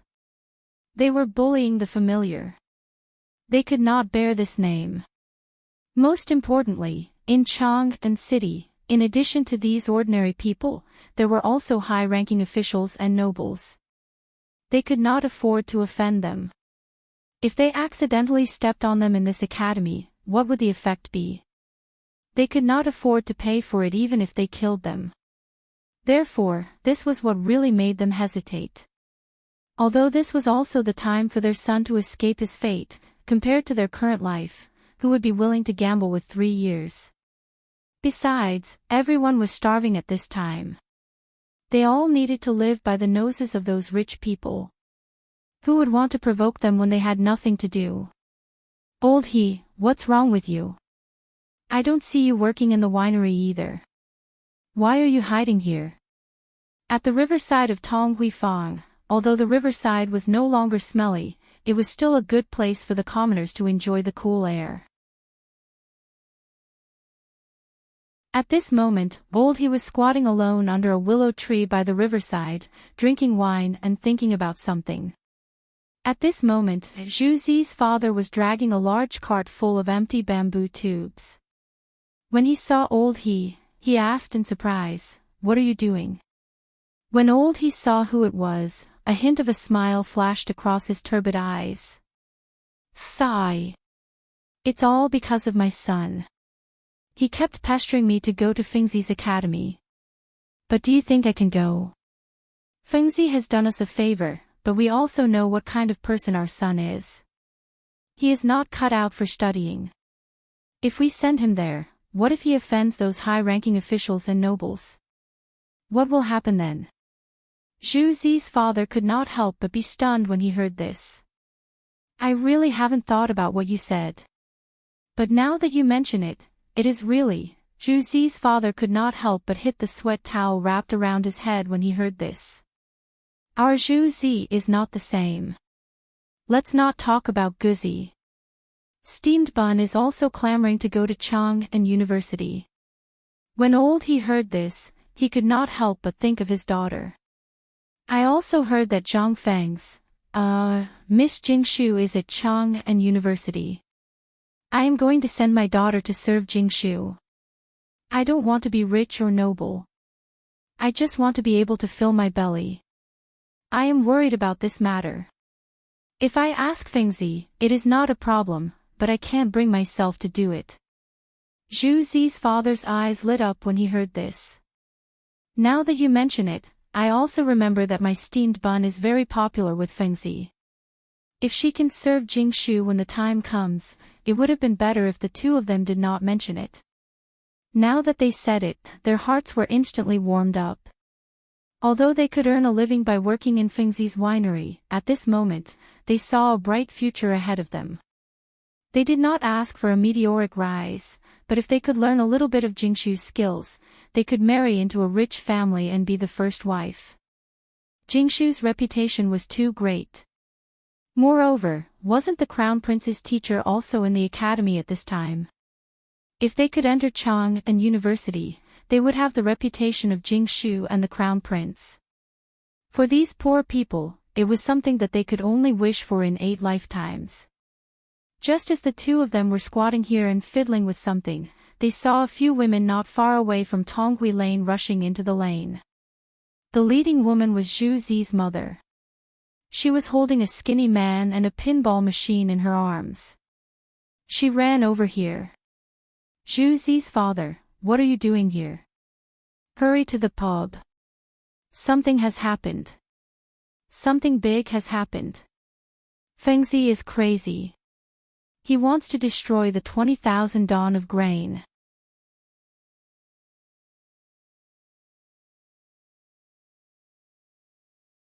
Chapter 556. Zhang Feng hadn't returned to Chang and City for several days. Since the launch of White Deer College on Mount E, he had been on the mountain. Today, he finally made a trip back to Chang'an. But before he could happily cook the meat in the pot, he met Zhu Zi's father, the old scholar, and the others who rushed into the small tavern with cold faces. Looking at their attitude, it was as if Zhang Feng had done something wrong. Zhang Feng was dumbfounded. Everyone, what are you doing? The old scholar, wearing a Buddhist robe, sat opposite Zhang Feng with a gloomy face. He asked, "Fengzi, I want to ask you something. You must answer me truthfully." It was the first time the old scholar had been so serious. Zhang Feng's heart trembled. Did something terrible happen? He nodded hurriedly. Seeing this, the old scholar asked, "Old man wants to ask you, is it true that you've hoarded 20,000 don of grain in Chang and city to help the disaster victims? Well, tell me the truth. Otherwise, when the sky falls, no one will save you." Zhang Feng was shocked when he heard this. Did this matter attract the attention of some people? Or could it be that the impact of this matter was too great? Zhang Feng couldn't figure it out. Finally, he looked at the worried and expectant eyes of the crowd and nodded. "Yes, I've hoarded 20,000 don of grain." "I'm sure, ridiculous. This is absolutely ridiculous." The old scholar was so angry that he slammed the table and interrupted Zhang Feng. He shouted, "Do you know that if you did this quietly, old man wouldn't have cared and would even give you a thumbs up? But look at what you've done. Now, the whole Chang and city knows about this matter. Do you know what you've done now? Now, do you know that what you've done has forced those high-ranking officials and dignitaries to take out grain to suppress the grain price?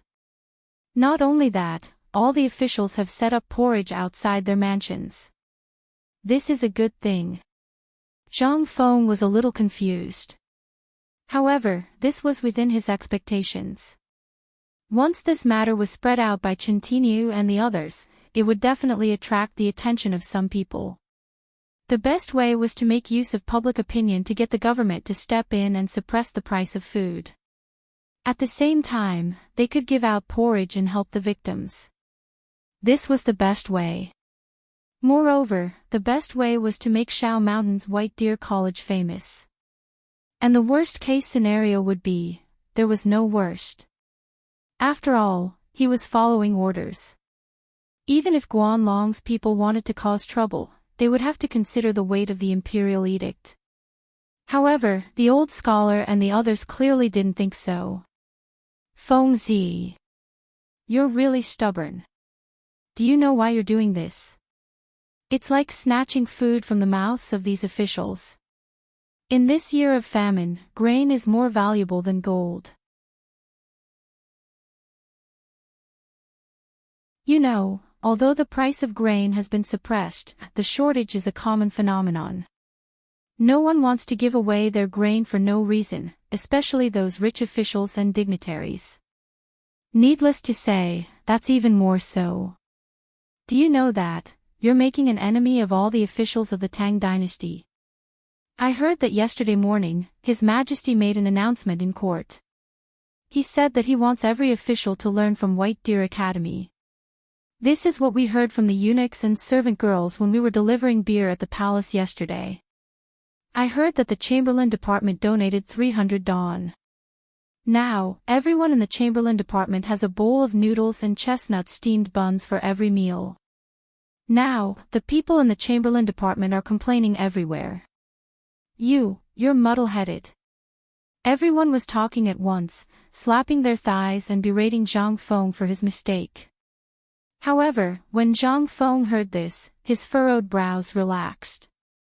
The old scholar might have heard it from Li Gang. It was fine if the old scholar didn't look at Zhang Feng. Now that he looked at him and saw that Zhang Feng was no longer worried, he couldn't help but slap the table and berate, "Look at what you've done. Now, not only Chang'an City, but all the other prefectures are imitating you. Even the emperor has issued an edict. Think about it, how many people have you offended?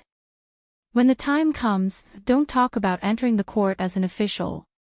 I think you'll have to sleep with one eye open. Otherwise, I don't know where this shit came from, but it'll be all over your face. Old scholar, you don't have to worry about this. I know what I'm doing." Zhang Feng cupped his hands in front of his chest and stood up. He said, "Dear neighbors, in fact, I'm not giving away the food as you think. I'm giving it away for free. This time, I came down the mountain to tell you in advance that we're all neighbors. To put it bluntly, Fengzi has always been indebted to all of you. Now that there are benefits, I'll definitely think of you first. Therefore, I've decided to give away the food. Doesn't my White Deer College have 50,000 mu of land? I don't know how long it'll take to get those 200 or 300 people. You also know that Fengzi is impatient. Therefore, I want to use the method of work in place of labor to give out porridge and food. Work in place of labor. Everyone was dumbfounded. Fengzi, what do you mean by this? What do you mean by work in place of labor? What do you mean by giving out food?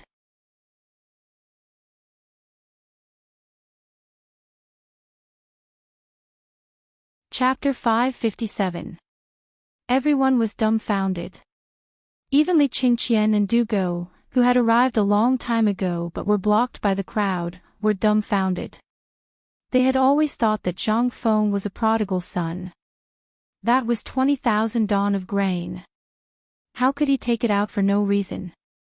And give it to the crowd like this? They also knew that Zhang Feng wasn't that kind of rich person, but this kid was stubborn and refused to say it. This made them puzzled, but they also knew that Zhang Feng was doing this to solve this disaster, so they didn't ask. But now, they could not help but stretch their necks and listen. Zhang Feng looked at the old scholar and said, "My Shao Mountain is 50,000 mu of barren land." Old scholar, do you know what this means? How much time and how many people will it take to flatten it? That's why I came up with this idea. As long as it's a commoner, even if it's a poor commoner, if they want to buy food, every household has to show a certificate issued by the government. Then, every household can only buy 1 caddy of food a day. And the price is 5 copper coins. I'm not going overboard, right? The old scholar was dumbfounded. All the people in Tonghui Square who were blocking the entrance were in an uproar. What? 5 copper coins. Let's not talk about anything else. Just the grain in Chang'an's treasury cost 6 copper coins. Fengzi, are you sure you're not joking? Fengzi, you can't do this. I know you're a good person, but you can't be a good person. If you do this, won't you lose money? No, Lao Tzu can't eat this grain. Even if Lao Tzu starves to death, he won't go back to buy a grain from you. I won't buy it either. Lao Tzu has betrayed his conscience. Some of the women were even crying. Touch your consciences and think about it. Has Fengzi ever mistreated any of you? If you haven't finished eating, he will give you basins of meat. Not only is he opening a school, but he is also giving out porridge. Why is he doing this? If you have a bit of conscience, can you eat it? Brother Madman, I don't want your pinball machine anymore. My mother told me not to go to the academy. Shuzi wiped off the snot on his nose and carefully placed the almost broken pinball machine on the table. Then, he took out some money from his pocket and placed it on the table. This is what Brother Frenzy gave me before, and this is what I won from the pinball machine. I don't want it anymore. The old scholar's eyes were moist. Li Qingqian and Du Go's eyes were moist. Even the eyes of all the people in Huitong Square were moist. Zhang Feng took a deep breath and tightly gripped the money on the pillar. He said, "Would you believe me if I told you that not only did I not suffer a loss, but I also made a big profit?" Silence. No one said anything. After all, none of them were fools. They were able to see that. Not making a loss. Who would believe that? Zhang Feng asked the old scholar to sit down. He asked everyone to sit down, but they stubbornly refused. Zhang Feng said leisurely, "Actually, when the locusts appeared, I noticed that something was wrong, so I started to buy food at that time. At that time, because of the locust plague, a barbarian merchant had a large amount of food in his hands, and he was in a hurry to return to the western region, so he couldn't take it with him, so he sold it. You all know about this, right? At the entrance of our market, the one who often sells fur, he was in a hurry. You all know that I'm a soft-hearted person, so I bought the 20,000 don of food at a price 30% lower than the market price. Zhang Feng explained. He almost took out the contract he signed with the beard, as well as the note issued by the government. However, when he said that, everyone calmed down a little. However, Feng Zi, now everyone knows that the price of food is skyrocketing. Don't talk about 5 copper coins, you can sell it for 6 or 7 copper coins, right? Why are you selling it for 5 copper coins? Zhang Feng spread his hands. Although the people in Chang'an City and some people outside the city have sold their food to me, and you all have some money left, you should know that my academy is in Shao Mountain, and I'm facing those people who are eager to see their food rotting in the field. How can they have money? I think they don't even have 5 copper coins. If I had said that I would give them food directly, not to mention you, do you think that I, Zhang Feng, am a fool? Zhang Feng pointed to his head as he spoke. This time, everyone finally felt relieved and laughed out loud. Zhang Feng breathed a deep sigh of relief. It could be said that everything had been dealt with. But uncle, he was not satisfied. Feng Zi, didn't you just say that you would give food and porridge? What are these? You can't stop producing 20,000 don of food. If this matter were to spread, not to mention your 20,000 don of grain, even 100,000 don of grain would be eaten by you within 3 days.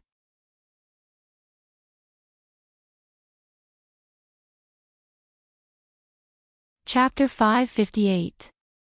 This problem is very easy to solve. Zhang Feng decided to open up as well. Didn't I just say that my academy has 50,000 mu of land?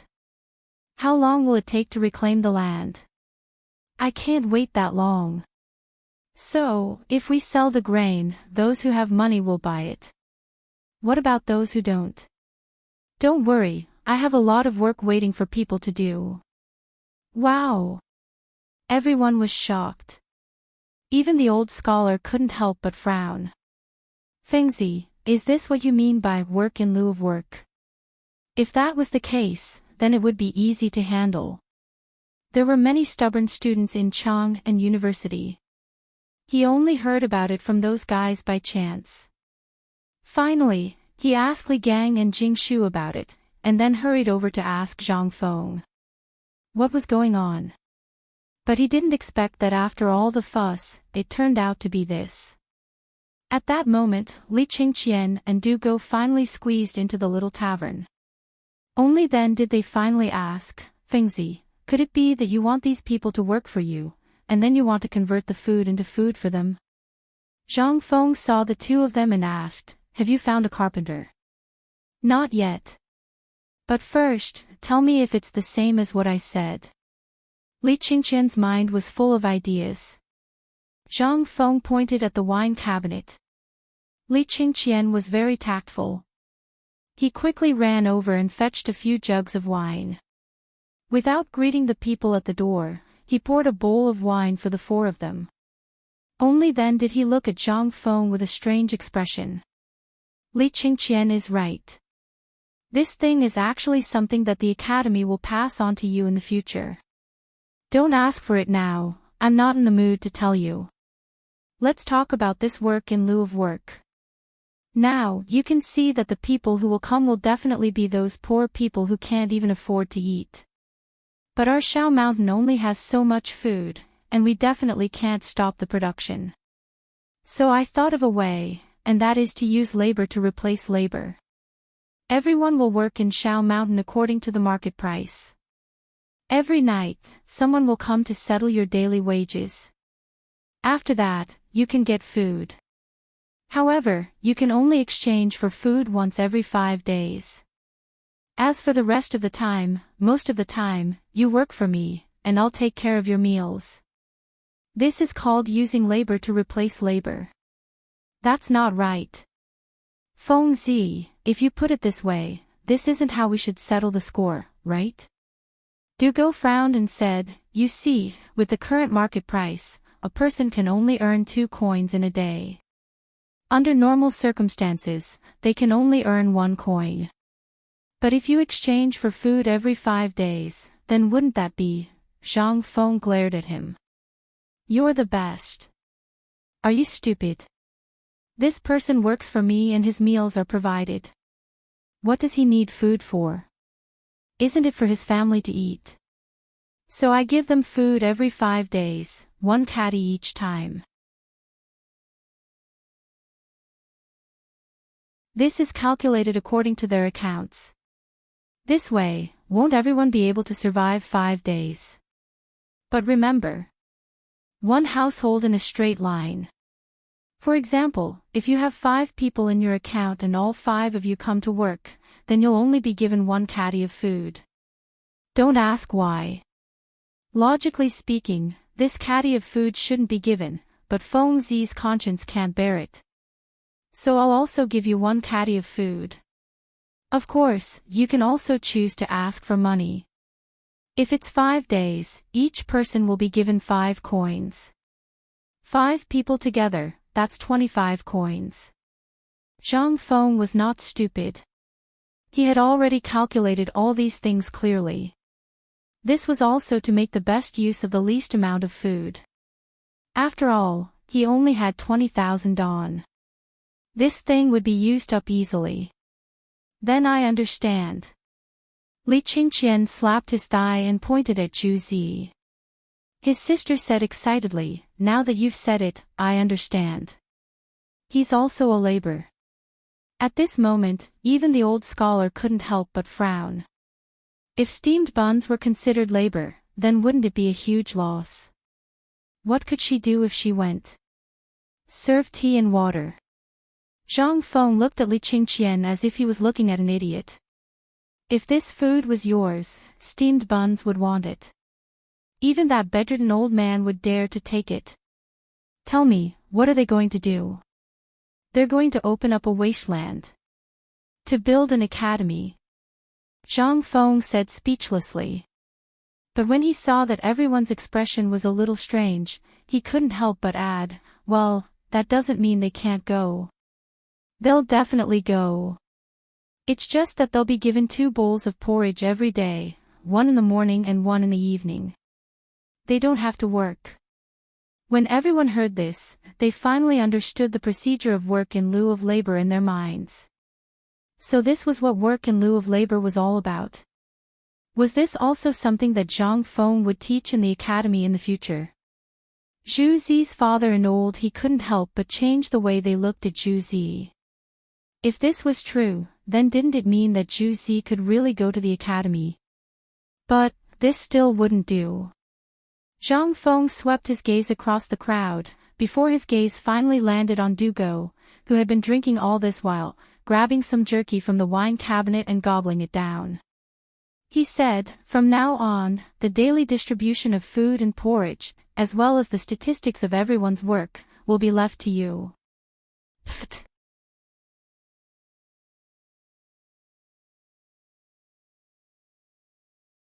Chapter 559. What did you say? Dugo was dumbfounded. This time, he was stunned. Ever since he entered the door, he only said 1 sentence. Then, when he smelled the fragrance of the wine, his gluttony was already aroused. How could he care about anything else? Did this kid think that he ate too much? Drank too much? That's not right.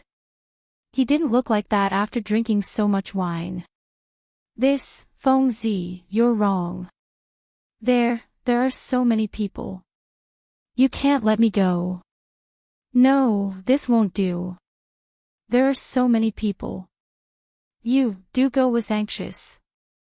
Li Qingqian crossed his arms and looked at Dugo as if he was watching a joke.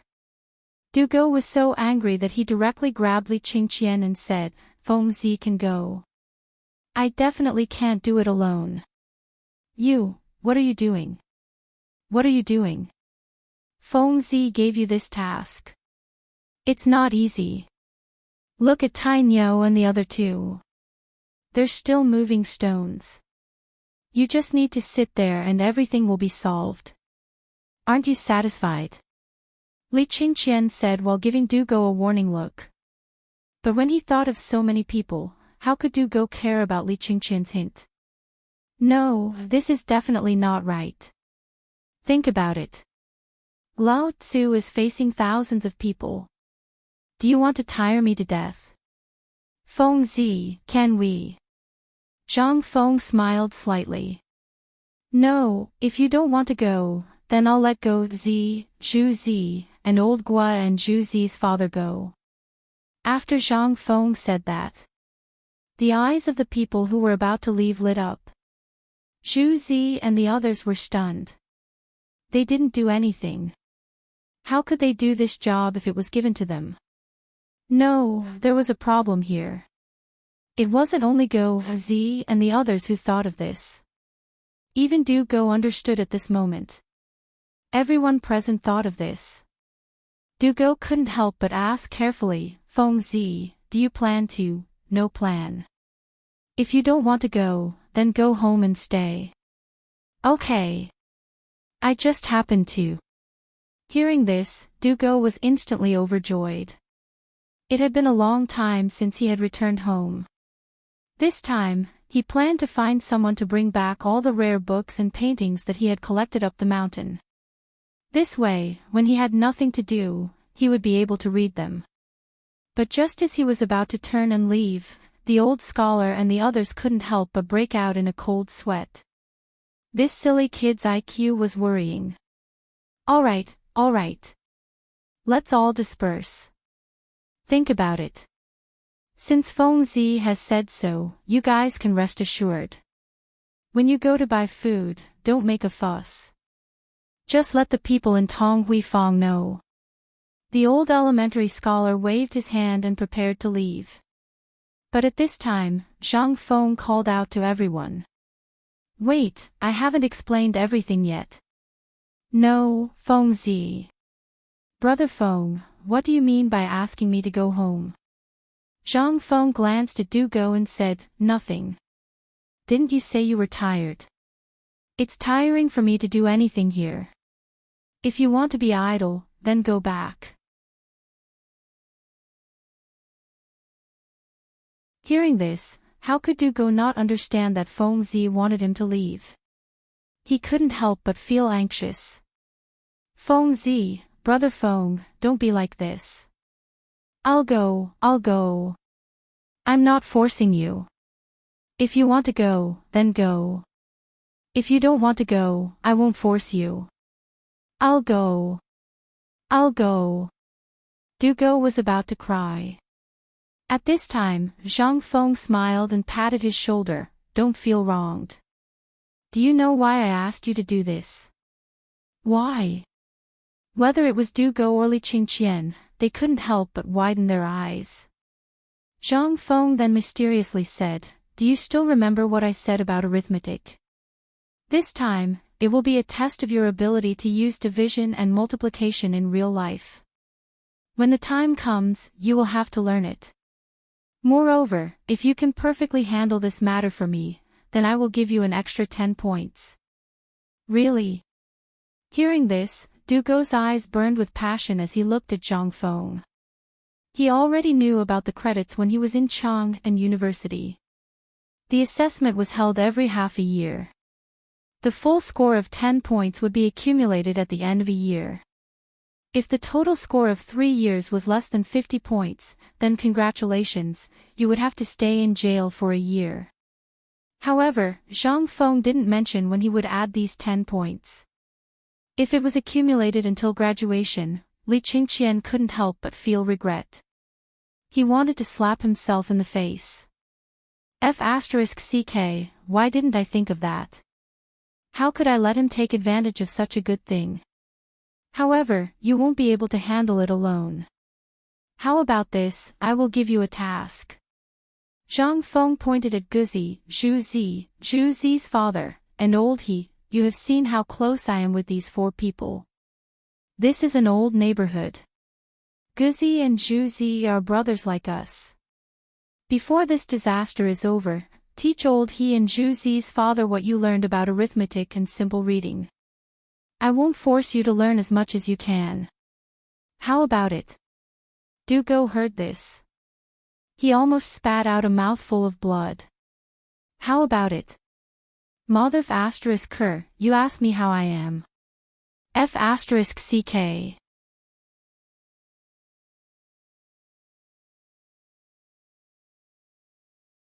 Chapter 560. It was a tragedy for Dugo. Li Qingqian did not escape either.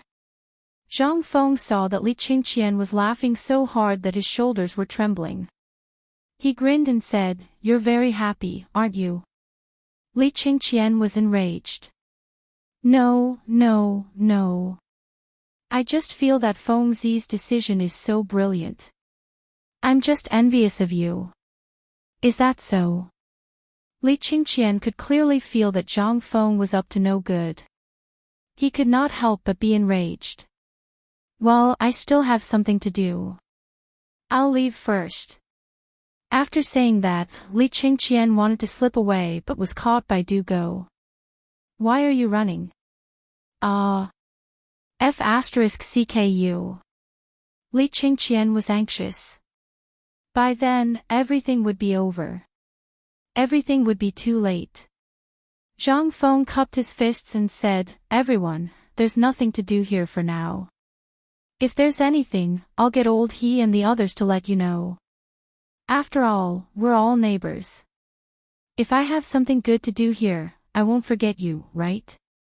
If you want to go to Shao Mountain, just let old he and the others know and go to White Deer College tomorrow morning."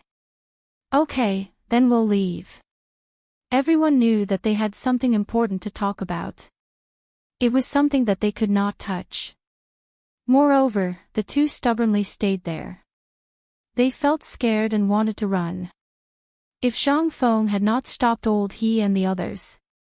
However, old he, Zhu Zi's father, and even Zhu Zi and Go Zi felt as if their feet were floating the moment they left the tavern. Although they could do it in the winery, how could it be better than their current job? Who did not want to do something that only required them to move their mouths and learn some skills? Furthermore, he was working under the most terrifying demon king. Although it might be a little inappropriate to work for him, Feng Zi was indeed someone from Tong Huifang. He had thought of the problem from the start and had directly put shackles on that guy. Now, they were relieved. Most importantly, not only could they work, but they could also learn things. That was the most important thing. They were old. They did not want to learn anything, but they wanted their children to learn some skills. That was the most important thing. Old he, congratulations. Tomorrow on Shao Mountain, you have to take care of us. Zhuzi's father, your Zhuzi seems to be 15 years old this year, right? TSK. What a talent. Is there a marriage partner? My cousin's daughter is 12 this year. As the noises faded away, the old scholar sighed. Feng Zi, I won't say anything more. You understand everything, but, come elementary scholar, wait a moment, I have something to tell you. Zhang Feng interrupted the old scholar. Looking at Li Qingqian and Dugo who were locked in a struggle and staring at each other, he said, Enough.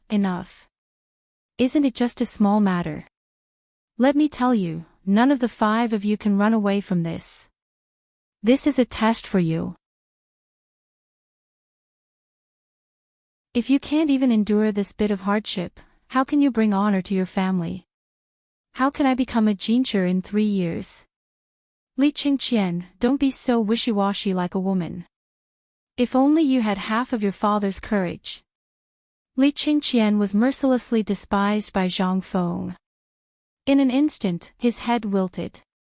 As if he was going to the execution ground, he said, Feng Zi, just say it. Do you want me to carry feces or something else? I'll do it. The thing that the few of them couldn't stand the most was for someone to say that they were not as good as their Lao Tzu. If it were someone else, the scalpel would have been placed on that person's head. Seeing Li Qingqian's heroic expression, Zhang Feng was speechless. But he still said, "Well, I won't ask you to do anything outrageous, nor will I ask you to pick up feces. Since this matter has been spread out, there will be a lot of people in Chang and coming to Shao Mountain tomorrow, maybe tonight. My request is that you have to give me a place to build a house for them." "Who are they? What's the situation? What's the situation? And what's the plan? Why? You still want a house? And you have to investigate all the information of these people." Li Qingqian was dumbfounded. He almost spat out a mouthful of blood. "Feng Zi, I seriously suspect that you are targeting me. Otherwise, this thing, I'm targeting you." Zhang Feng smiled. He pointed to the door. Li Qingqian immediately exploded. "Okay, I'll go. I'll go. Okay." Li Qingqian immediately wilted. He lowered his head and kicked Dugo in the butt. The two of them walked away cursing. Until the two of them left. The old scholar took a deep look at the two of them. With his ability, it would be fine if he didn't see anything before. But since Li Gang came to Chang and University and had been with Li Qian and the others for so long, he was really a fool if he didn't see anything. This was also the reason why he didn't go to Zhang Feng during this period, especially when he knew about the imperial edict. He didn't want to see Li Shimin. He knew that Zhang Feng didn't know Li Shimin's identity, so he deliberately avoided the opportunity to meet Li Shimin. He didn't believe that Li Shimin didn't know him. But it was also because of this. The old elementary scholar was getting more and more confused. Did Zhang Feng really not know Li Shimin's identity after everything he had done? Did he not think about it at all? Especially this time in the academy. It was like opening a window for the old scholar. He really couldn't understand how a dignified emperor, a dignified crown prince, could, and how could it be like this?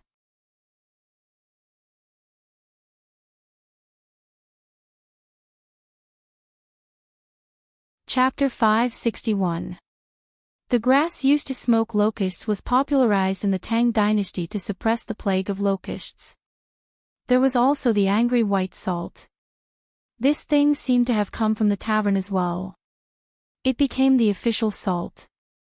Finally, the cooperative, the old scholar couldn't understand what Zhang Feng was trying to do. "Feng Zi, sometimes I really don't understand you. You're a businessman. Logically speaking, the business knowledge you have is enough to make you rich. You might even be able to enter the imperial court. However, you set up Chang and University and started idling around. Now, you're setting up this White Deer College. To be honest, I really don't understand what you're thinking. Don't tell me you're going to idle around and be a shopkeeper again after setting up this White Deer College. However, this doesn't make sense. Look at you now. You have 20,000 dawn of grain. You," as the old elementary scholar spoke, he couldn't help but feel bitter and hateful. Zhang Feng smiled faintly. He stood up and closed the door of the tavern. Then, without caring about his image, he sat opposite the old scholar and said, "Old scholar, I know what you're thinking. I admit that the reason I asked Lao Li to cooperate with me and was lazy was because I was afraid of death." Sigh. The old elementary scholar sighed deeply. "What happened after that? Aren't you being too ostentatious these days? And what were you thinking before?" Zhang Feng drank a bowl of wine and said, thinking. "I didn't think much. What I did before was just a small matter. You know, compared to everything I did before, this is just a small matter." As Zhang Feng spoke, he pointed at his head and then at his fingernails. The old scholar pursed his lips. This guy was probably bragging again. "Ahem, that's enough. Don't brag in front of me. Let's not talk about other things. Tell me, why did you arrange for these two guys to do this?" Let them do that. Zhang Feng looked at the door and smiled. I thought it was something big. So that's what you're asking. This is actually very easy to understand. Just as Old Man Kong said before, in fact, everything comes from life, and life comes from everything. Although Old Man Kong was born in a prestigious family, if he was not born with a chronic defect in his looks, and if he was not often looked down upon, how could he have the will to embark on an official career? Without Tianzi, how could he open the academy? If he was summoned by Qi Jinggong and Yan Ning, he was afraid that Old Man Kong. All right. Let's not talk about the matters of the saints here. If anyone hears us, our heads will roll tomorrow morning. Just tell me what you want to do. Seeing that Zhang Feng was getting more and more excited, the old scholar couldn't help but interrupt him. Zhang Feng originally had the idea of showing off, but now that the old scholar had mercilessly killed it, he couldn't help but feel a little depressed. Well, actually, you also know that these two fellows' attainments in mathematics are basically at a higher level. What they can learn from books can only be considered to be very little. But what if we let them use it in their daily lives? As far as De Bing is concerned, although this fellow is very talkative, his attainments in mathematics are, to be honest, not even Lao Tzu can compare. I'm also afraid that if this fellow continues to pester me, I reckon that my foundation will be ruined by him, so I thought of this thing. The old scholar finally understood. The taste of fish is derived from fishing. Wasn't this what was mentioned in Old Man Long's book? However, when the old scholar thought about it, he really could think of some things. For example, if he were to count the number of people and calculate the amount of food each person had, all of these had to be recorded, and ordinary people might not be able to do it. Especially when at least tens of thousands of people would gather on Shao Mountain tomorrow. What kind of concept was that? Even if there were a few hundred people, it wouldn't be enough. If there was a shrewd person among them, like Zhong Han Xian, then it would be a different story. It would be like leading a sheep. The status of Dugo and the others was naturally a kind of deterrence. At this time, as long as they followed the calculations and found 3 to 5 people, then wouldn't everything be in order? However, this was a test of computing ability and super brain power. But for a freak like Dugo, it was a test. The old scholar still felt that he was up to the task. After all, there was a reason why Dugo was the head of the 4 great demons in Chang'an City.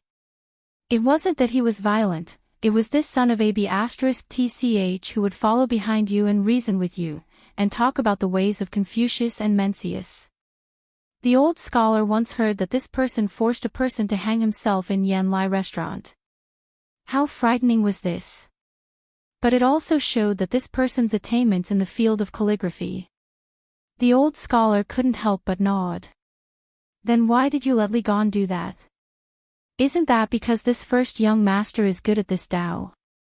Although De Bing and Tai Nyo have their own strengths, I'm not a fool. Everyone can see the respect they have for Lao Li and Lao Li. Moreover, at home, Lao Li and his son are the bosses of their businesses. What if I send De Bing now? Or someone else? Do you think it's suitable? Moreover, this son of Ab*TCH dabbles in all kinds of things. I don't know what he's good at. Sending him to do this is actually to make things difficult for him.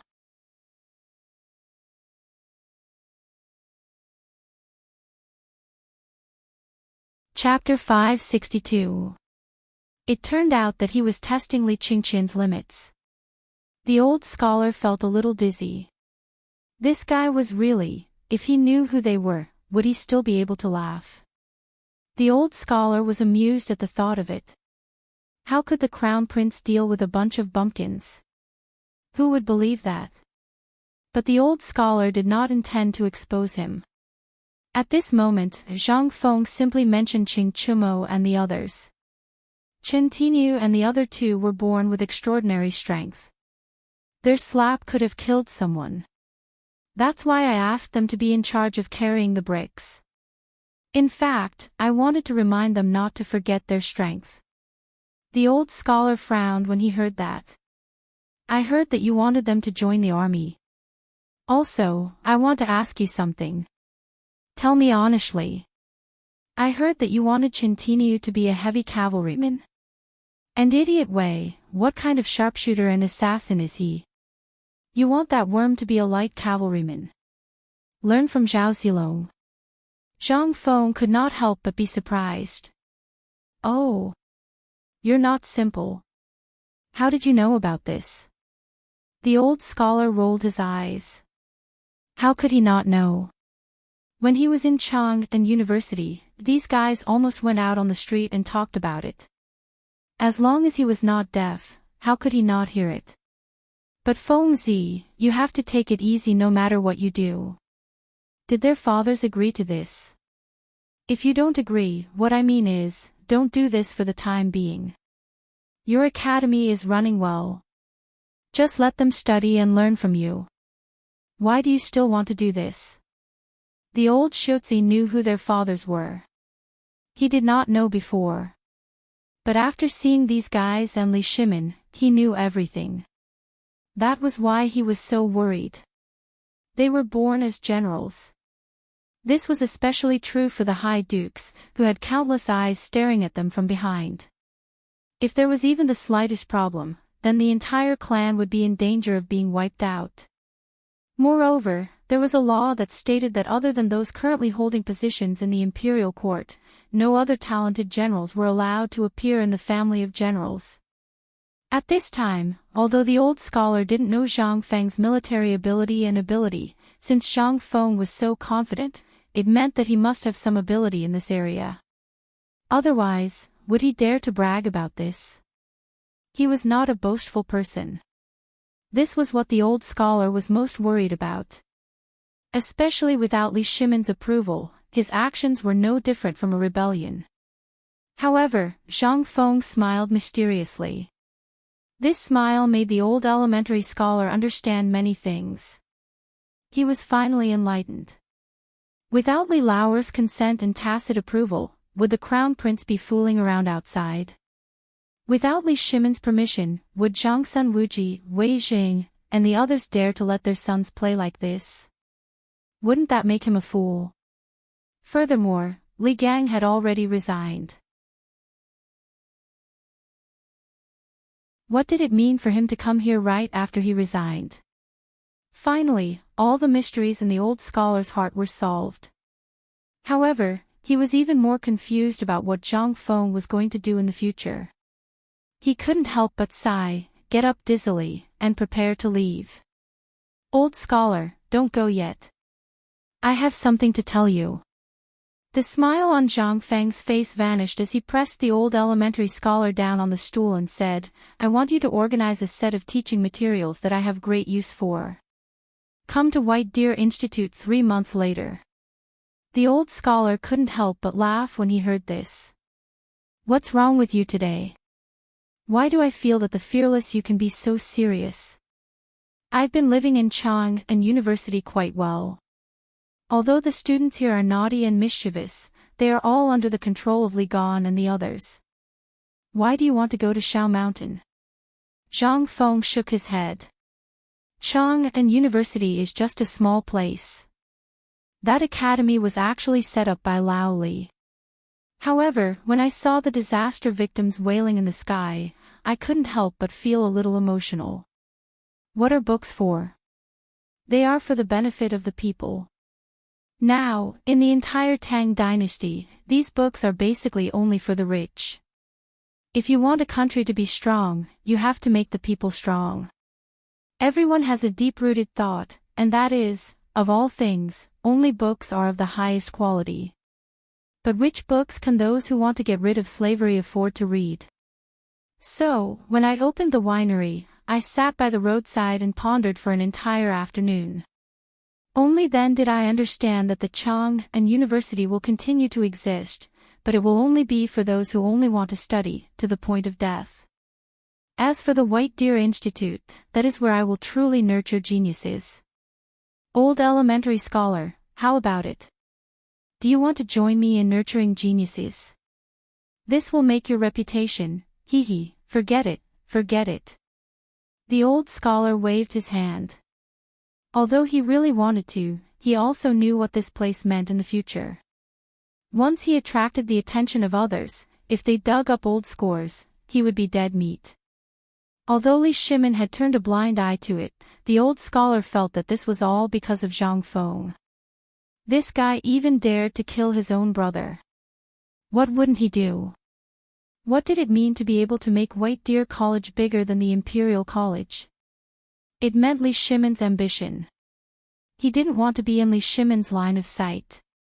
If he was seen by someone with ulterior motives, then Zhang Feng would be in danger.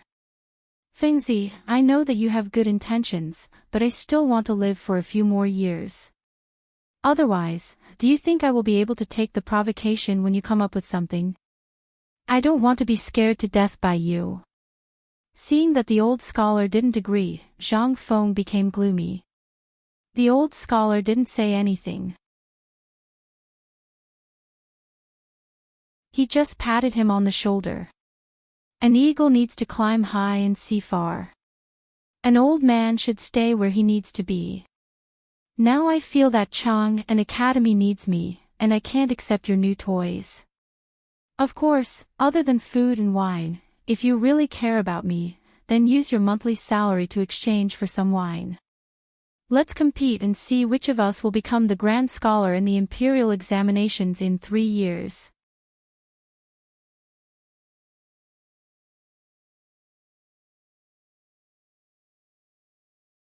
Chapter 563. The next morning, before dawn, Zhang Feng, Li Qingqian, and the other two hired 3 palanquins and rushed to Shao Mountain. It was because Li Qingqian had received a message from the Jinwu Guard in the middle of the night, saying that the commoners who had been guarding the city gates had begun to move towards Shao Mountain on a large scale. Li Qingqian could not sit still when he heard this news. He hurriedly shook Zhang Feng awake. Although he had been beaten up by Zhang Feng and their clothes had been torn, Zhang Feng slapped his thigh and decided to return to Shao Mountain early in the morning. At this time, Wei Shuyu and the other two on Shao Mountain were already furious. They had not brought a single servant with them this time.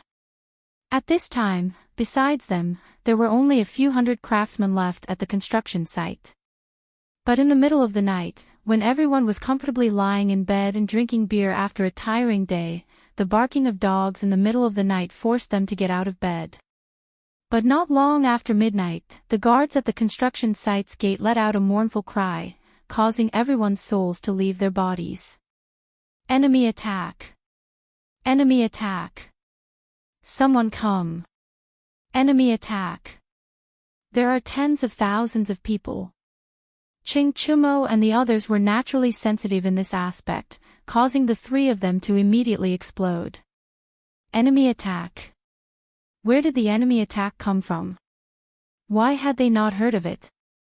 But the 3 of them still hurriedly got out of bed. There was nothing to do here, so they could only rush to the battlefield. But when they arrived at the construction site's gate, the craftsmen, especially Gan Ziyuan's group, had already arrived. Looking at the numerous torches below, as well as the scattered lanterns, they basically lit up the entire Pyrolite mountain.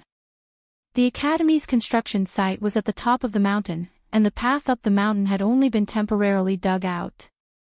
But now, looking at the people all over the mountain, even Qing Chumo could not help but feel his scalp go numb. Could it be that the Turks have come? F***CK. What? The Turks? Didn't they say that they were busy with internal strife? It would have been better if he hadn't heard it. After hearing it, Qing Chumo also exploded. Stop F***king arguing, it's so annoying. You, quickly call a few nimble people to quickly go down the mountain to call for reinforcements. And the rest of you, pick up your weapons and prepare the fortifications. F***CK. Do any of you have a knife? Or a crossbow? No one answered. However, Qing Chumo and the other two didn't have much hope. They were doing fine here, so who the hell would bring those things? I was too careless. Motherf asterisk cur. If only Lao Tzu had brought some people to surround this place. Now, things had gone too far. Ching Chumo and the others cursed in their hearts, but they still hurriedly arranged their defenses. This place was too far away from Chang and city. Even if it was nighttime, it would be impossible to attract Chang and city's attention by burning the mountain. By the time Chang and city's garrison arrived, it would be too late. Sigh, if I had known earlier, I wouldn't have let those soldiers go back. F***ck. Wei Shuyu fiercely punched the ho's head and said fiercely, "Let's stop talking and get ready to fight." Fortunately, Fengzi and the other two are not here, otherwise we would all die here today. Ching Chumo held a torch and lit up the sentry platform. He shouted, "Brothers, it's time to fight for our lives. Fengzi, you have to have a king conscience. If you don't have king send me wine and meat during festivals, Lao Tzu won't let you go even if he becomes a ghost. Charge!" While speaking, Ching Chumo suddenly roared. But at this moment, there were also faint cries of panic coming from the foot of the mountain. "Don't shoot. We are the people of Chang and city. Lords on the mountain, we are the people of Chang and city. We are the people of the Tang Dynasty. Don't shoot. Don't shoot, we are the people of the 10-mile slope outside Chang and city."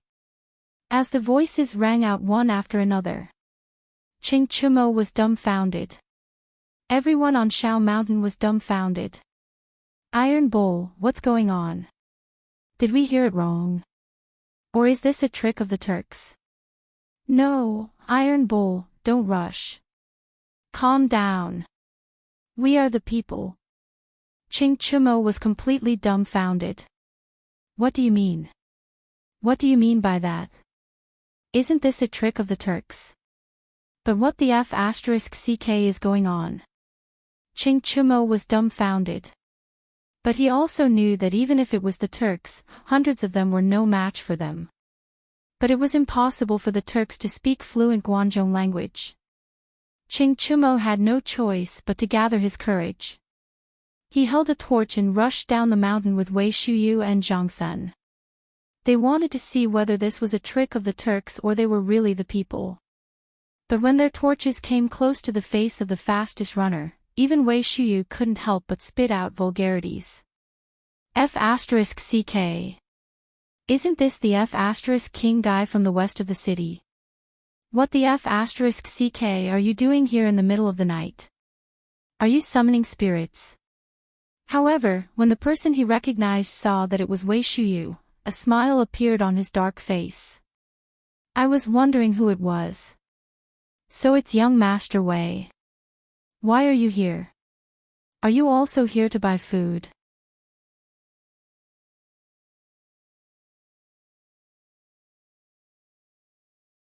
Chapter 564. That man. Wei Shuyu knew him. He used to drink fermented glutinous rice at his stall when he used the alias of young Master Wei. But at this moment, Wei Shuyu and the others finally put down the hoes and stones in their hands.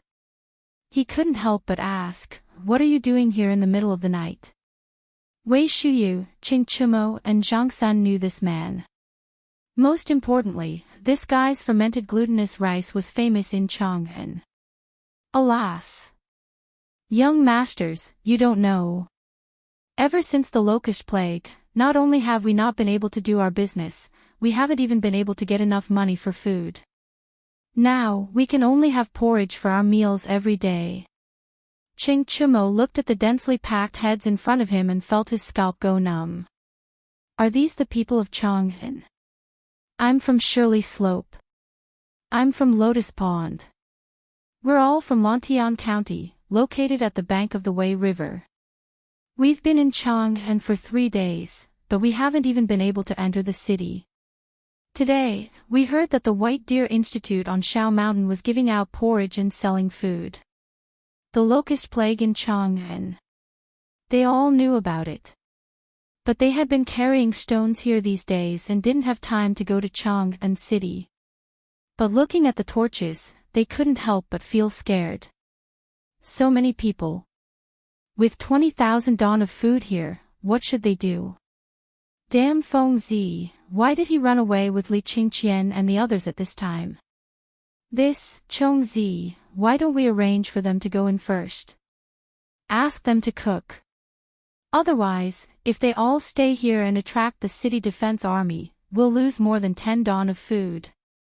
Wei Shiyu pulled Zhang Sunchong, Qing Chumo, and the other two to a corner to discuss. Regarding this thing, they had a headache. If it was a robbery, they would not be afraid. They would just take turns to beat it. But how could they beat it? They couldn't fight. They were in a dilemma. No, we have to ask someone to invite Feng Zi. Otherwise, no one can get involved. We're not good enough. In the end, Qing Chumo could only speak the truth after holding it in for a long time. Zhang Sunchong looked at the gate of the mountain and then looked at the others. He gritted his teeth and said, "Okay, you keep an eye on Chu Mo here. Shuyu and I will ride fast to Chang'an. On the one hand, we will call Feng Zi and the others. On the other hand, we will go to the palace." "Okay. You two, don't run away. Otherwise, when I see you, I'll smash your heads." While they were talking, Wei Shuyu and Zhang Sun borrowed 2 horses from Gan Ziyuan and rode down the mountain. Gan Ziyuan was also dumbfounded. He looked at the person at the door and then at Qing Chumo. But in response to him was a roar. "Qing. What are you looking at? Why don't you King arrange for these people to come in and cook? You're still waiting for me to do all this work." "Hey. Okay." Gan Ziyuan knew his place.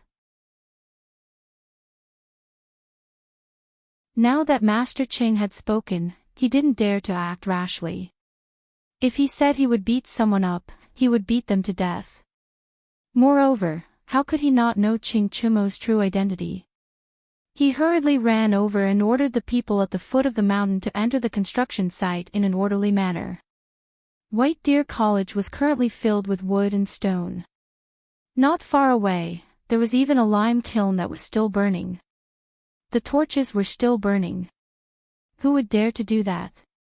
Although Gan Ziyuan didn't know what was in Qing Chumo's house, he understood from the fact that Qing Chumo and the other two were guarding it personally and from what those people had said. Those were all life-saving food. Although these people's lives were none of his business, this was the time to show his face. He would have to rely on these people to make a living in Chang'an City in the future. "You, hurry up and get your wife and the others to cook." "Hey! Old son, don't King go near that house in the dark. Do you know what's in that house? Let me say this first. You can go anywhere except this house. No one is allowed to come within 10 feet of it. If anyone dares to come close, you won't even know how you died. Do you understand?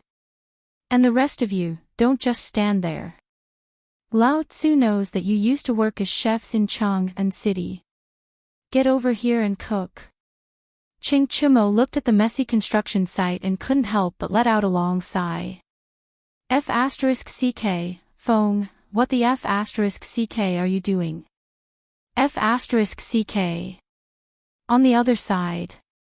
Wei Shuyu and Shangsuan Chong threw the crown prince's token they won from Li Qingqian at the wall of Chang'an City. The guards who were on guard were so scared that they didn't dare to act rashly. They hurriedly opened the gate. However, when the two rushed into Chang'an City on mules, the guards were dumbfounded. What's going on? What's wrong with these 2 devil kings? Riding mules. Entering the city in the middle of the night with the crown prince's token.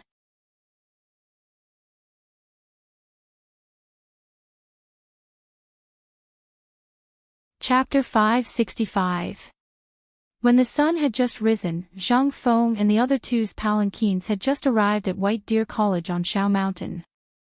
Last night, after Zhang Sun and Wei Shuyu informed Zhang Feng and the other two, as well as Li Shimin immediately mobilized 300 imperial guards from the palace to disguise themselves as guards.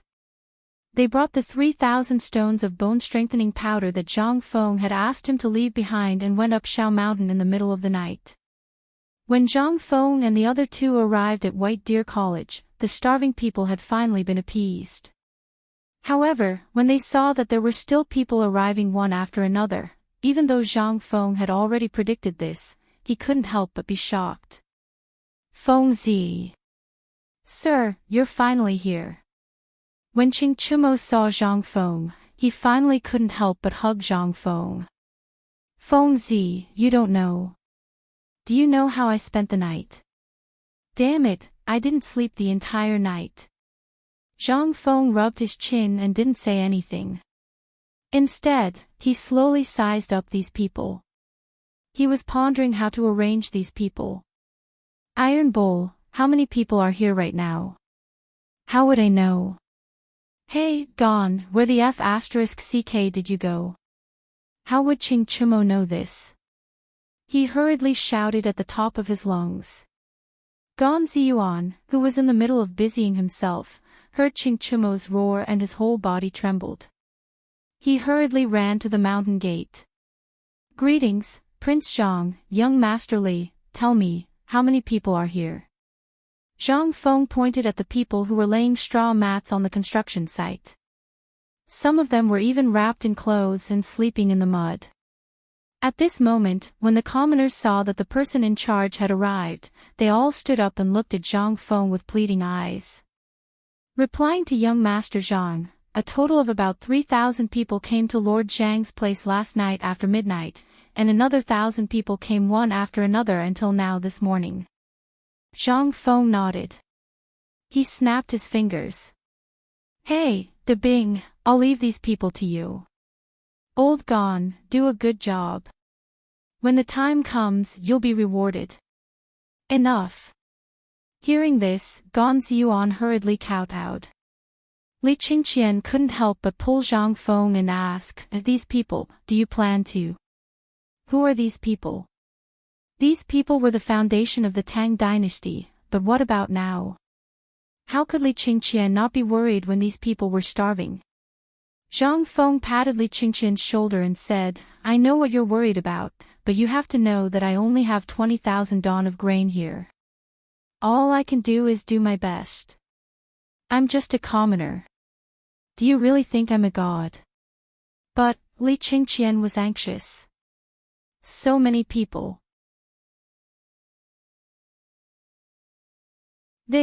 Perhaps he didn't understand the disaster victims before, but along the way, when he saw the leaves and bark being boiled in the pot, Li Qingqian couldn't stand it anymore. In his life, he spent most of his time in the palace, or secretly went to the brothel with Zhang Sun Chong and the others, or went to Yan Lai Lu to taste poetry. How could he know that the suffering of the world would be like this? At this moment, Du Go and the others couldn't help but have their eyes turn red. Zhang Feng patted their shoulders inside. Then, he walked alone to the only wooden building. As soon as he left, the commoners couldn't help but follow closely. When they touched the earthen pots in their hands, they made a clanking sound. Zhang Feng couldn't help but stop. Looking at those people who were looking at him with eager eyes, Zhang Feng fell silent. He was not a good person. He was not a bad person. He just wanted to live a good life. Previously, he had told Old Li everything he could say and everything he could. He wanted to pass it on to the current dynasty through him. However, because of the pedantry of this era, the distrust of the nobles, and the exploitation of the rich and powerful families, in the end, although to a large extent, Zhang Feng had suppressed the plague of locusts and even produced beer, he had not been able to do much. To the greatest extent, they could make use of the moldy and rotten wheat in the field. But, after all, the strength of one person couldn't fight against this era. Zhang Feng had no choice but to stay. He looked at the crowd and said, "Everyone, I know what you're thinking. You just want to fill your stomachs and live. I'll be frank. I only have 20,000 dan of grain here. I'm sure you all know this. Therefore, what I said before, I'll keep it. As long as you can bear the burden, even if you can walk or read, I'll find a way for you to live. However, this isn't a charity hole. You've seen Shao Mountain, right? If you want to live, do as I said before. I, Zhang Feng, mean what I say." After saying this, Zhang Feng resolutely walked into the wooden house. However, the moment he turned around, all the commoners uniformly knelt on the ground. This scene made Li Qingqian, Wei Shuyu, Zhang Sun, Du Go, Qing Chimo, and even Gan Ziyuan cry. "Thank you, sir, for saving our lives. May the heavens bless you, sir, to live a long life. Thank you, sir, for saving our lives."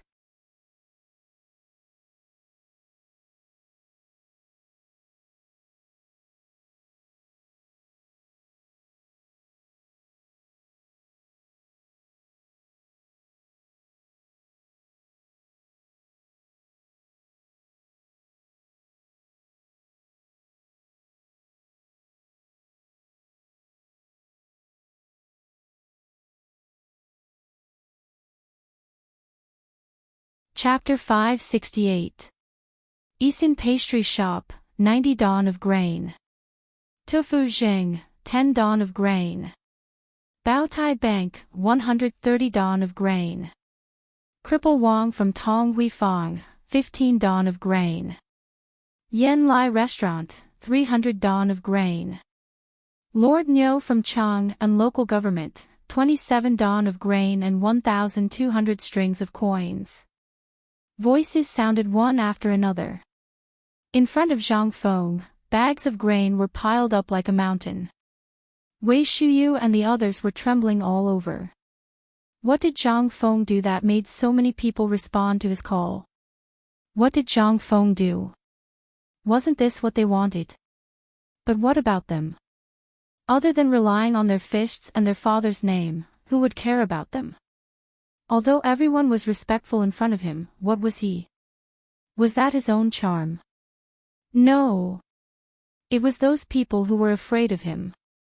But now, Zhang Feng didn't say a word, and these people who rarely interacted with him, even if they had never met him, were willing to send grain. What was this? This was where Zhang Feng's charm lay. Unconsciously, a touch of passion flashed in their eyes. Was this what they were going to learn in the future? Was this also what the academy was going to learn in the future? But at this moment, Zhang Feng took a deep breath, clasped his fist and said to everyone one by one, thank you for your kindness. I will remember everything today, and in the future, hey. How can I wait for the future? If you don't mind, you can use my son. Even if he dies, it's because he doesn't have the ability. Not to mention my sons, if you like my old bones, I'll sell them to you in the future. But you have to provide me with food. Ha ha ha ha. Old Jing, do you want your son to learn how to butcher pigs? F***ck off. Lao Tzu's son will enter the Ministry of Works in the future. You'd better learn to be obedient, or when we become rich with Feng Zi, you'll still be playing with mud. Ha ha ha. Good. Everyone, thank you for thinking so highly of me. I won't forget your help today. My academy doesn't have any requirements. As long as you want to learn, even if you are a blockhead, as long as you want to climb up, Zhang Feng, can't guarantee anything, but I can at least let you learn some skills that can at least feed your family in these 3 years. Zhang Feng said so. Instantly, there was a roar of exclamation and ecstasy. There were even some commoners who pressed down on their children and kowtowed to Zhang Feng. But at this time, those refugees were also anxious. Milord, can our family's child come? Even if it's just to pour some night incense for you. That's right, milord. Just tell me, even if you want my child to do odd jobs, it's fine. Sir, Zhang Feng was a little embarrassed. He looked at Dugo and the others and said, I know that you were born with a golden spoon in your mouth. Are you confused? I didn't do anything, so why would they come here at this time? Why didn't they come here when they knew about the existence of the imperial edict? Why? Dugo and the others shook their heads. At this time, not only them, but everyone present was silent. Zhang Feng continued, this is not because I, Zhang Feng, have any ability. It is because I am on their side. What do they need? What they need is to learn how to read, to get rid of their slave status, to make a name for themselves. But you, from the moment you were born, you never thought about these things. Of course, you also have your own goals. That is to get rid of the identity of a merchant and enter the official career. And they are the same type of people as you and me. Everyone wants to take a step forward. That's why they were willing to take out the last bit of food they had when they saw these people who had no food to eat. This is not because they are noble, but because they want to help these people. They have always had a thought in their hearts. That is, no work, no reward. That is why they didn't come before. They were waiting for an opportunity. Otherwise, they would feel sorry in their hearts. They would feel that this matter will always be a sore point in their hearts. Confucius once said that to teach a person a profession, there must be a reward. I did not ask for money. This is not because I am noble, but because they are poor. So they use this method to gift to me. Otherwise, even if they are successful in their studies, they will still be pointed at behind their backs. Zhang Feng sighed and said, of course, my academy is not for everyone. If you want to come here, then you must participate in the construction of the academy. This is also a test. Money, I will set the rules here today. As long as it is the academy opened by me, Zhang Feng, anyone who wants to come here will not ask for money. But you must build your own residence here with your own hands and without anyone's help. This is the basics. If you can't even build your own residence, then may I ask, what is the use of learning this thing?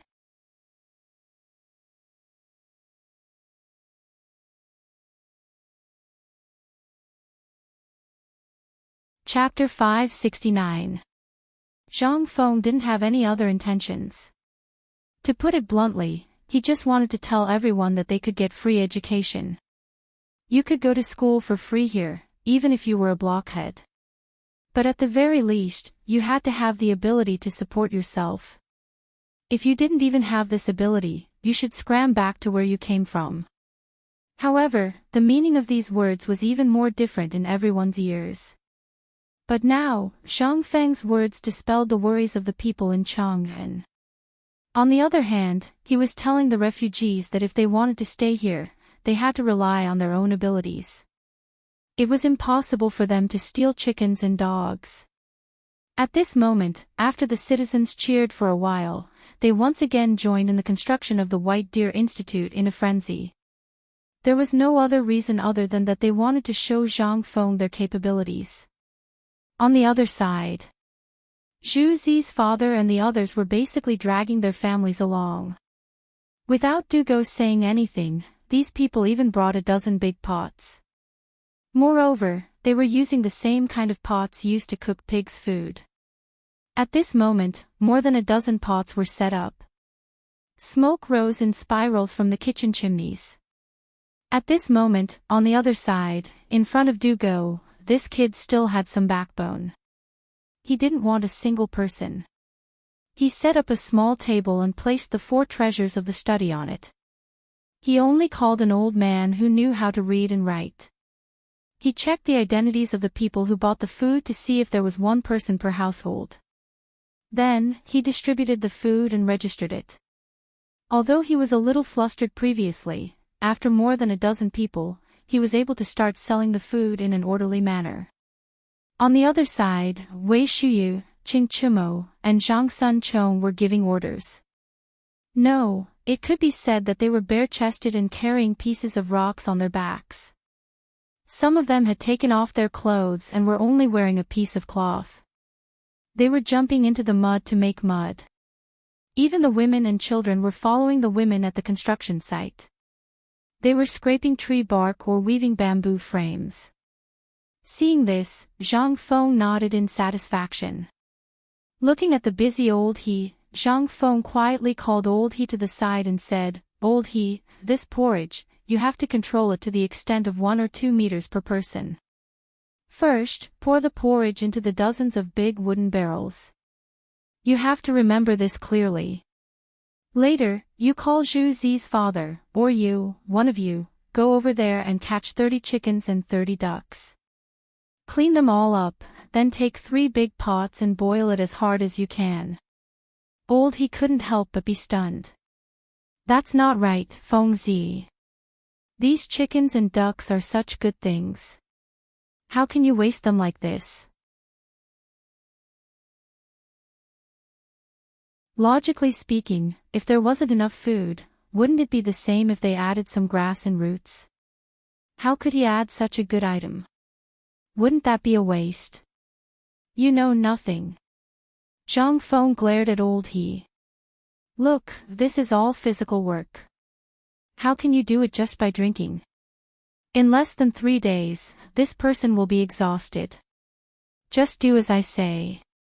After saying that, Zhang Feng ignored old he, who was exasperated with his failure to live up to his expectations, and turned to Zhu Zi's father and said, "I have a bag of things in my house.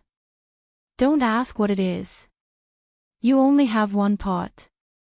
When the porridge is ready, add 2 pounds of it to each pot. You ask, and you do it." Zhu Zi's father was still in a daze. When he reacted, Zhang Feng had already run away.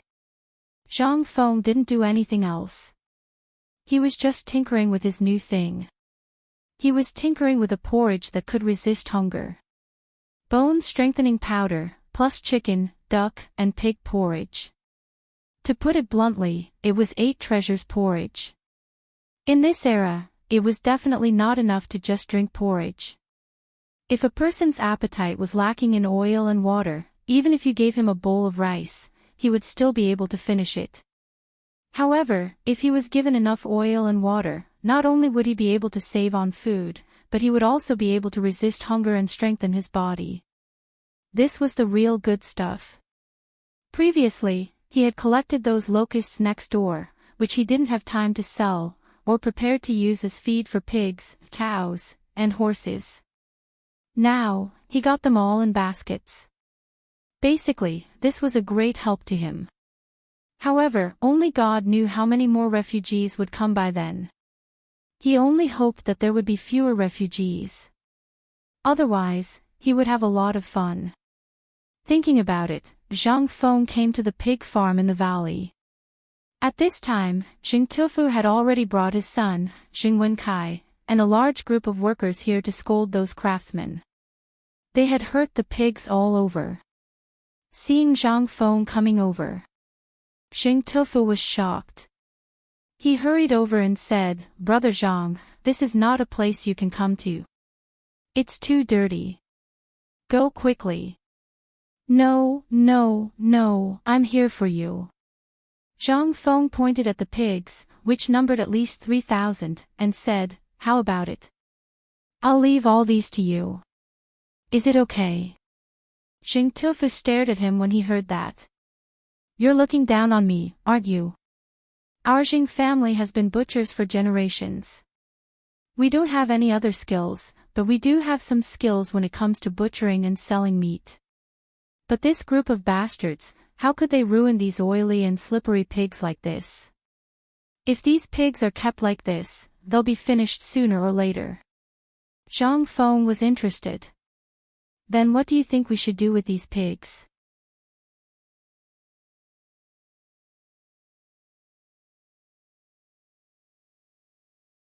Chapter 570.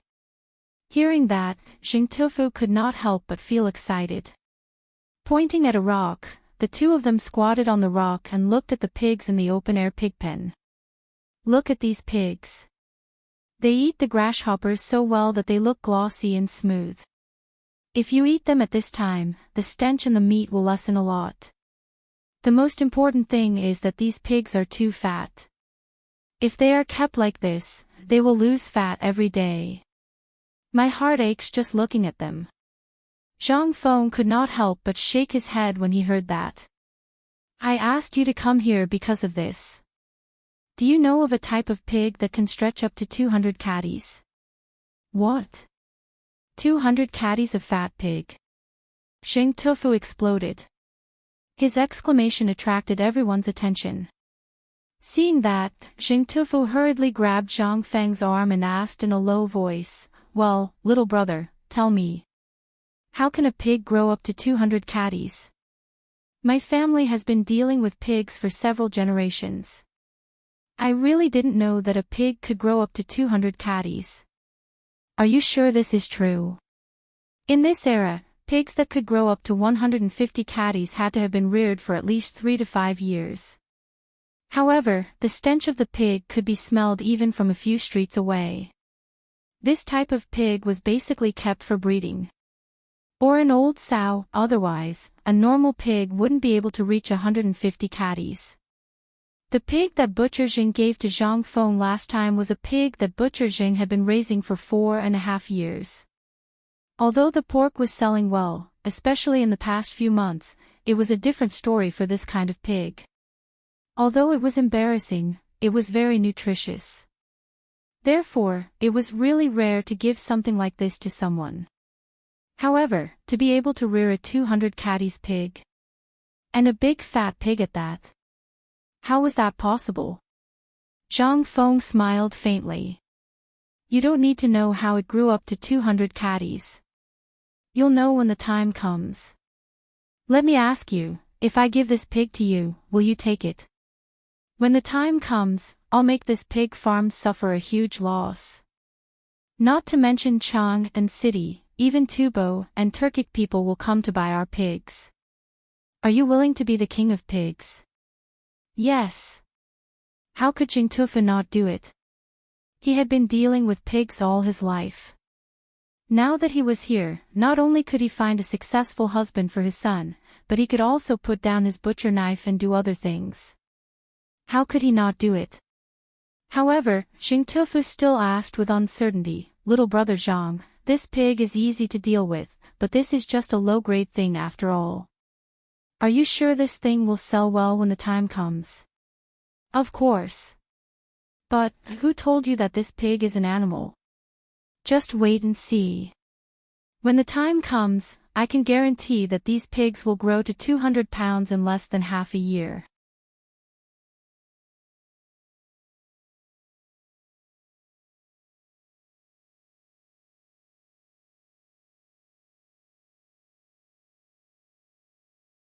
Chapter 571.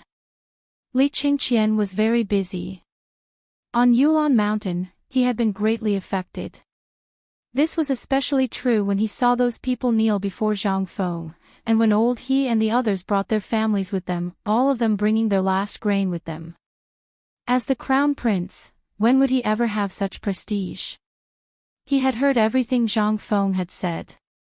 But he had not stepped forward. He had memorized everything Zhang Feng had said from a distance. Once they reached the foot of Yulon Mountain, Li Qingqian urged his horse and his guards back to the Eastern Palace. The moment he entered, he issued 3 orders. Pass on my order. Hurry and find divine Dr. Sun Simiao. Second, take my crown prince token and go from house to borrow grain. If you lend it to this crown prince today, once the famine is over, this crown prince will return to Dan. Third, gather all the properties under the Eastern Palace and sell everything that should be sold, especially this one's fields. Sell them all for grain. The eunuchs and guards of the Eastern Palace were all dumbfounded. What was wrong with the crown prince? He had been fine just a moment ago. It had only been a day since they last met, but he had almost sold the entire Eastern Palace. This matter had also alarmed the crown princess, Ho Junji's daughter. The crown princess rushed into the study, and when she saw Li Qingqian's anxious face, she couldn't help but cry. "Crown Prince, what's wrong? Why did you suddenly?" Li Qingqian's eyes brightened at the sight of the crown princess, and he grabbed her hand. "Beloved consort, I remember that your father has 1,000 mu of fertile land, right?" The crown princess was taken aback. She nodded. "That's wonderful. Right now, let's write a letter to Lord Father-in-law. I want to borrow grain from him." "How much grain does your Highness Crown Prince want to borrow from old man?" At this moment, Ho Junji slowly walked out of the rear hall, his hands behind his back. Li Qingqian hastily got up and bowed as a junior would. In truth, there was no need for this sort of greeting between him and Ho Junji. Although they were father and son-in-law, they were still sovereign and subject. But Li Qingqian was truly anxious at this moment. "Father-in-law, your arrival is truly wonderful. Do you have any more grain?" Ho Junji's eyes flashed. "If you had asked yesterday, that old man would have given you 300 to 500 stones without a second thought." "But, sigh." Li Qingqian was shocked and hurriedly asked, "What's wrong?" Ho Junji patted Li Qingqian on the shoulder and gestured for the crown princess to leave. Then he said, "A few days ago, His Majesty summoned all of us back to the capital precisely because of the food shortage. During the morning court session today, the old man did not see you. Just what were you busy with?"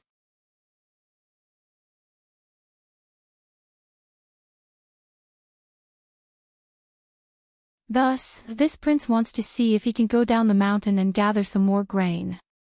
Ho Junji asked a few more questions, and then he narrowed his eyes and walked around the crown prince's study for around an hour.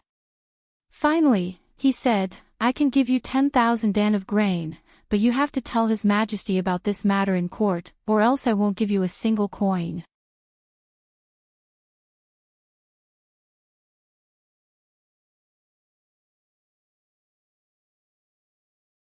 Chapter 572.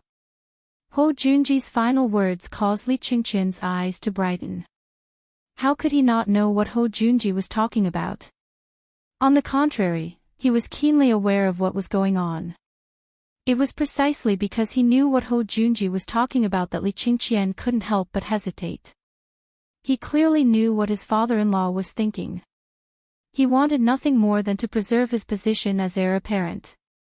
But in truth, before Zhang Feng had appeared, he truly had been extremely worried about this. He had been worried that his fourth brother, Qin Ke, might be his greatest enemy. It was simply because his fourth brother was too beloved by his imperial father and imperial mother. In the past, he truly had been very wary of Li Tai, but that was all in the past. After Zhang Feng appeared, he clearly felt that his imperial father wasn't biased in this matter. At the very least, he hadn't allowed Li Tai to study at the academy. But even if he did come to the academy, given his domineering personality, would Zhang Feng care about him? If he wasn't killed by Zhang Feng, it would be because Li Tai was lucky. But he was different. He had long since called Zhang Feng his brother, and Li Qingqian believed that this friendship was extremely firm. At the very least, Zhang Feng basically told him everything. Take this matter as an example. Although it seemed like Zhang Feng was making random arrangements, upon careful consideration, Li Qingqian understood what Zhang Feng was thinking. Qing Chumo and the others were skilled in the army. Although carrying bricks didn't seem to have anything to do with that, Li Qingqian vaguely sensed that there was nothing wrong with Zhang Feng's arrangements.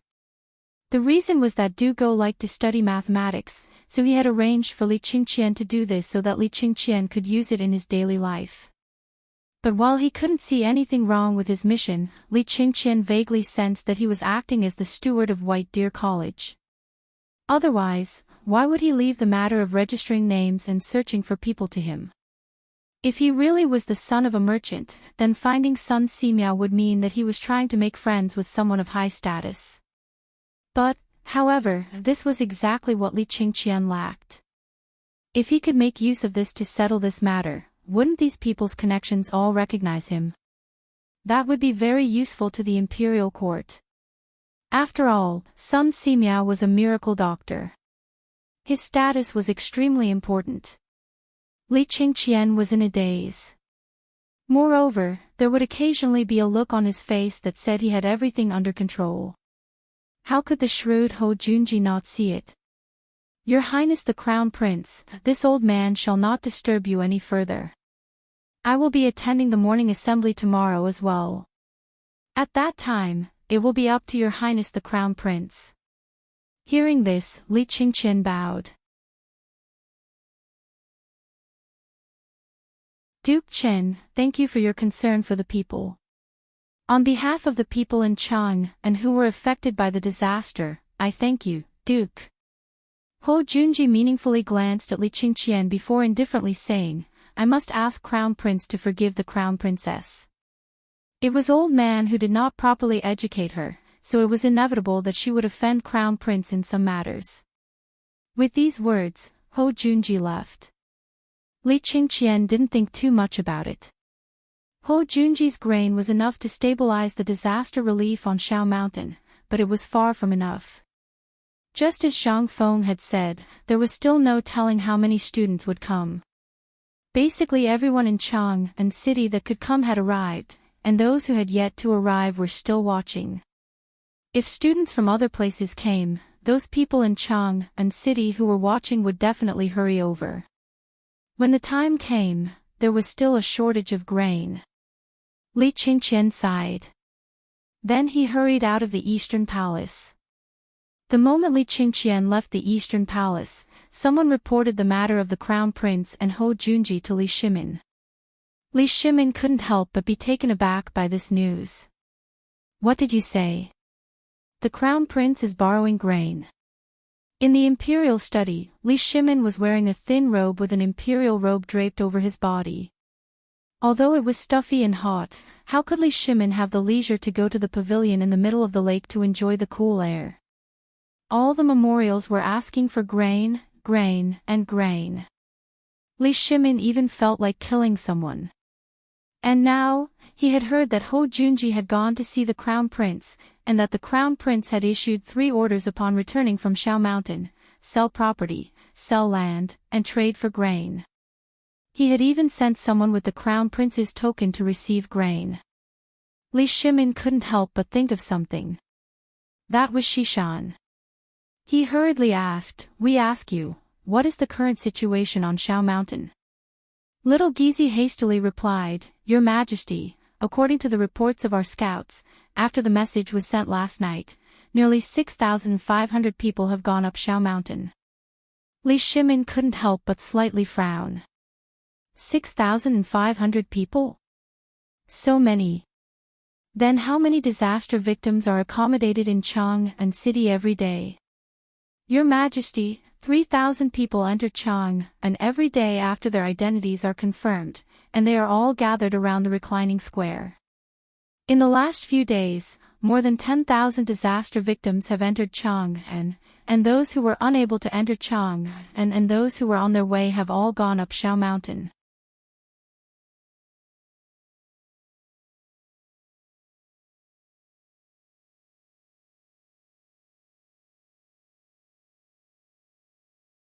It won't be too late to wait until the Ministry of Justice and the Ministry of Appointments have finished their investigations. Take it slow. Li Shimin was so angry that he laughed. Then tell me, what should I do with the victims of the disaster in Chang and city? Every day that passes, my people will starve to death. What should I do? What do you want me to do? When Fang Xianling heard this, he hurriedly knelt on the ground. Shao Gizi also hurriedly knelt down. Your Majesty, I think that Elder Fang's words are very good. If we make such a big fuss at this time, won't we alarm the grass snake? Guanlong's people just want to take the opportunity to see Your Majesty's attitude, but they don't dare to go too far. If Your Majesty really raises your hand, the people in Chang and will definitely die. However, I think that the reason why they are doing this is not to test Your Majesty. When Li Shimin heard this, he couldn't help but frown again. The atmosphere in the imperial study became heavy again. When Xiao Gizi saw this, he hurriedly said, "Your Majesty, isn't the Crown Prince borrowing food now? I think that if we start from this matter, on the one hand, we can dispel those people's claws and teeth.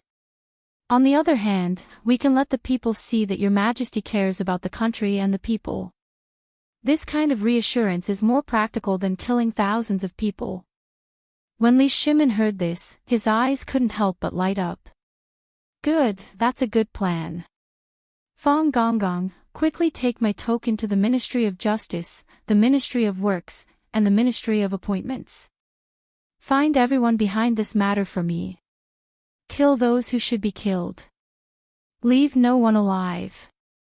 But you know what to do." When Fong Xianling heard this, he hurriedly knelt down. This old subject obeys. After Fong Xianling left with the order, Li Shimin couldn't help but put down the booklet in his hand. Borrowing food. Interesting, interesting. Li Shimin suddenly thought of something from Li Qingqian's actions. Although Li Qingqian's actions now seemed so abrupt, Li Shimin couldn't help but think of something. Especially the 5 clans and 7 kingdoms.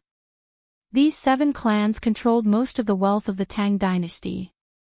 If he could use this method at this time, on the one hand, he could test which side they wanted to take. On the other hand, he could give them a chance. To put it bluntly, Guanlong wasn't scary. The scary ones were the 7 clans. Although the Li clan originated from the Li clan of Longxi, this thing was already very faint.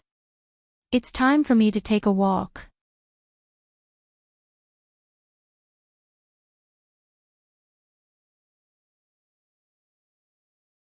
Chapter 574. As Fong Xianling left.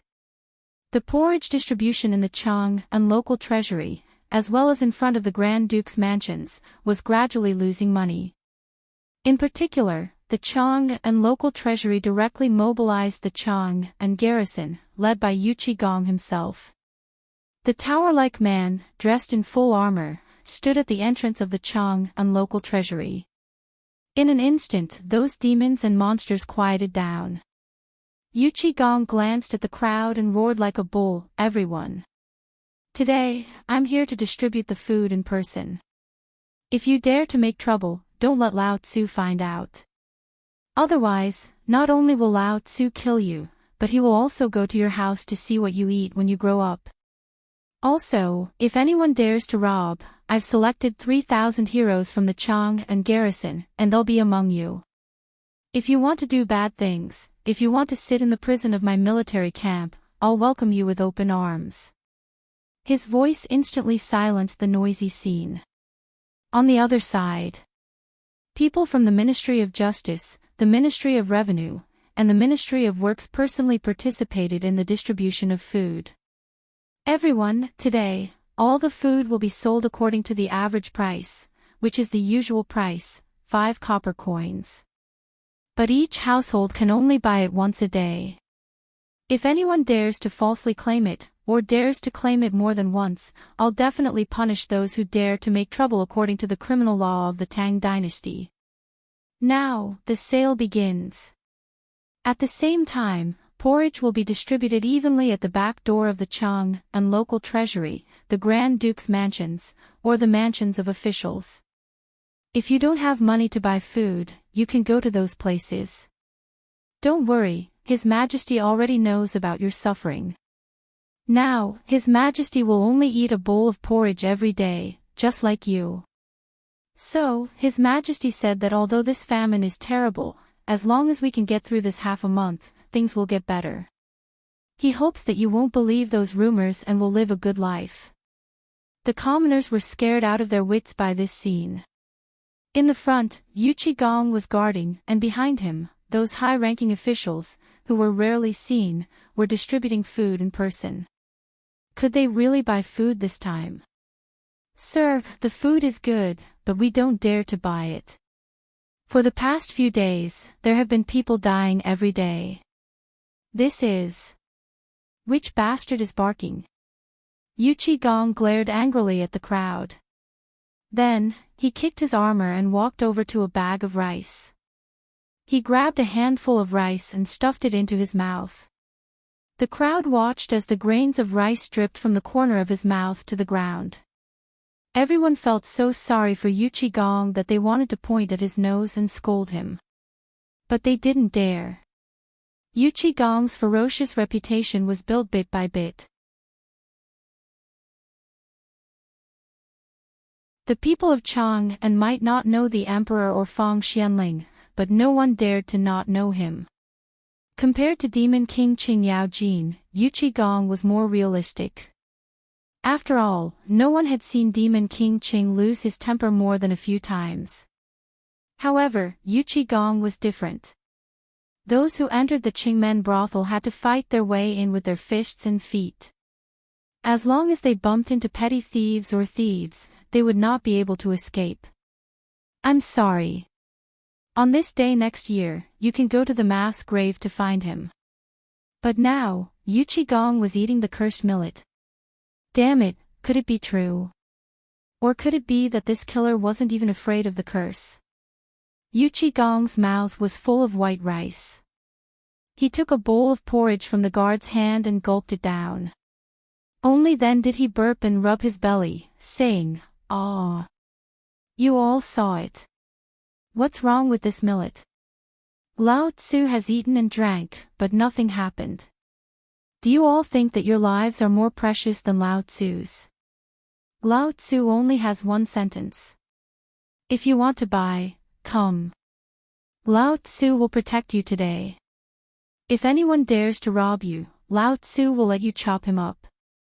Not only that, but Lao Tzu will also reward you with 100 copper coins or 10 caddies of grain. If you don't want to buy, get out of Lao Tzu's house as soon as possible. Hearing that, finally, everyone was able to relax. It was not an exaggeration to say that these people were despicable. It was because they were afraid of being poor and were often exploited by others.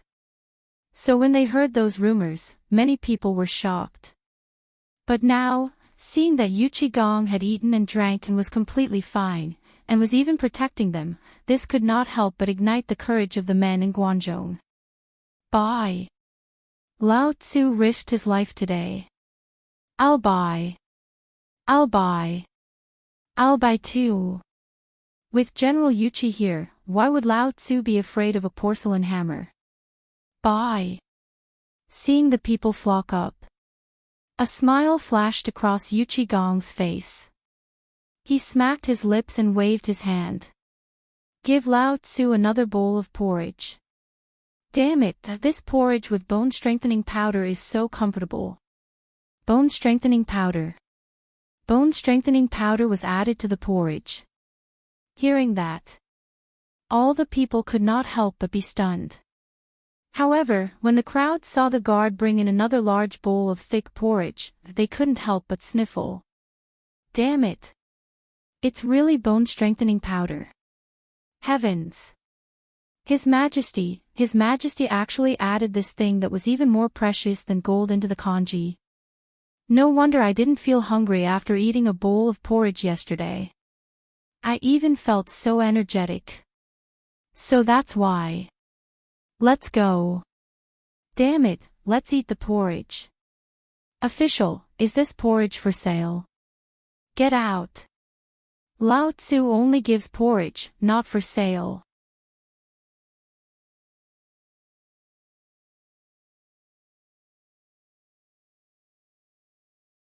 Chapter 575. Just as Gong and the others heaved a sigh of relief, suddenly, a shrill scream was heard from the place where the porridge was being distributed. Ah! This porridge is poisonous. It's poisonous. Damn it, this porridge is poisonous. Everyone was in an uproar when they heard that. Gong also stood up abruptly and hurriedly pushed the crowd aside. He came to the person who was rolling on the ground with a gloomy expression. By then, it would be too late. Those who had eaten the porridge, those who were about to eat it, and those who were waiting in line were all dumbfounded. What's going on? Wasn't everything fine before this? Why? This is bad. These bastards are trying to poison us to death. My fellow villagers, run quickly. Why did Gong mobilize 3,000 armored soldiers? They're trying to kill us. The people were scared out of their wits when they heard the terrified screams from the crowd. Some of them even collapsed to the ground. Oh my God! What did I do wrong? Why are they trying to kill us like this? This is bad. They think that we're a burden and want to kill us to end it all. Run! Run! The people in the crowd cried out in alarm. The people were completely flustered. That was because a large group of armored soldiers was quickly surrounding the place. Gong waved his hand with a gloomy expression and roared, "Which bastard dares to be an alarmist here? Want to kill you? Do you think you're worthy? If you don't want to be rebels, kneel on the ground and shut up, Lao Tzu. Someone, summon the doctors. Summon all the doctors in Chang'an, there's no need. Let the old man take a look." At that moment, an aged voice interrupted Gong's words. Gong and the others turned to look. A carriage from the Eastern Palace was slowly coming to a stop at the entrance of the vault. The voice must have come from that carriage. At this time, the people also heard the sound. They turned around and saw a carriage draped in bright yellow. As long as the people in Chang'an were not fools, they would definitely know that this carriage belonged to either the emperor or the crown prince, who dared to use such a configuration. The emperor's carriage was embroidered with a golden dragon brandishing its claws, while the empress's carriage was embroidered with a golden phoenix spreading its wings. Only the crown prince's carriage was embroidered with a dragon. Everyone was shocked. They hurriedly knelt on the ground. Gong also stood up and cupped his fists. "Welcome, Your Highness." Although Gong didn't know why the crown prince had come at this time, he still had to show proper etiquette. The crown prince's bodyguard around the carriage also cupped his fists at Gong. "There's no need for that, General Gong. Divine Doctor Sun is the Divine Doctor." Divine Doctor. No wonder. But why would the crown prince invite Divine Doctor Sun? Before Gong and the others could think about it, the curtain of the carriage was lifted.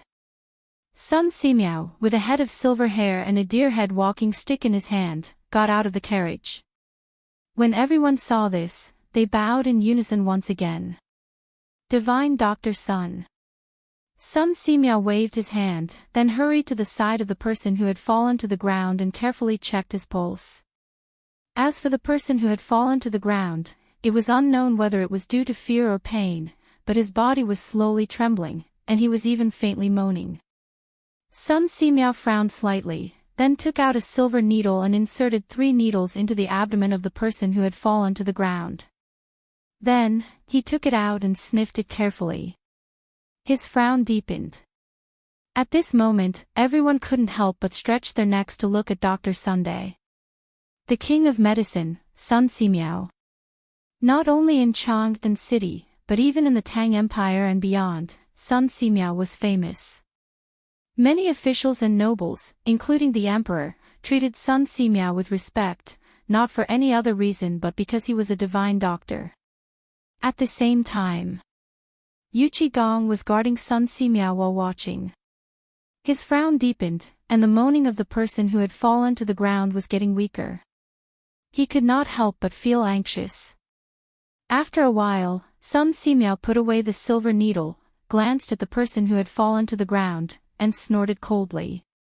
"If you trust me, then I'll tell you about this person's symptoms. Apart from the oily food he ate in the morning and some diarrhea, he is fine." After that, Sun Simiao turned and left.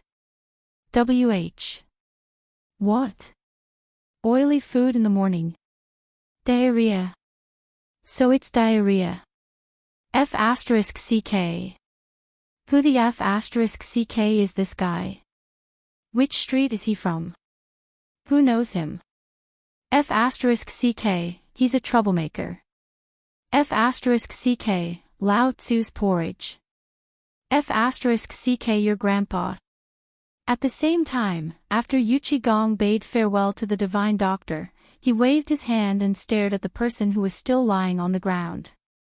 He slowly pulled out the modeo from his waist and said, Lao Tzu will give you 3 breaths. If you tell me why you did this, Lao Tzu will spare your life and only break your legs. If you don't tell me, then F*ck, shut up Lao Tzu forever. Oily food in the morning. F*ck, your grandpa.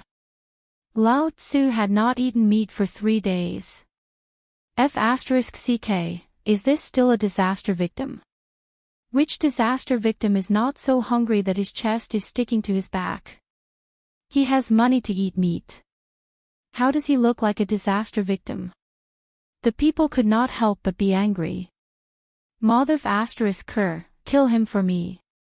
Kill him. General Yuchi, it's easy to dirty my hands by killing him. Let me do it. Lao Tzu's butcher knife is rusty. You're tuning into the LoveLore Library YouTube channel.